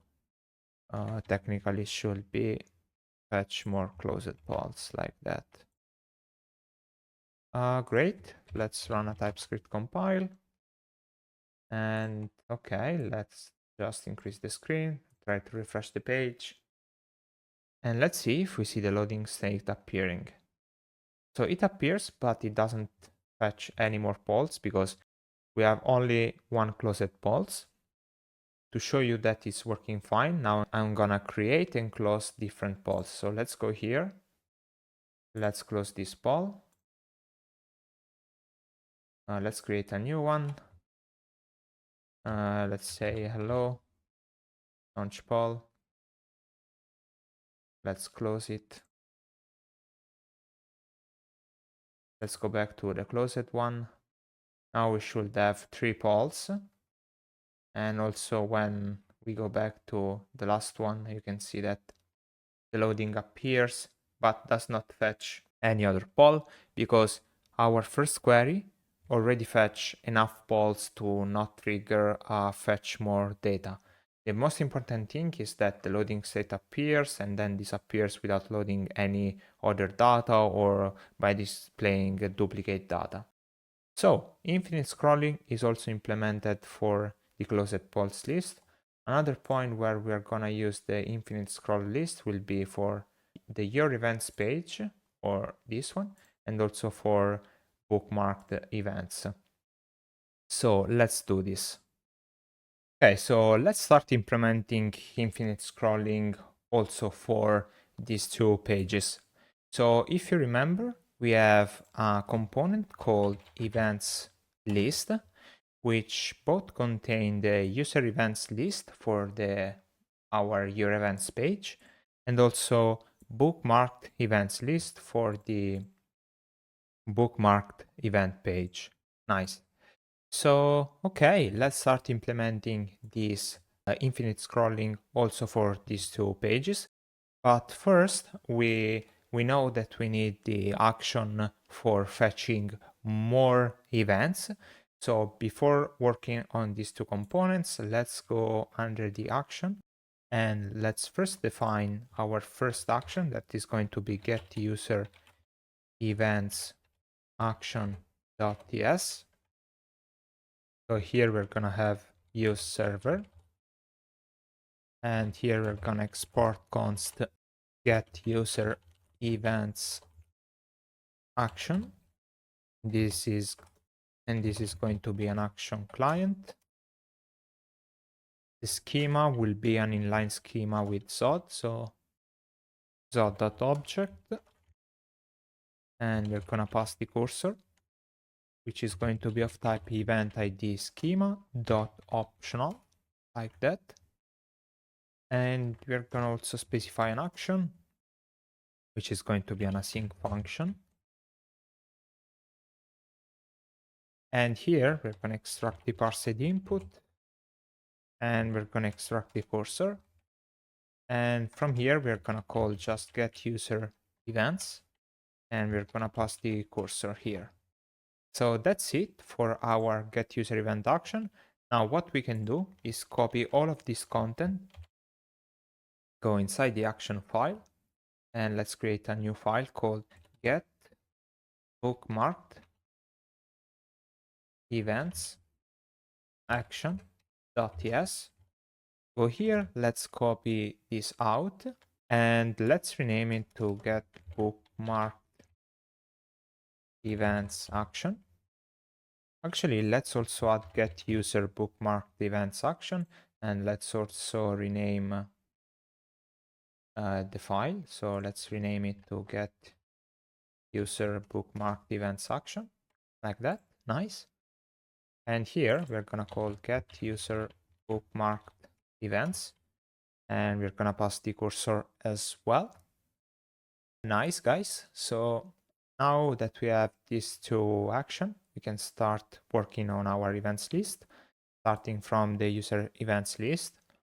So here we're gonna have first define our events inside a new state. So set events here, and here we're gonna have a use state. And here we're gonna pass our initial events. Then we're gonna use the use action hook, and we're gonna pass the get user events action. And from here, we're gonna extract the execute async. Nice.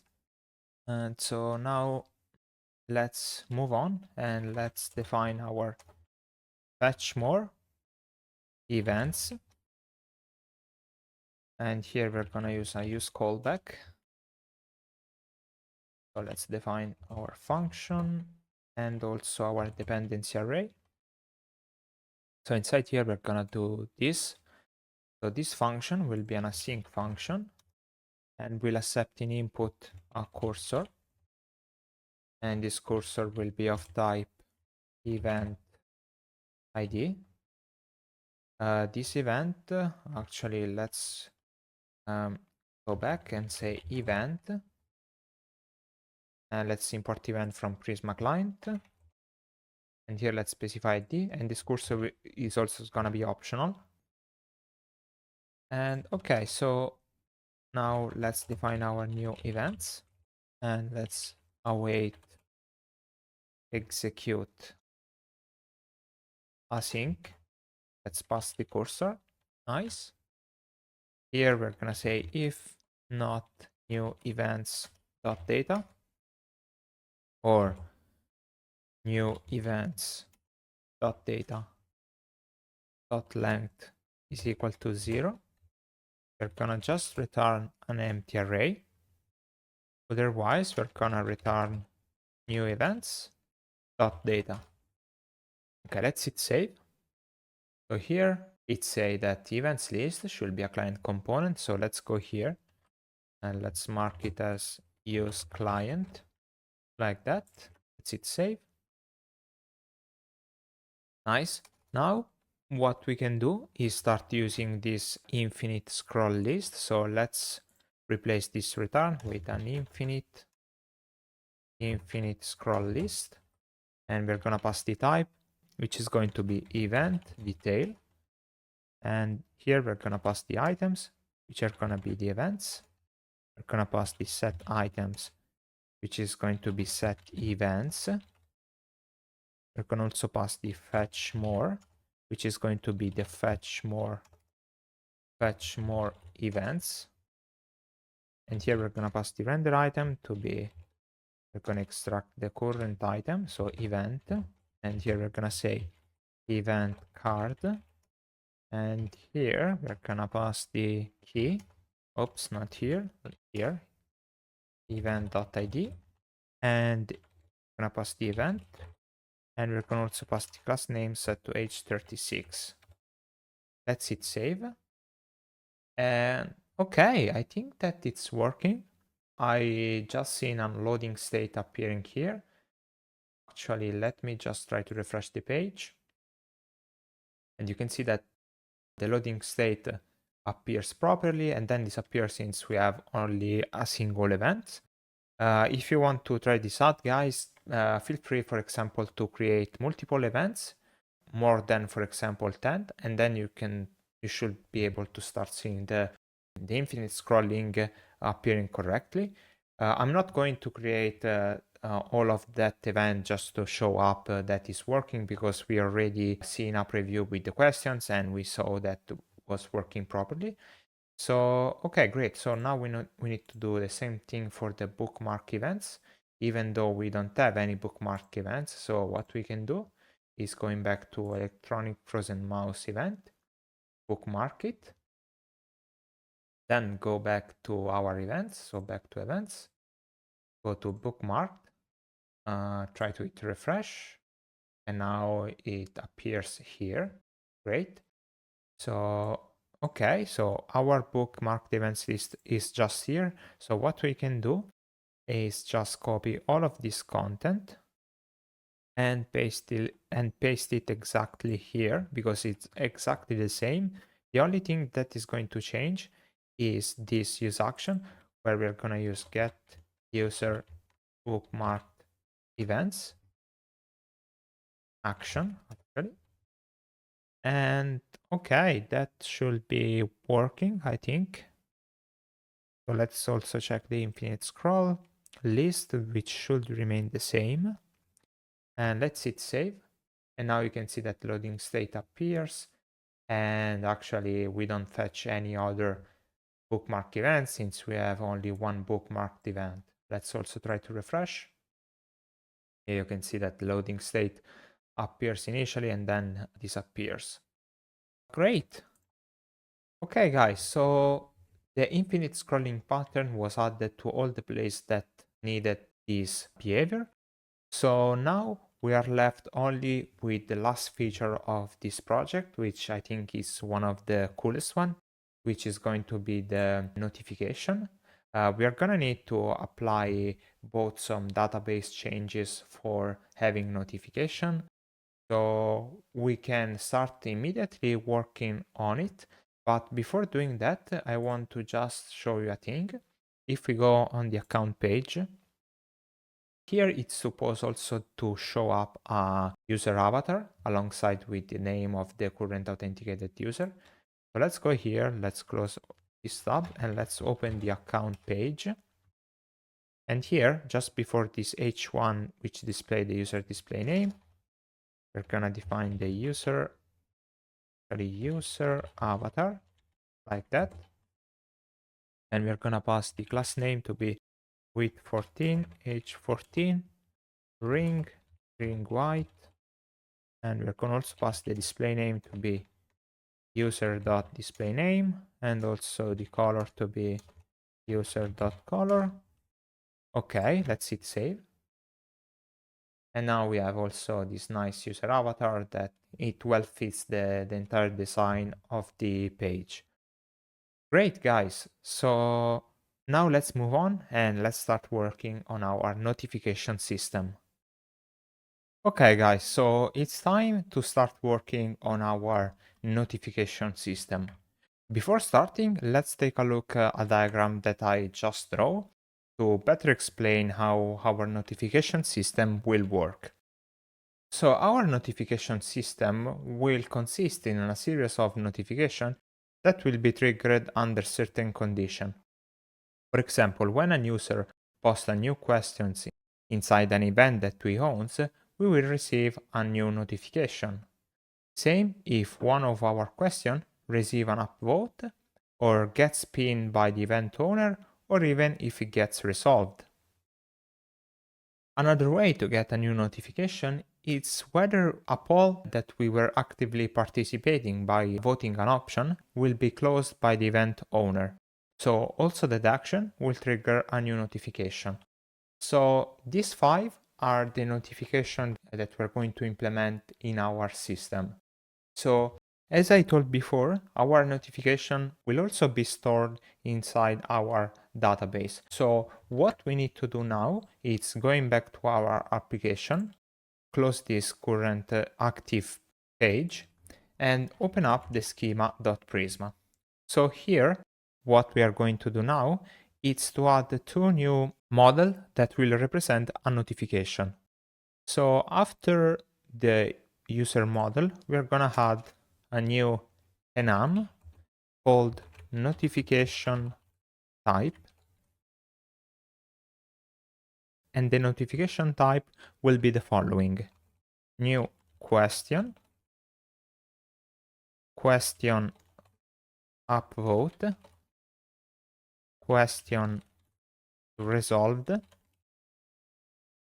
question pinned, and poll closed. So this will be our 5 notification triggers. After this enum, we're gonna have a new model called notification. So a notification will have an ID, which is gonna be a string, and it will be marked with the ID modifier as long as the default set to SUID. We also need the creation time of the notification. So here we're gonna use date time, which by default will be now. Then we're gonna have 2 important properties. The first one is called read, and it's gonna be a boolean, and the default will be false. And this will mark whether or not the user actively read this notification. As well as read, we're gonna also have seen, which is gonna be a boolean, and the default value will be false. So seen basically will be used by our infrastructure to understand whether a notification was sent to the user and so does not need to be resent again. So this flag will be super important when we're going to implement an interval that will listen for actively unseen notification that will basically will allow us to receive the notification as they were behind a sort of real-time mechanism. So this will be super important. After the scene, we're gonna have type, which will be of type notification type. And then we're gonna have also some foreign keys. For example, we know that every notification is linked to an event. So here we're gonna have event of type event. Here we're gonna type relation. Fields is gonna be event ID. Reference is gonna be ID. And also we need to specify the event ID to be a string. Great. After the event, we are gonna also need the question. So we know that a notification might be related to a question in case we have an upvote or the question gets resolved of bin. But not every notification will be strictly related to a question. For example, poll clause is not concerned about any question, so we won't need the question field in this case. So this field will be optional. And here we're gonna say relation. Fields is gonna be question ID. And references is gonna be ID. And question ID will be the foreign key, which is gonna be optional. Like that. Same logic is going to be applied for the poll.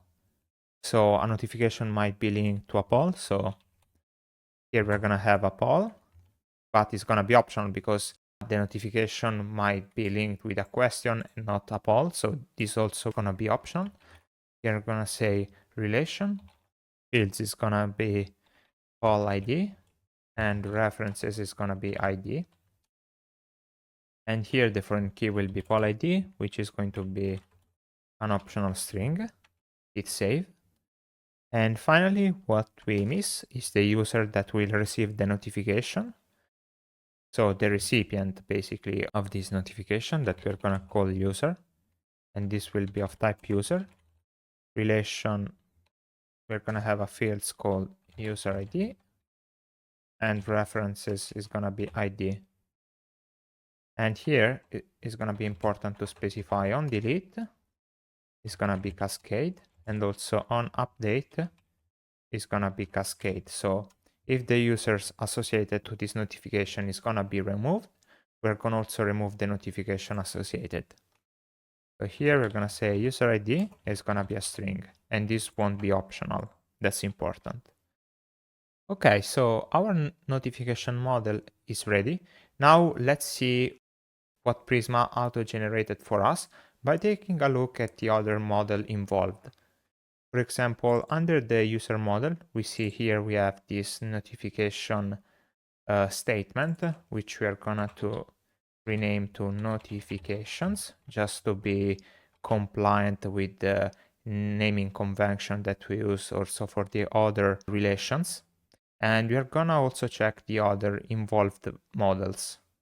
For example, event should have somewhere the notification that we are gonna paste here, and we're gonna say notifications here. Let's say event participant does not have in relation with notification. Question does it actually, so let's rename this to notifications. Hit save. Let's also update the poll. So let's move this here. And let's rename to these two notifications like that. And that should be it actually. So our database changes should be ready. So now what we can do is to run npx prisma db push, and let's see what happens.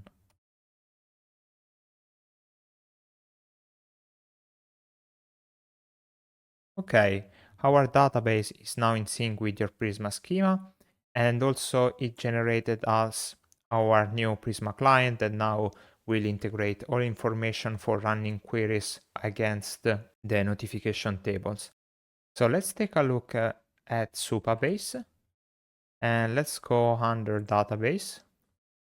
And now here we can see that we have our notification tables popping out. And actually, since that we push a new database schema changes, I'm not sure whether the real-time updates are still working for the poll votes real-time update. So let's click on publication. And under Supabase real-time, we see that we have an active table, which is still poll vote. Okay, so I think everything is still working fine.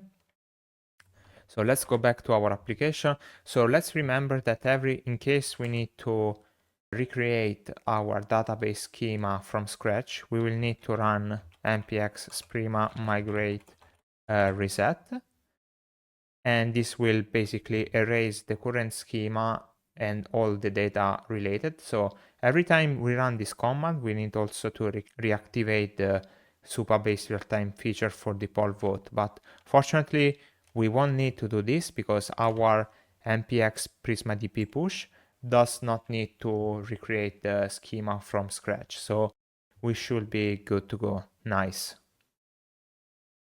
Okay, so now let's go ahead, and what we need to define now is under the lib folder, we are gonna go under Prisma validators, and alongside the question poll event validators, we are gonna have a similar validator called notification validators.ts, and in here we are gonna define export const notification detail. And here we're gonna have Prisma dot validator, and we're gonna pass the generic type to be Prisma. And here we're gonna pass notification default args, open close parenthesis, and then let's open again open close parenthesis. And here we're gonna pass the data needed to define this notification detail. So here we're gonna type include, and here we're gonna type event, and from the event we're gonna take this lock and the owner ID. So in this way, a notification along all the information related to the notification will also include these two fields coming from the events related to the notification. So let's hit save. So now let's define also the type, which is gonna be called notification detail. And this is gonna be prisma.notification get payload. And here we're gonna pass type of notification detail. Now this type will include all the information that we need regarding a single notification. Okay guys, so now we can close this file and also the schema.prisma, and we can go under the auth buttons. So the auth buttons, if you remember, are this component right here, which include the user avatar and this notification bell, which right now is only an icon. So here, if you remember, we need to retrieve the user notification. So let's start by removing this console log, which are not needed. And actually here, what we are going to do is typing const initial notification and it's gonna be if the kind user is defined, we are gonna await get user notifications like that. Obviously, we need to define this function under our server folder. So let's go here. Let's go under lib server, and here let's create a new file called get user notifications.ts. Here let's remember to import this as server only, since must be executed only in server-side environment. And here let's export get user notifications, and this will be an async function. And let's define the params of this function. So type params. Here we're gonna specify first unflag called unseen only. So unseen only, which is gonna be optional and will be a boolean. This will be needed for triggering this function and fetching only the unseen notification with the seen field that we were just talking before when we were creating the notification model. Along with unseen only, we're gonna have a cursor, which is gonna be needed for the pagination of all the notification inside the drop-down menu that will appear here when we are gonna click on this bell icon. So cursor is gonna be of type notification, and is gonna be of type notification ID. We need to import notification from Prisma client. Great. And here let's define our params like that. Let's extract unseen only, which by default will be false, and cursor. So unseen only is gonna be false by default. That means that by default we are gonna fetch all the user notification without applying any kind of filtering. So let's go ahead and let's check that the user is authenticated. So const user, and let's say await get kind server session dot get user like that. And if we don't have the user, or we don't have the user.id, we're gonna throw a new error and say not authenticated. Otherwise, we can proceed by fetching the user notification. So here we're gonna say const notifications is gonna be await Prisma dot notification dot find many, and here we're gonna specify a where clause because we are interested only on the notification of a particular user. So we're gonna say user ID is gonna be user.id, so the current authenticated user. And in case we have the flag unseen only active, so it's gonna be true, we are gonna pass seen set to false. Otherwise, we are gonna have an empty object. So this way, since this can be an optional parameter, in case it is defined and it's true, we are gonna filter only the notifications that are marked and not already sent to the user. So this will come in handy later actually. So here, let's also define our notification detail to fetch all the detail about the notification. We are going to also specify an order by, and we're going to specify the created that to be descending to receive the notification from the most recent one to the oldest one. We're going to also specify a take, which will be up to 20 notification per query. And we're going to also specify the skip property. If we have the cursor defined, we're going to have 1, otherwise 0. And finally, if cursor is defined, we are going to have this custom logic where we basically say that cursor is going to be ID is equal to cursor. And let's spread this out. So this way, basically we are telling to this query that, okay, start to fetch the notification starting from the notification with this ID, and the cursor will represent the notification that we want start to fetch from. And this is the exact same pattern we applied for having all the infinite scrolling behavior, and that we already see in other parts of our application. Okay, so here we have our notification, and now from this notification right here, we need to extract the unseen notification IDs.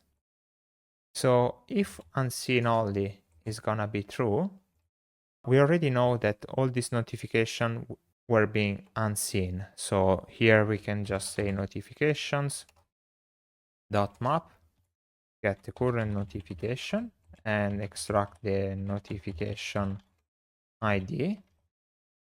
Otherwise, if unseen is not defined or it's set to false, this notification right here can be mixed between unseen notification and seen notification. So here what we're gonna say is notifications dot filter. We're gonna take the notification and we are gonna filter by notification dot seen, like that. So here basically we are filtering out all the seen notification by applying this logic. And after having applying this filter, we're gonna map and say notification. We're gonna retrieve the notification ID, like that. So now we have a list of unseen notification ID inside this variable. And what we need to do now is to mark the unseen notifications as seen. So basically, when we are gonna fetch all the unseen notification from this query, before we send back to the client, we mark it as seen since they were basically sent to the final client.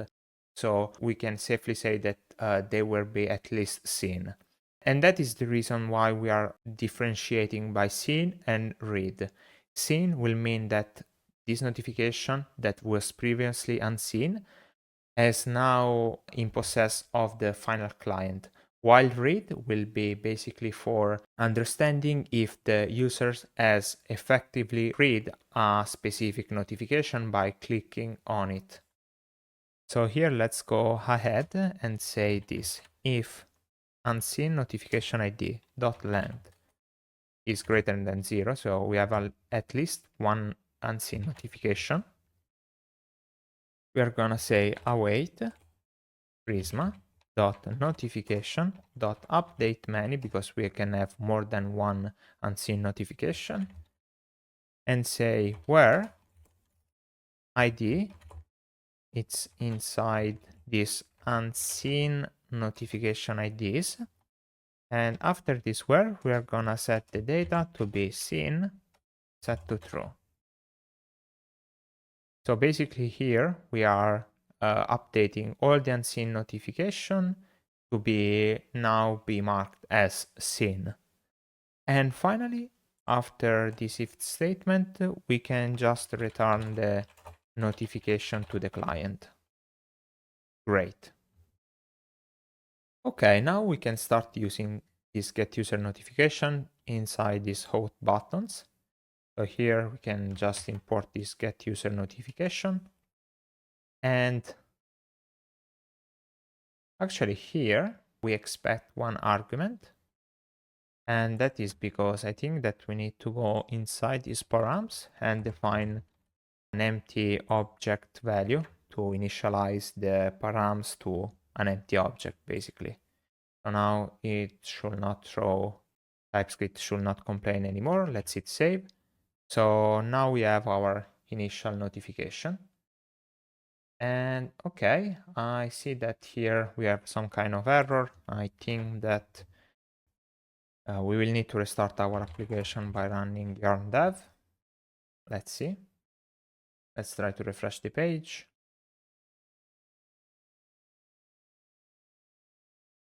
Okay, and now we can see that the application is back to working correctly. Nice. Okay, so now here we can remove this bell icon and implement a custom component called notification menu. And here we are gonna pass a class name of width5 h5, and we're gonna also pass the initial notifications to be initial notification or an empty array in case it's not defined. Actually, here is notifications menu, and now we can define this component. So let's go under component, let's go under menu, and here let's create a new file called notifications menu.tsx. Let's start with a simple sample component. And now let's start defining this new notification menu component. Great. Okay, let's start by defining the props that this component expects. So type props is gonna be props with class name, and along with the class name we are gonna expect the initial notifications, which is gonna be of type notification detail, and this is gonna be an array. From here let's destructure these props, so class name and initial notifications. First thing, we're gonna need an use state called is open. So is open and set open. And this will be use state, and the default value will be false. And this will be for managing the visibility of the drop-down menu. So here we're gonna have a drop-down menu. And here we're gonna manipulate the open state with this use state that we have just defined. So is open, and on open change we're gonna pass set open. Great. So then we're gonna have a drop down menu trigger like that, and inside we're gonna have a bell icon from Lucid React, and here we're gonna have a class name that we're gonna take from the parent prop. After the bell icon we're gonna have some conditional rendering, and we're gonna say if we want to show the dot, we're gonna just declare this component. So what is this show dot? So the show dot is basically when we have some new notification and we need to tell the user that there are some new notifications. So we will render a red dot just above the bell icon, and this will hint the user that he has new notification to read. So this show dot is gonna be false for now. But in here we are gonna render a div, and this div is gonna have a class name set to relative, actually not relative but absolute, right 0, top 0, rounded full,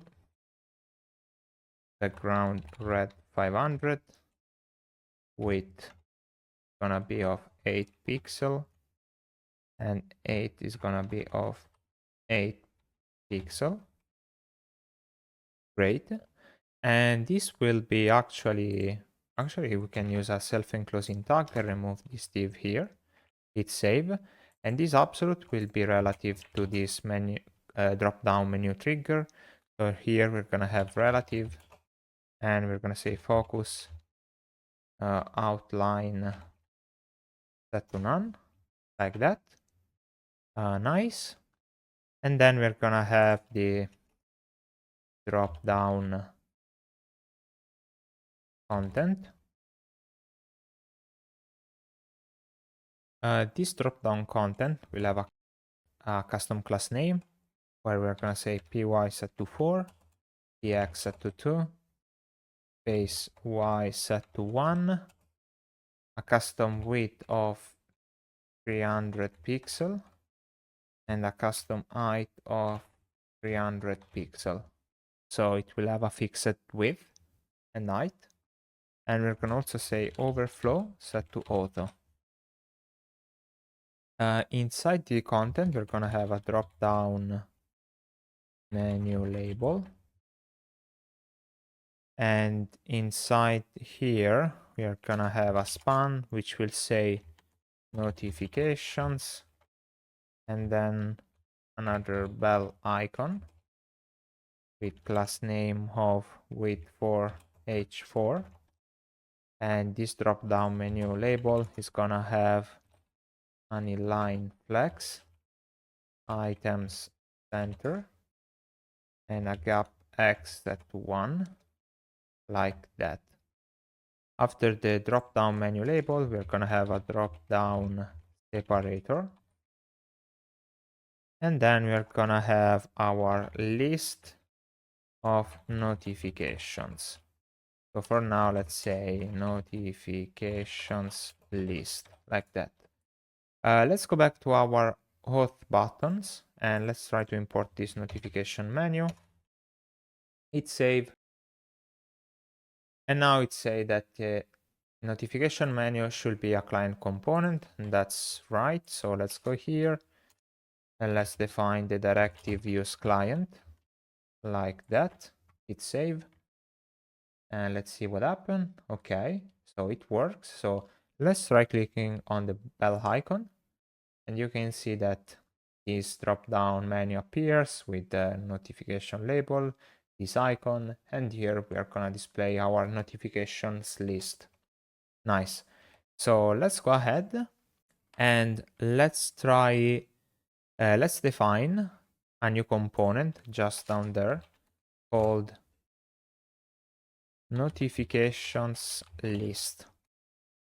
This will render all the list of our notifications. So here we are gonna expect some property, for example, the list of notifications, which is gonna be of type notification detail, and this is gonna be an array.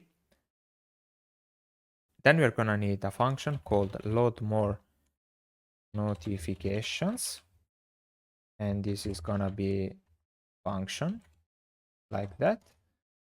Then we expect the flag called has more notifications, and this is gonna be a boolean. Actually, let's move it to just above the load more notification function. And we are also gonna expect two other functions. The first is gonna be named on read notification. That is gonna be executed every time we read a notification. So this function right here, expect a notification ID, or actually a notification, not a notification ID. So here we're gonna say notification detail. And in the same manner, we're gonna have another function, which is gonna be called on open notification, because reading a notification means that we open the menu and we see the notification. Opening a notification will mean that I click on a specific notification. Okay, so let's go ahead, guys, and let's destructure all of these props, starting from the notification, as more notification, load more notification, and then on open and on read. Awesome. Now let's start working on this component. So here we're gonna return a div. This div is gonna have a class name set to space y set to 1.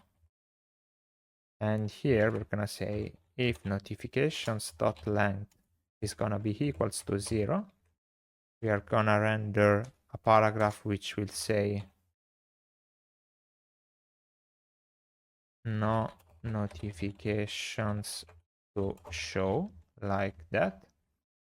And here we're gonna attach a class name of text small, like that. So this will be for empty notifications. Instead, in case we have more than one notification, we're gonna say notifications dot map. We're gonna take the current notifications and we're gonna map it to a custom component. So here we're gonna have a react.fragment like that. This React fragment will accept a key, which is gonna be notification.id. Here let's import React. And here we're gonna have notification item. And this notification item will take an input the notification itself and also a function called onOpen, where we're gonna run this function right here, where we're gonna say handle open notification, and we're gonna pass the current notification. Great, we have different things to define. The first thing is define this function called handle open notification that we are just declared just before the return statement. So let's go here and let's define handle open notification. Here we're gonna take in input a notification and we're gonna define the type as notification detail. And so when we're gonna open a notification, we'll first read the notification and then we are gonna open the notification by running on open notification like that. Great. So now we need to define this notification item. So let's go down there and let's actually not export, but define a new component called notification item, which for now is gonna be, we're gonna return just a div, which will say notification. And here we're gonna define the props that we expect.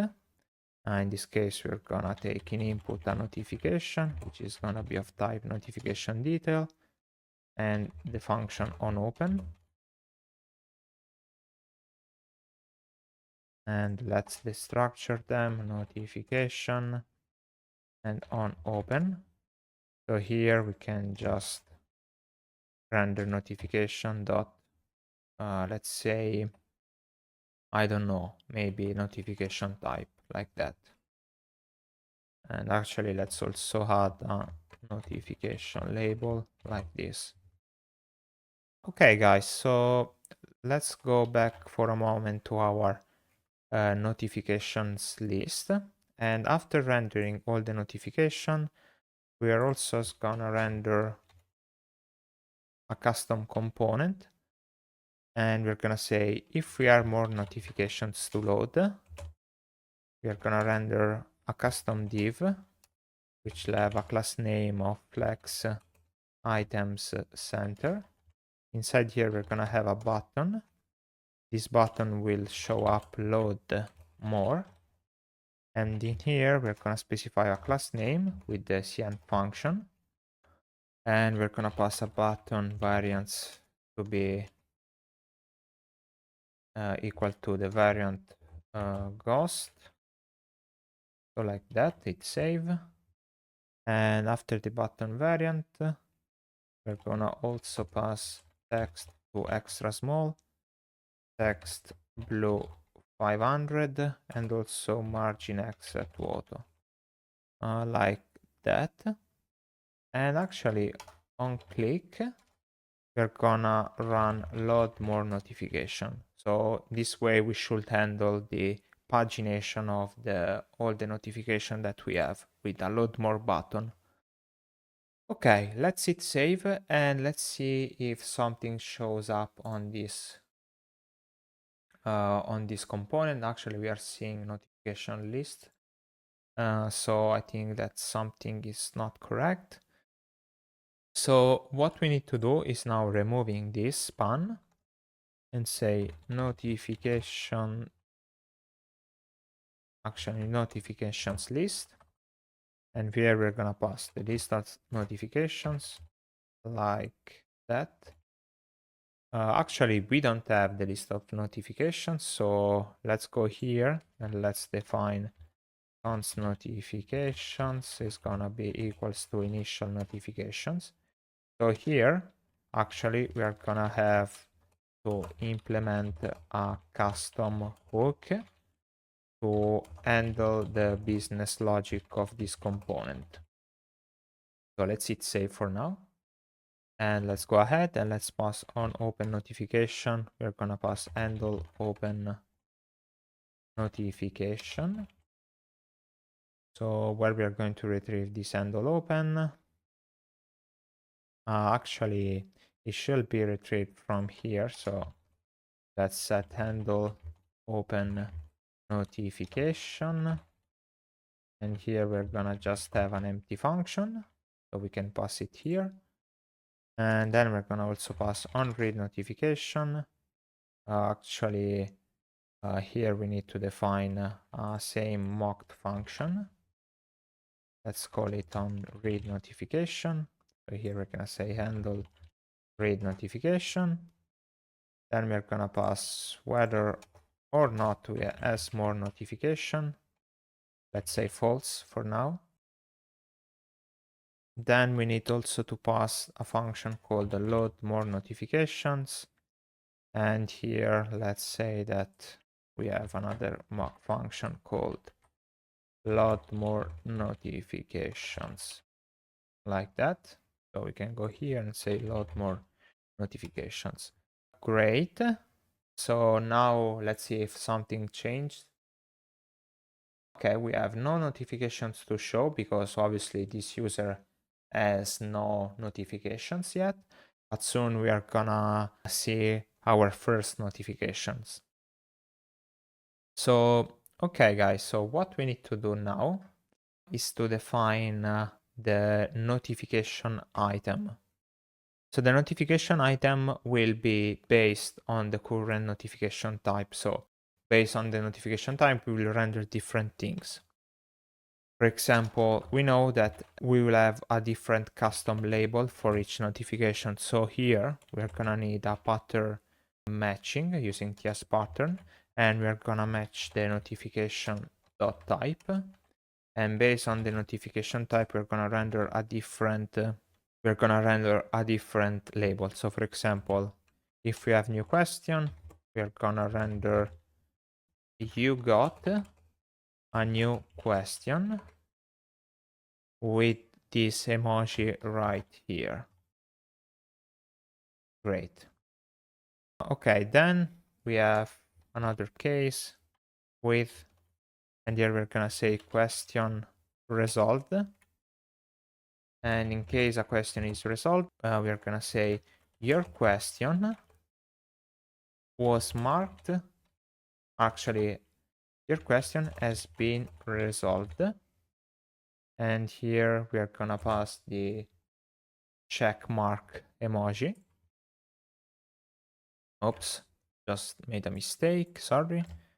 So let me just copy and hit save.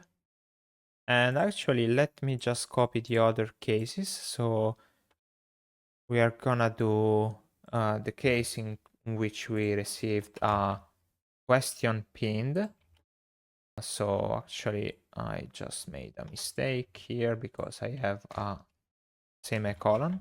So in case we receive a question pin, we're gonna display your question was pinned by the owner. And finally, we have these other two cases where in case we received a question upvote, we're gonna display your question got an upvote. And finally, in case of poll closed, we are gonna render a poll you voted. Actually, a poll you voted on was marked as concluded. So to remind us that that poll is concluded and we can check the final results. Another thing that we need to update is the link href. So every notification will be actually a link to a specific part of our application. For example, if I click on new question notification, I will be redirected to the question that has been posted. Or I don't know if, for example, the question was pinned or resolved, I will be redirected to the question that was pinned or resolved or upvoted. Or finally, in case a poll was closed, I will be redirected to the poll that has been closed. So here we are going to also do a pattern matching, and we're going to also check the current notification type, and we're going to say this. So in case we receive a new question, or we received a question pinned, or we received a question upvote, we're gonna return this link right here, which is going to include the let's say routes dot event, and here we're gonna pass the event slug to be notification dot event dot slug. Let me scroll down, and we need also to pass the owner. Actually, we need to pass also the owner ID, which is gonna be of type notification dot event dot owner ID, like that.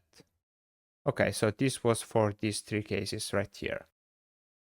After these routes, we are going to also specify a query parameter. We're going to specify the questions page query params dot question ID is going to be equal to notification dot question ID. So what we are doing here is redirecting the user to the event page and filtering out the question ID to be the notification that was the target of this notification. So the one that received the upvote or was pinned or that was just posted. Very similarly, we are gonna have another case for the question resolved, where in this case, we are gonna redirect the user in a different part. Actually, we can just copy this content and paste it here, but this time we are gonna redirect user still on the event page, still filtering for the question, but also attaching another query parameter with an AND operator, where we're gonna say questions page query params dot resolved is gonna be equals to true. So basically we're gonna redirect the user to the resolved tab since that question was marked as resolved. So let's hit save. And then we are gonna have our final cases, which is going to be the all closed. So in this case, we are gonna also make a redirect. Let's copy this content up until this question mark. So let's copy this in and paste it here. So in case of a poll closed notification, we're gonna redirect the user to the event polls page, passing the event slug and owner ID. But also we're gonna pass a query param, which is going to be of type polls page query params dot poll ID, and this is gonna be equals to notification dot poll ID, like that. And since this has been closed, we are gonna also attach a new query params, which is gonna be polls page query params dot closed is gonna be equals to true. So very similar on how we did for our question resolved. We should have covered all the possible case. Now we need actually to update this return statement. So here we're gonna use drop down menu item, since we know that we are inside the drop down menu.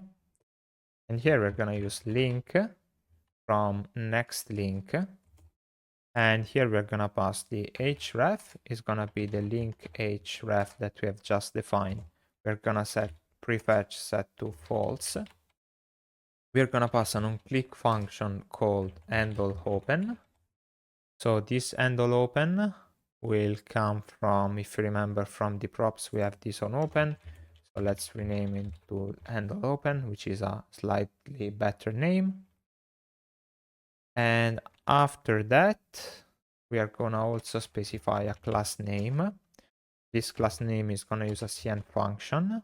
And inside this CN function, we are gonna have width set to full, flex set to call, item set to start, age set to 48 pixel, EX set to 2, and gap Y set to 1, like that. And we're going to also apply some conditional rendering.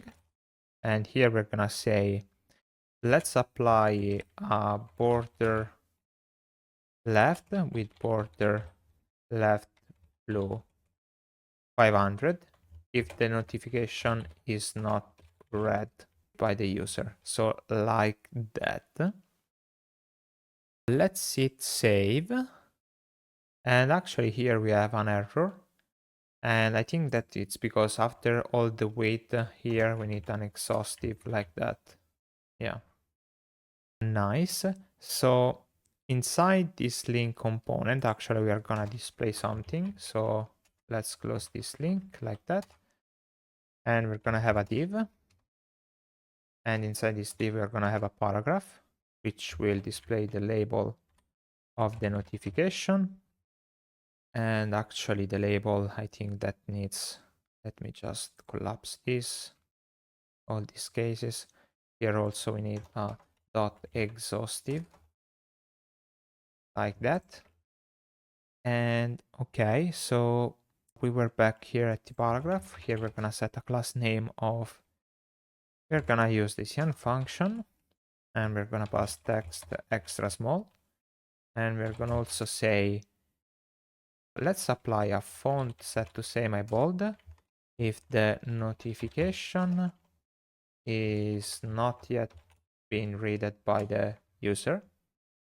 Hit save. And then let's apply also a class name to this parent div. We're gonna say inline flex and item center. Nice. And finally, we need also to display the time which this notification was generated.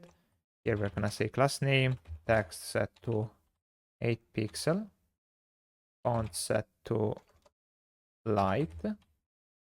And here we are gonna display default date formatter dot format, and we're gonna pass the notification dot created at. And hopefully, guys, that's it for this large component. It's actually one of the largest one of this entire project. And I think that we can hopefully start to work on it, or tried it actually. But first, if we go back to our notifications menu, you can see that here we have a bunch of mocked stuff that need to be extracted inside a custom hook, which we are gonna be called use notification. So yeah, our next step is going to implement this hook that will handle all these cases for us. But for now, we have done a really good job until this point. Well done. Okay, so actually before moving on with the implementation of this custom hook, it will be useful for generating some of these notification in order to give us a feedback to see how this notification will looks like inside this drop-down menu.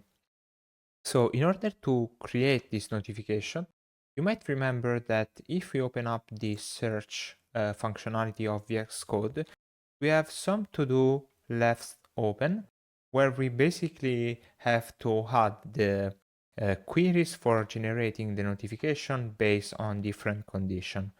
For example, you can see that here we have close poll action. So let's open this up. And you can see that when we are closing a poll, We also need to send a notification to all the voters that that poll has been closed. So here, what we are going to do is to remove this to do, and we're gonna say notifications, and we're gonna say create many, and here we need to send a notification to all the voters. So we're gonna say data, and we're gonna take the current poll votes. This contains the list of all the user ID that voted that poll. And we are gonna first filter this list. And here we are gonna extract the author ID of the vote. And we're gonna make sure that the author ID is not the same as the current user ID. Otherwise, we risk to send a notification to ourselves, which is not what we want. And then we're gonna apply the map function, where we're gonna apply this mapping. We're gonna extract the author ID, and we're gonna return this data for generating the notification. So the type of notification will be all closed. The author, then we need to specify the user ID, which is going to be the author ID. And then we're going to specify the event ID, which is going to be poll.event.id. Great. So this is the triggering point for generating the notification to send a notification to all the user when a poll gets closed. So let's see what else do we have. So let's close this tab. Let's open up the Explorer. And a second point is the create question action. So when we're gonna create a new question, or we're gonna post a new question inside an event, we need to notify the event owner that a new question has been posted to his event. So here we are gonna apply this logic right here. Inside an opening and closing parentheses, we are gonna say if the event.owner ID is different than the current user.id. Actually here, let me use the spread operator to hint that we need to apply this logic under certain condition. We are gonna do something, otherwise nothing. So this condition right here is to avoid generating a notification to ourselves, in the sense that if we are the event owner of an event. So for example, I don't know, let me go inside my events here.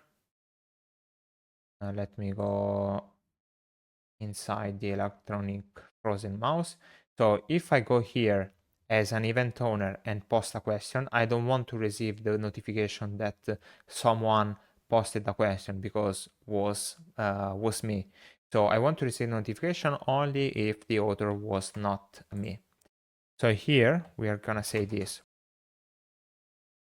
We're gonna generate a new notification, and here we're gonna say create, and we're gonna specify the user ID to be the event.owner ID. So here we are sending a notification to the owner ID. The type of notification will be new question, and the event ID is gonna be event.id, like that. Let's add this comma, and let's hit save. And great. So here, let's say we are sending a notification to the event owner to notify him about a new question. Great. So that was it for the new question notification. And now let's go ahead with the other ones. So let's close this one. And let's see what else do we get. We had the vote question action. So let's go here. So in the vote question action, we have this to do to send a notification to the question author. And here we're gonna do the exact same thing. So we are gonna say question dot author is not the same and as the user ID.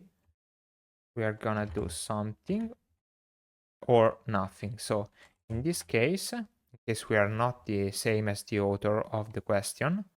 Okay, actually here, since we are in a transaction, we cannot use the object syntax, but we need to use the array syntax because we are technically constructing a list of queries that we need to run in a single transaction. So here we need the array syntax.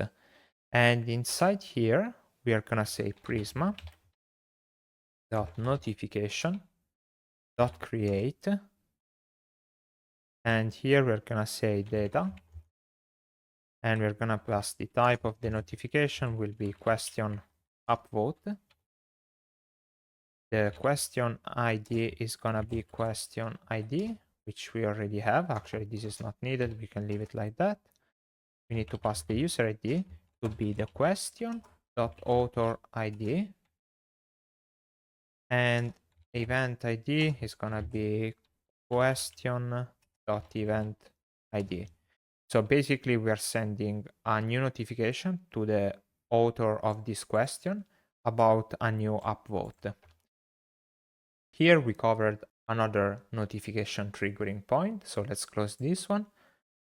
The only one that remains are inside the update question action, where here we can technically pin a question or mark a question as resolved, so we might send two different notifications. So remember that we are inside a transaction. So first let's cover the first case, where here we're gonna say send on notifications to the question author.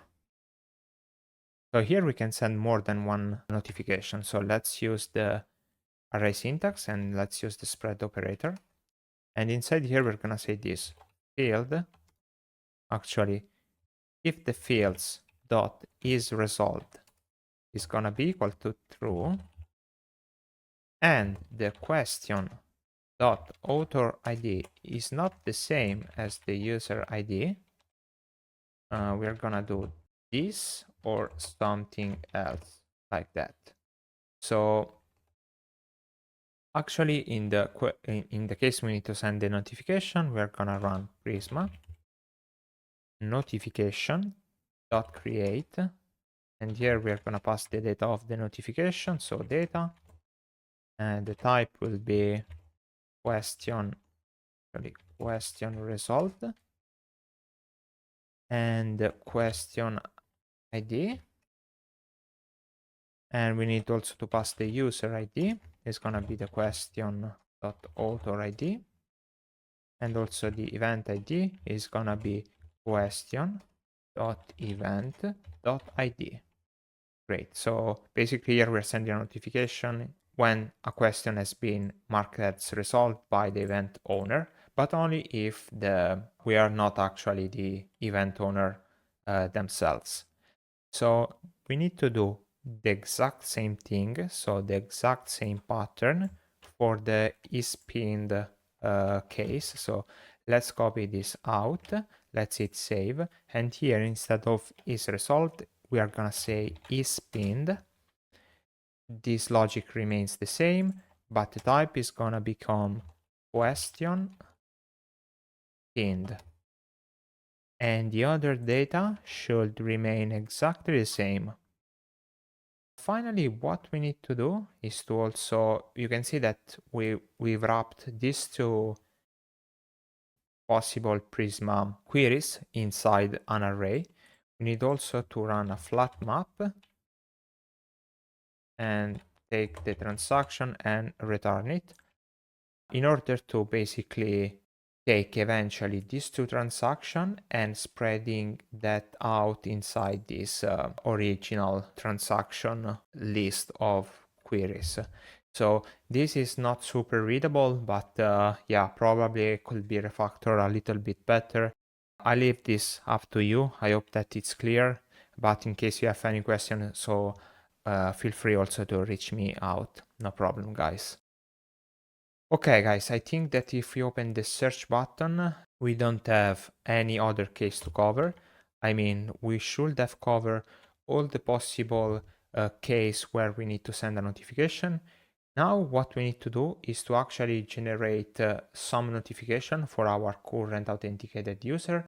But for doing that, we are gonna need two users in order to trigger some of the notification. So let's see this other step. Okay, so let's start playing with this notification system. Here, I just prepare two screens side by side of the same application. On the left side, we are authenticated with Alice, and on the right side, we are authenticated with Bob. So now we should be able to triggering transaction between two different users.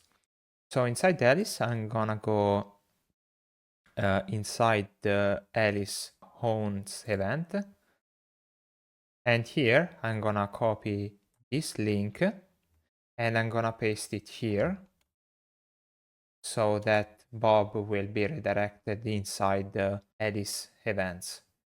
So, okay, what we are trying to do is, as Bob, I'm trying to post a new question to Alice events, and let's see if we receive the notification. Here I'm gonna say, hi Alice from Bob. Okay, so actually let's put a question. Let's say, how did you build this application?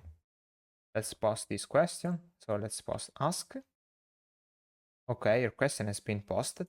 Now, we might be tempted to think that we are gonna receive a notification, but right now we don't have a poll system that is actually listening for new notifications. So the only way that we have now for seeing if we have new notification is to just go here and refresh the current screen. Now let's try to open the the notification bell, and you can see that we have a new notification and say, you got a new question. Now, if I click on this notification, you can see that we are being redirected to the still from the same event page, but we are filtering out all the notification with the one created by Bob. Instead, you can see that here you have active filters, and this is the question created by Bob. Obviously, if I go back to Bob, Bob didn't receive any notification because he created the question, so he should not receive this kind of notification because the event is known by Alice. Okay, another thing that we can try is, okay, here let's clear out these filters for Alice. And what I can do is actually try to refresh the page using the refresh button. And technically here I should see somewhere the question posted by Bob. Here it is. Actually, let me try to zoom in a bit, both here and here. So here, now what I'm going to do, as Alice, I'm going to upvote Bob's questions. And now I hope that Bob will receive his upvote notification. So I'm gonna go here, I'm gonna go hit refresh, I'm gonna go open the notification bell. And here I see your question got an upvote.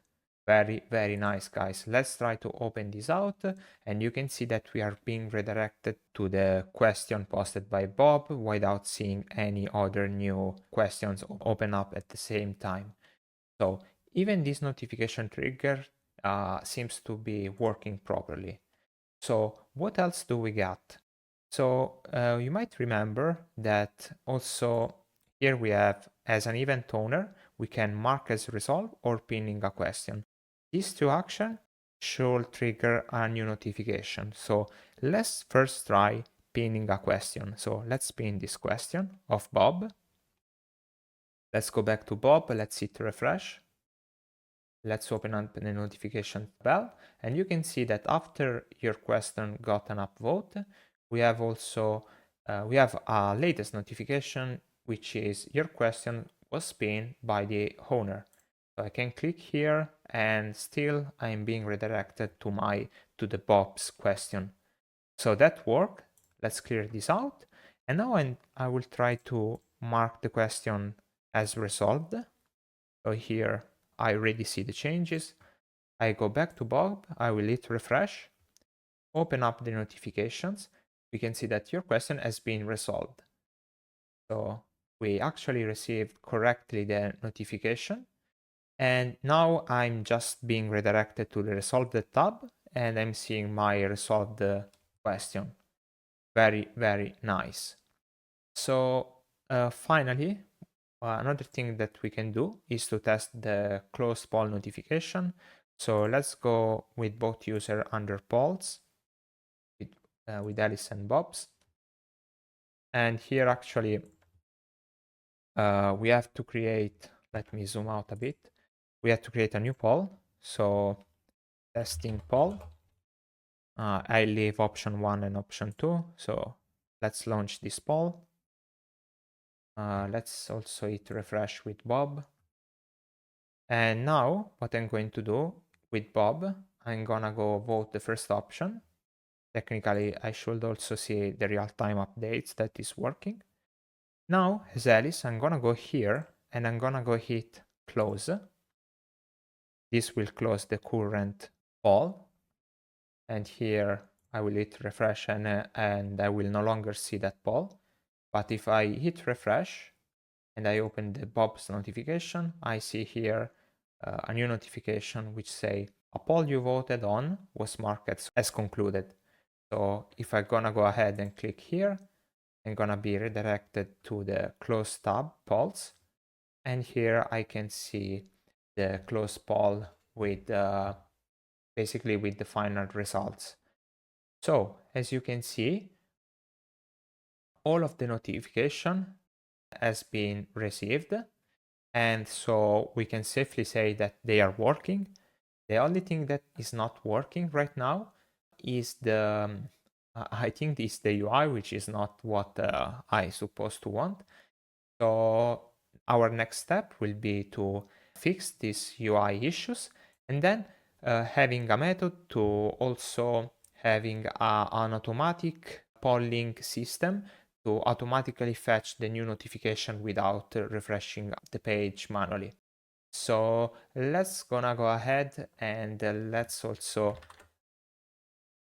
implement these new cases. Okay guys, so what I'm going to do now is to first go back to the dashboard of this current user, which is Alice, and I'm gonna log out with this user because I want to use Bob as our user since it has some notification that we can use for debugging. I'm gonna click sign up, and here I'm gonna click on already have an account, so sign in.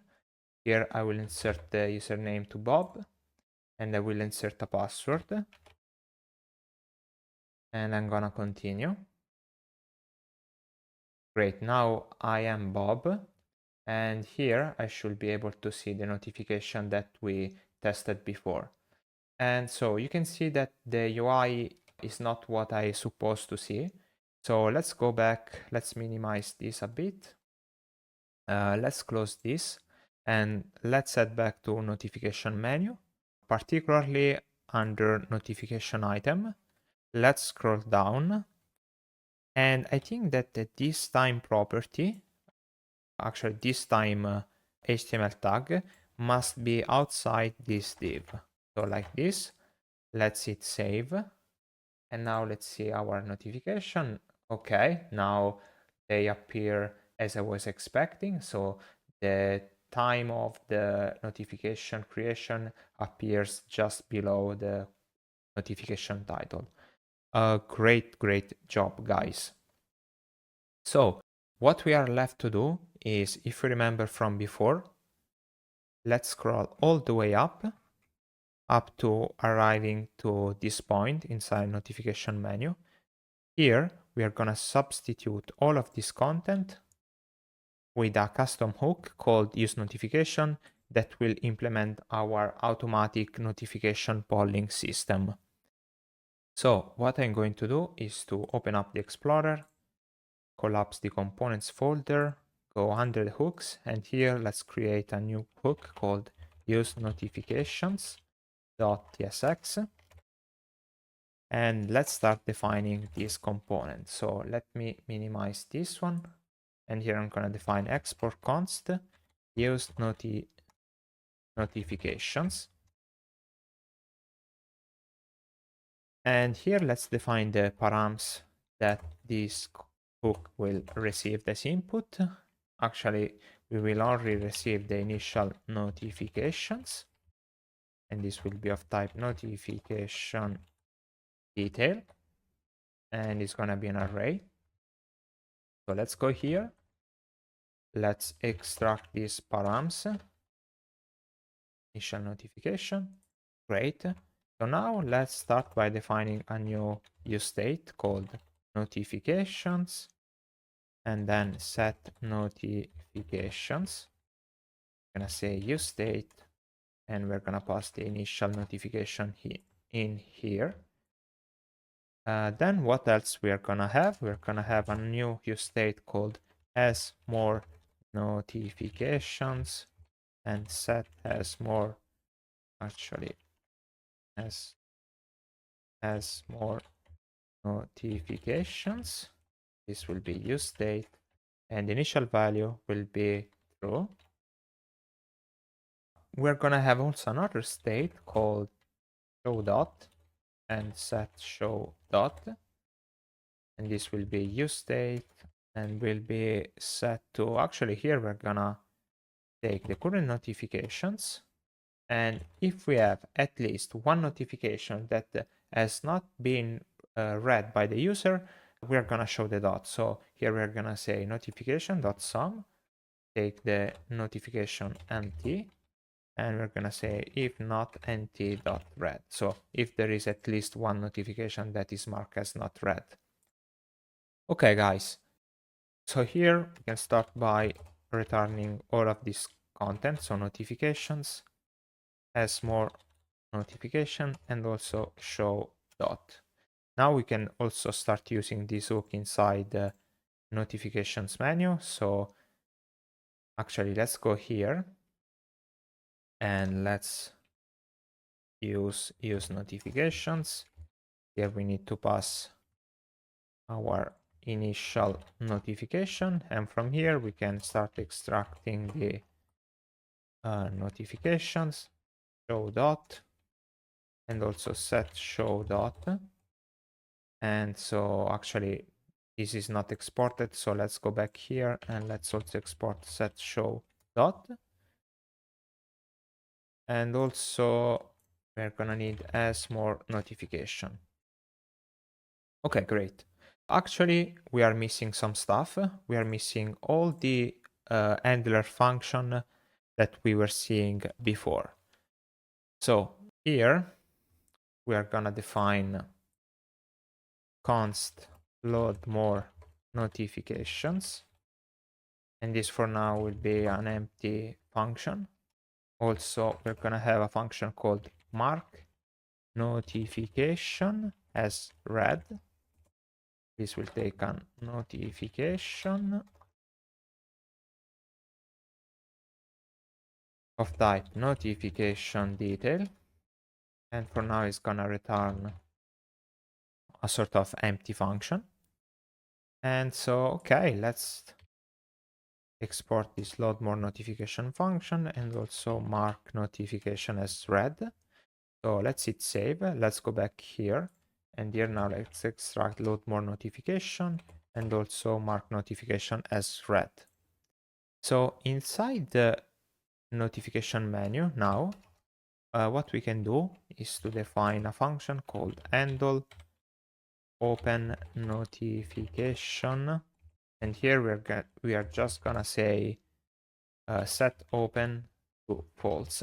So basically we are gonna say when we are gonna open a notification, we need to close the notification menu drop down.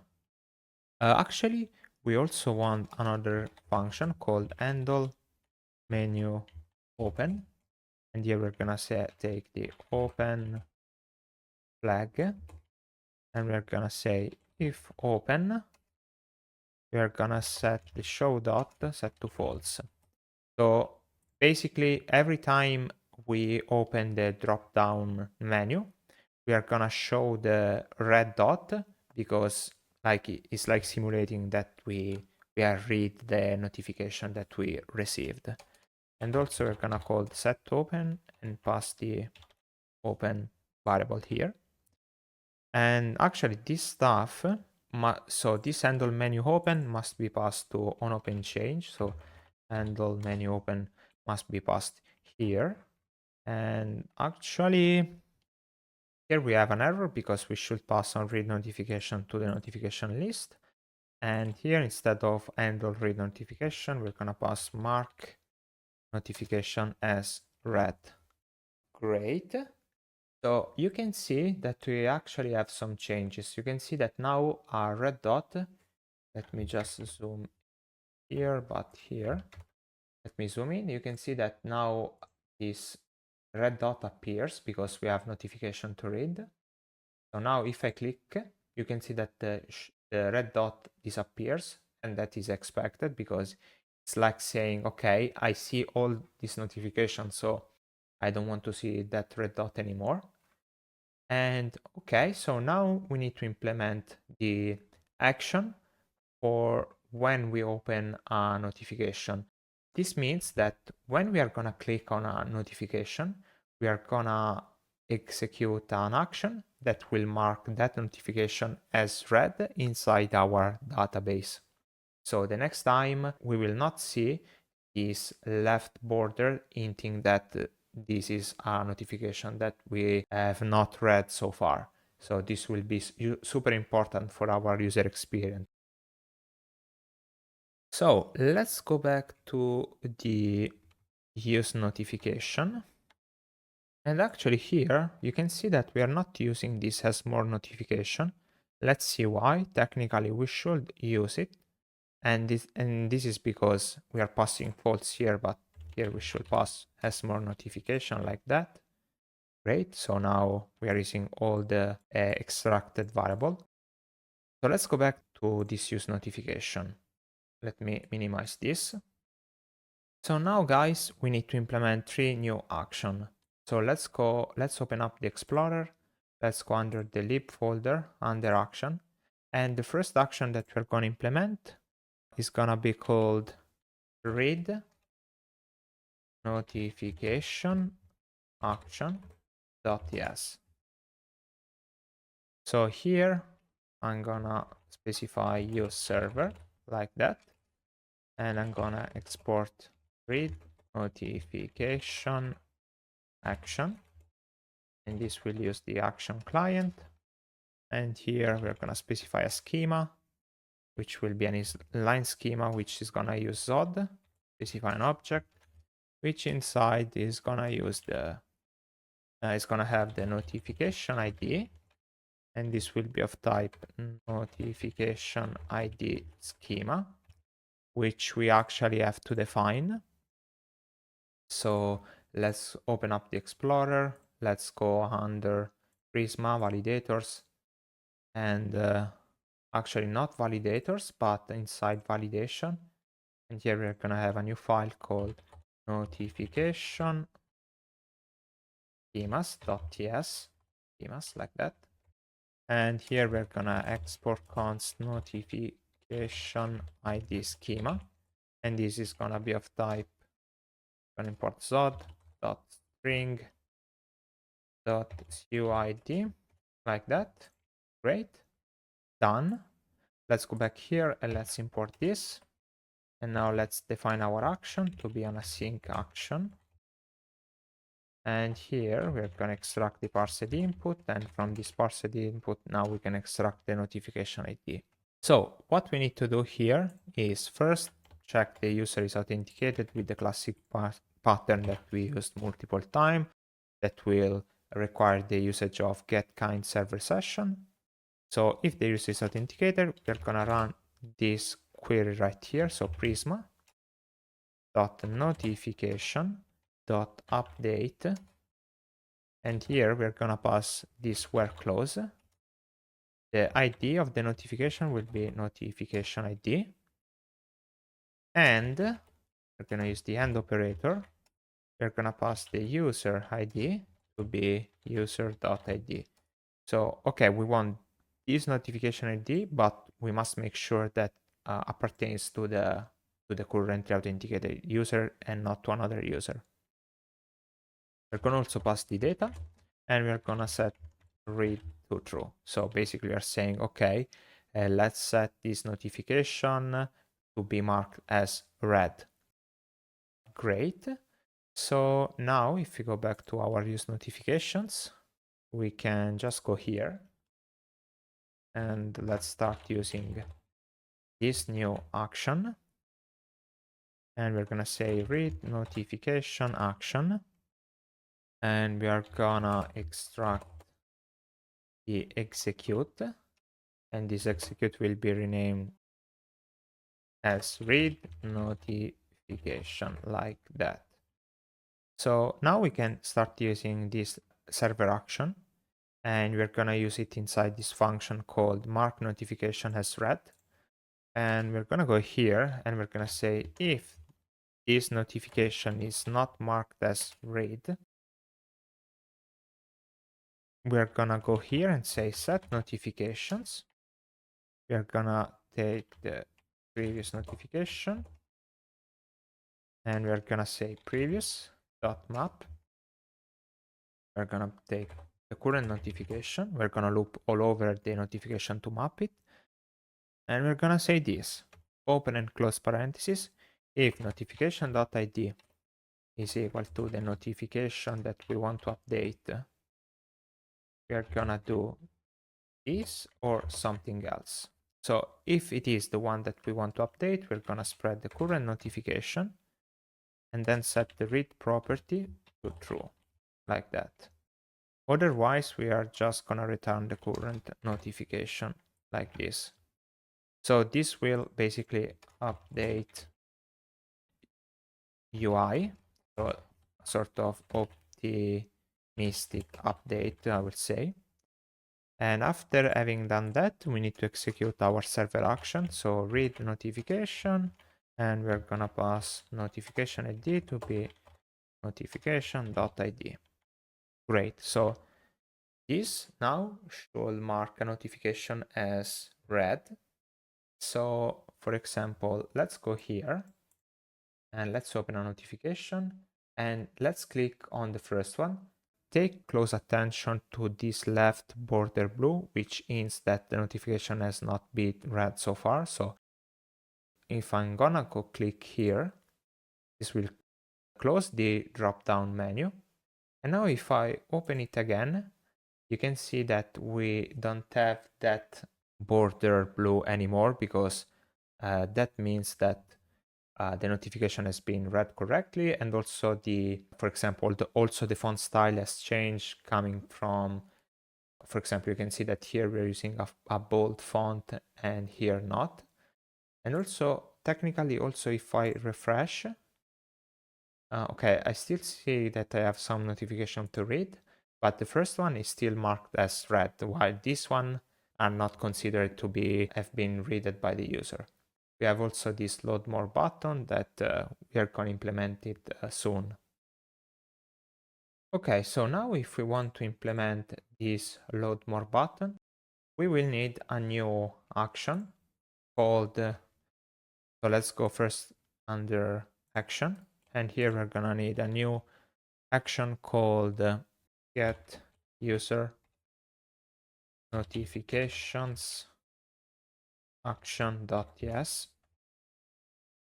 Let's go here, let's define new server, and let's export const get user notifications action. Let's define our action client. Here, let's define our schema. And this is gonna be Zod object. And we're gonna specify the cursor, which is gonna be of type notification ID schema, and this is gonna be optional. And the action will be an async function. And from here, we're gonna extract the parsed input, more specifically, the current cursor. So here, what we have to do is to execute the function getUser notification that we already defined, but this time we're gonna pass the cursor. So like that. Great. So now let's go back to use notification and let's start using this new action that we have just defined. So after this read notification action, let's define a new use action. And here we will use the getUser notification action. So here let's extract the execute method, but this execute method is gonna be called the execute getUser. Actually, we can call it getUser notification like that. Hit save. And inside this load more function, we can just go here and do this. So const new notifications and say await. Actually, this is an async function and call getUser notification.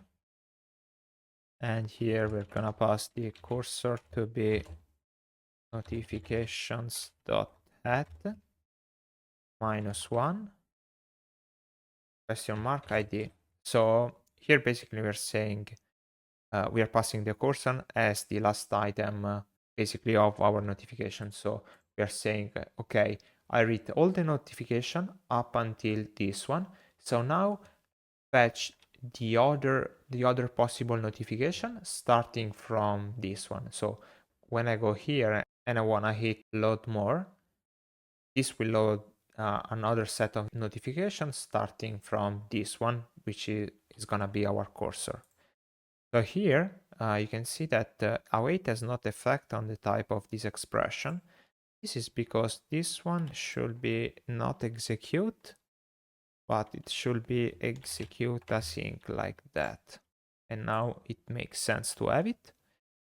This load more notification will also have some other logic where we're gonna say if new notification that we have just fetched .data .length is defined, we are gonna go here and say set notification.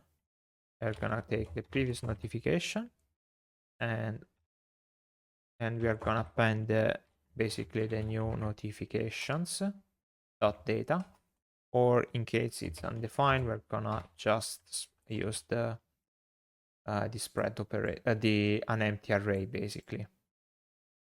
This not work because I think we need to wrap this with parentheses and then use the spread operator like that. Okay, now it worked. Otherwise, if we don't have any other new notification, we can just set as more notification to false so that the load more button won't appear anymore.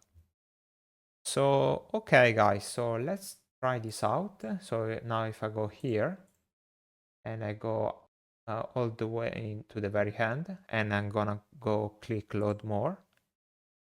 Okay, actually it closed the option menu, which was not supposed to do it, but at least you can see that load more button does not appear anymore because we don't have any more notification to see. So now let's try to fix that issue so the load more button will not close the notification menu. After an intense debug session, I figured out what the problem was with the current behavior of the drop-down menu. And if we go back to our notification menu component, so this one, if we scroll down, we can see that we are defining all the content of this drop-down as a drop-down menu trigger. And that is incorrect because the drop-down menu trigger should include only the icon and this show dot, and should not include all the drop-down menu content. So let's copy all the drop-down menu content up until this point And let's move it outside this drop down menu trigger. Hit paste and hit save. Let's try to refresh. Okay, now we have our drop down menu as before, but now if I click, for example, on load more, it won't close the drop down, and actually it will disappear since we don't have any other notification to load. And that is awesome, guys. Okay, so the last thing that we need is a polling mechanism to actually receive automatically any new notification without having to refresh the page manually. So let's implement this last piece of functionality. Okay, so for implementing this automatic notification polling system, we're gonna need to first implement a new action underneath the action folder called get user unseen notifications.ts. Okay, actually here we are missing the suffix dash action, since this is an action. So let's go here and let's define the use server directive, and let's export the get user unseen notifications action. Here we're gonna use the action client, and you're gonna actually not need to use a schema. We can just define the action, and here we are gonna execute an async function where basically we're gonna call the function get user notification, but we're gonna pass the property unseen only to true. Great. So we're gonna call this action every 10 seconds, and this will return only the unseen notification by the user, so that most of the time we won't receive basically any update, and in case we have an update, it will be basically an unseen notification. So yeah, this is the most optimized way I came up for implementing a polling system for the notification. So now that we have this action, we can close this file and go back to use notification. And here, after this action right here, we're gonna have another action, so use action. And here we're gonna use this user unseen notification action. And let's extract the execute async function, which we are going to rename to get user unseen notifications, like that. Hit save. And now we need to define our polling mechanism. And for doing that, after the load more notification and after the mark notification as read, we're gonna define a news effect.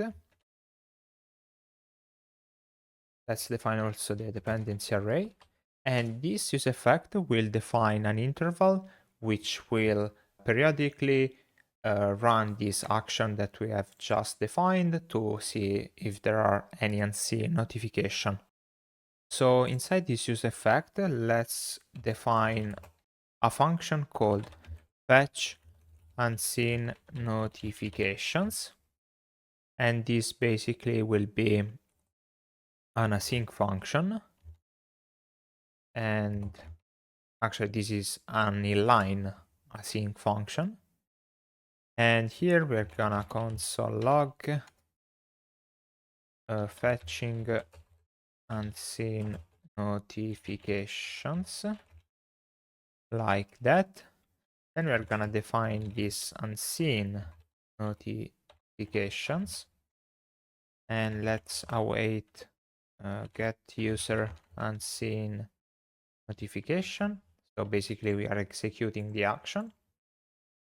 And here we're gonna say this: if we don't have any new unseen notification, so unseen notification.data is null for unseen notification dot data dot length is equal to 0, we're gonna just return because we don't have any new notification. So here basically we are saying no new notification. Okay, so in case we have some new notification, we're gonna console log got new notifications, and then we're gonna set show dot to true. So in case we don't have this dot appearing, we're gonna make it appear so that it will hint the user that a new notification has arrived. And also we are gonna update the list of notification by take the previous notification and merging along with the new one. So here we're gonna first unroll the unseen notification data.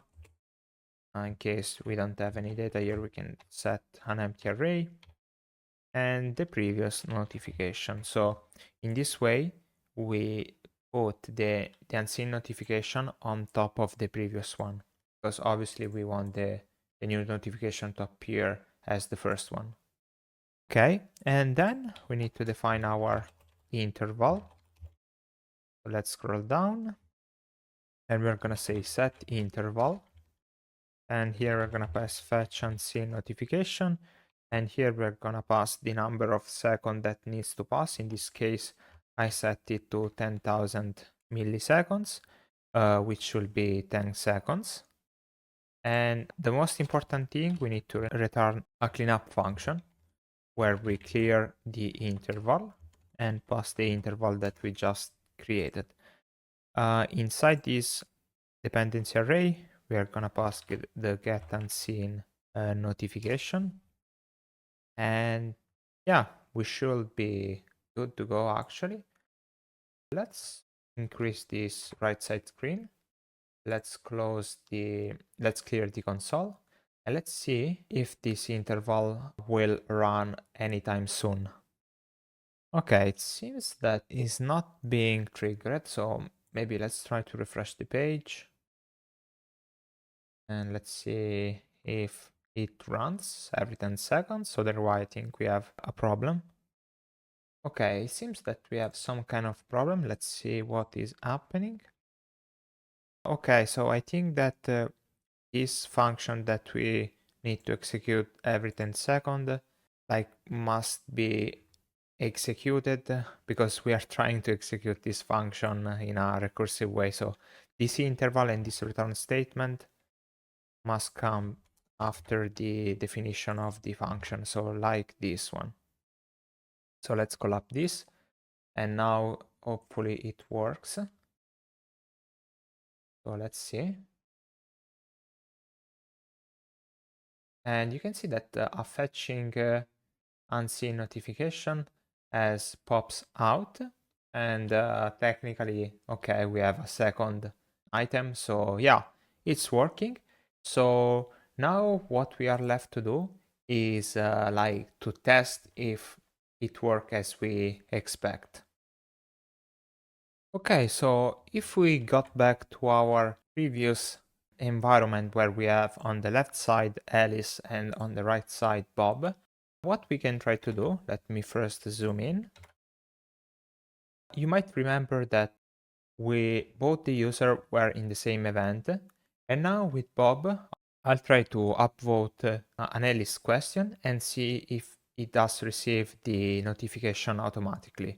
So let's upvote Alice question, and now let's see if our dot appears automatically without having to hit the refresh button.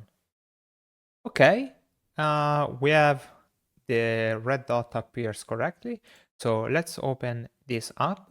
You can see that we have your question got an upvote. And if I click on it, technically I'll be redirected to my question, which is Alice questions, and it shows correctly the to upvote. Okay guys, I think that is finally it for this long project. I hope that you find this video or this course useful, and most importantly, I hope that you learned something throughout this journey together. In case you need the complete source code of this project, down in the description you will find the official GitHub repository along with the links to my Discord server in case you need help or just want to chat with me. And as always, if you like the video, please leave a thumbs up, subscribe to the channel if you haven't, and we will catch in the next video.